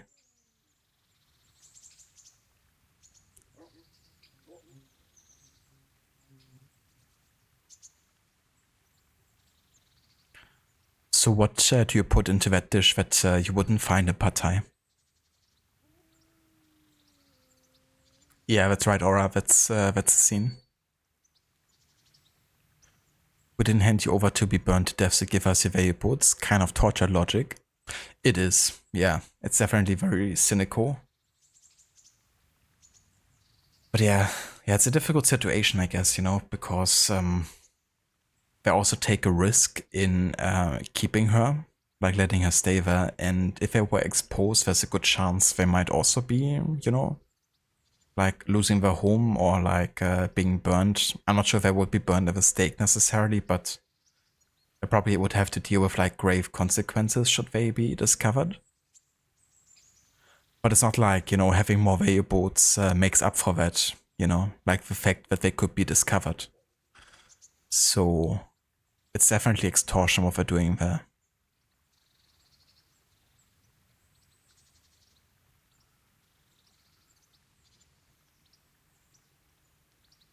You were really turned off Triss when you first met her and she admitted to taking advantage of Garrett's amnesia. You said, ew. I don't blame you. Yeah, I think that's definitely a fault in her character. You know, that she's taking advantage of it. But I at least like that they openly talked about it and, you know, she admitted to it. And Garrett having a chance to kind of like, you know, deal with it that way. But yeah, it still wasn't, you know, right of her to take advantage of that situation.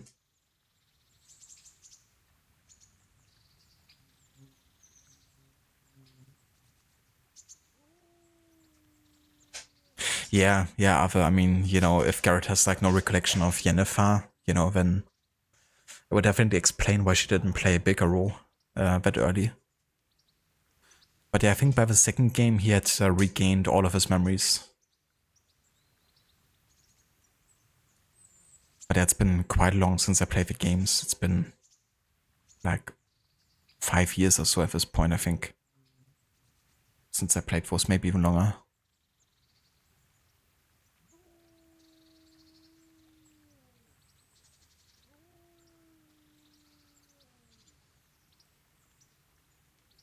More spices. I mean, spices are always good. You hear happy claws. Yeah, I think the dog was realizing that, you know, I'm usually past my streaming time now, like at this time of the day. Plus, it's also kind of like colliding with her usual like eating time, like dinner time. So she's like, come on, feed me, bitch.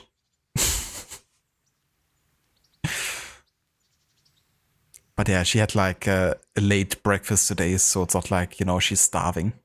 So she can wait a few more minutes, but I was about to call it here anyways.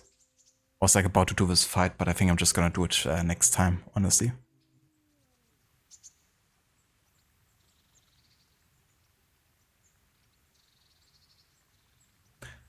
That's valid. They set up the story in a way that lets Garrett have autonomy over his relationships, thankfully.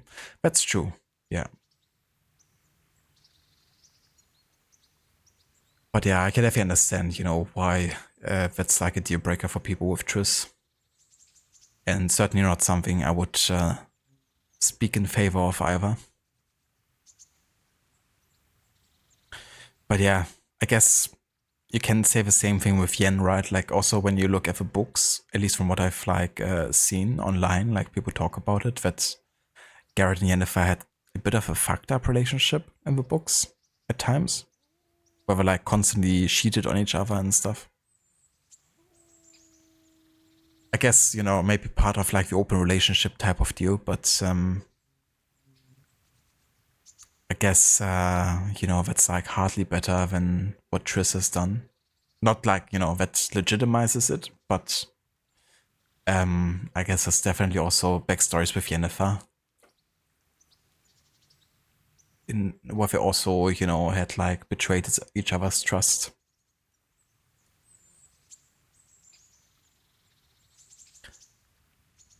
Papnikorat has venudos, it has chicken, a lot of different Thai spices, some different vegetables like peanuts, etc., lime. It's referred to as Pad Thai's spicier cousin. Ooh. I mean, I like spicy. So I would definitely love to try that one. But yeah, we haven't made Pad Thai at home yet, to be honest, because it always seems like a bit more of an advanced, kind of like difficult to pour off type of dish. Like to make it really good. But Levi loves Pad Thai, so when, you know, a place has it, and it's like, you know, looking good, then she definitely has it.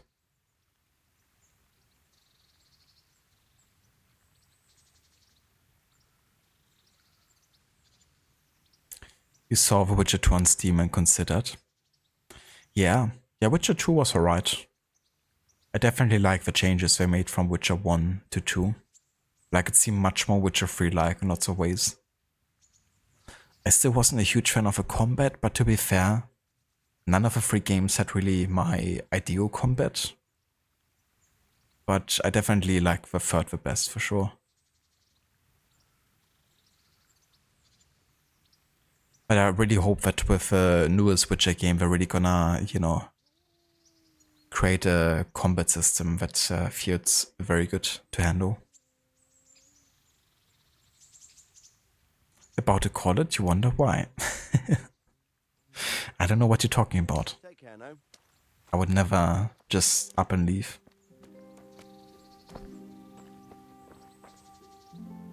None of relationships in the Witcher series should be considered good examples. That's definitely fair too. But yeah, it's one aspect I like about the Witcher universe, you know, it's not like, okay, these are the heroes and these are the villains. There's a lot of grey layers and relationships are complicated and multi-layered. But yeah, I think that's definitely part of the reason why the writing feels so good. At least in the games, to me.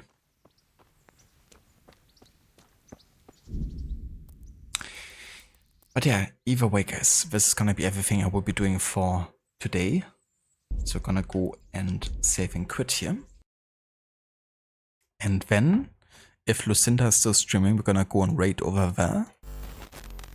Because she's playing the new Last of Us Part 2 release on PC. Of course the game has been out for a while now, but only on console. And today is the official release day, I believe, for Part 2 coming to PC. So we're gonna go and check out how that's going for her and how she's enjoying it. She's also doing a giveaway for the game on Steam, but that's only interesting for people who already have been watching her for a considerable amount of time. So yeah, only if you have 200,000 channel points you can actually participate in that giveaway. But yeah, if you are regular there, then there's a good chance you might be able to afford it and have a chance to win.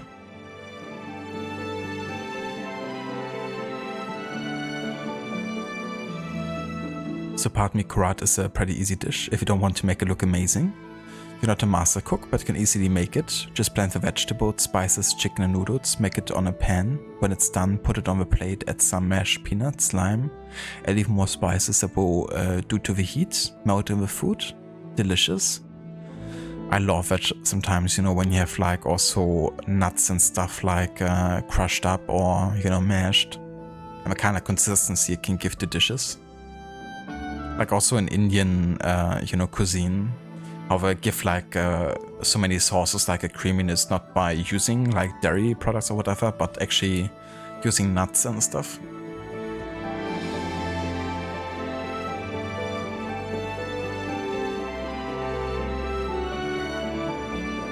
No worries, Aura, for the stream.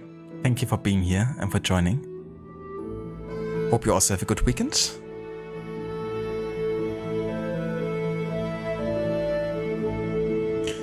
She's streaming, but reaching a very spoiler-heavy part.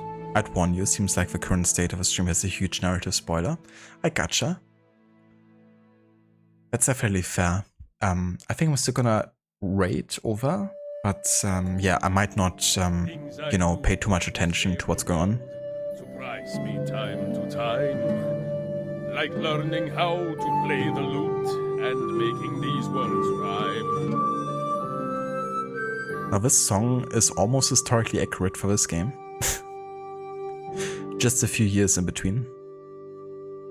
It's actually singing this and this game taking place. Just like 100 years or so. But yeah, I kinda like have to take care of a couple things as well, so I probably won't, you know, be in chat that actively either when we raid over.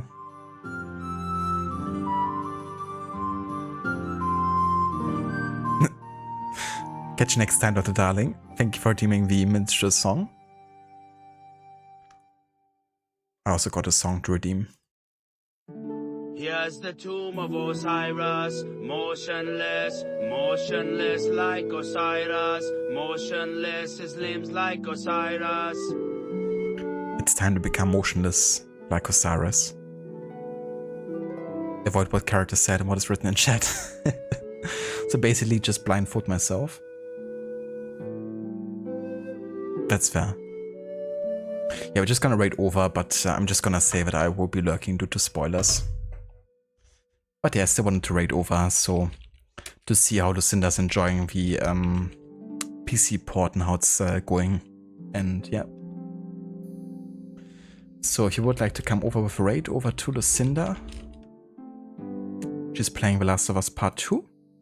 Feel free to copy and paste the raid emotes that we have for subs and non-subs. And yeah, I'll be back sometime on the weekend probably with another stream.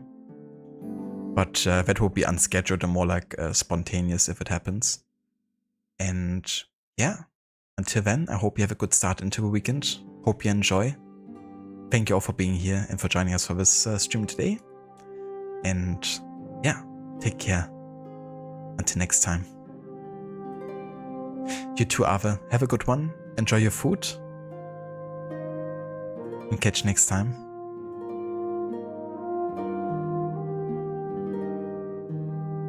Well, thank you for wishing me a good one, even though I ended because of you.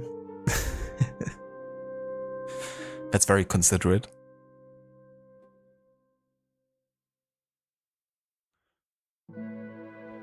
We don't deserve you, Arthur.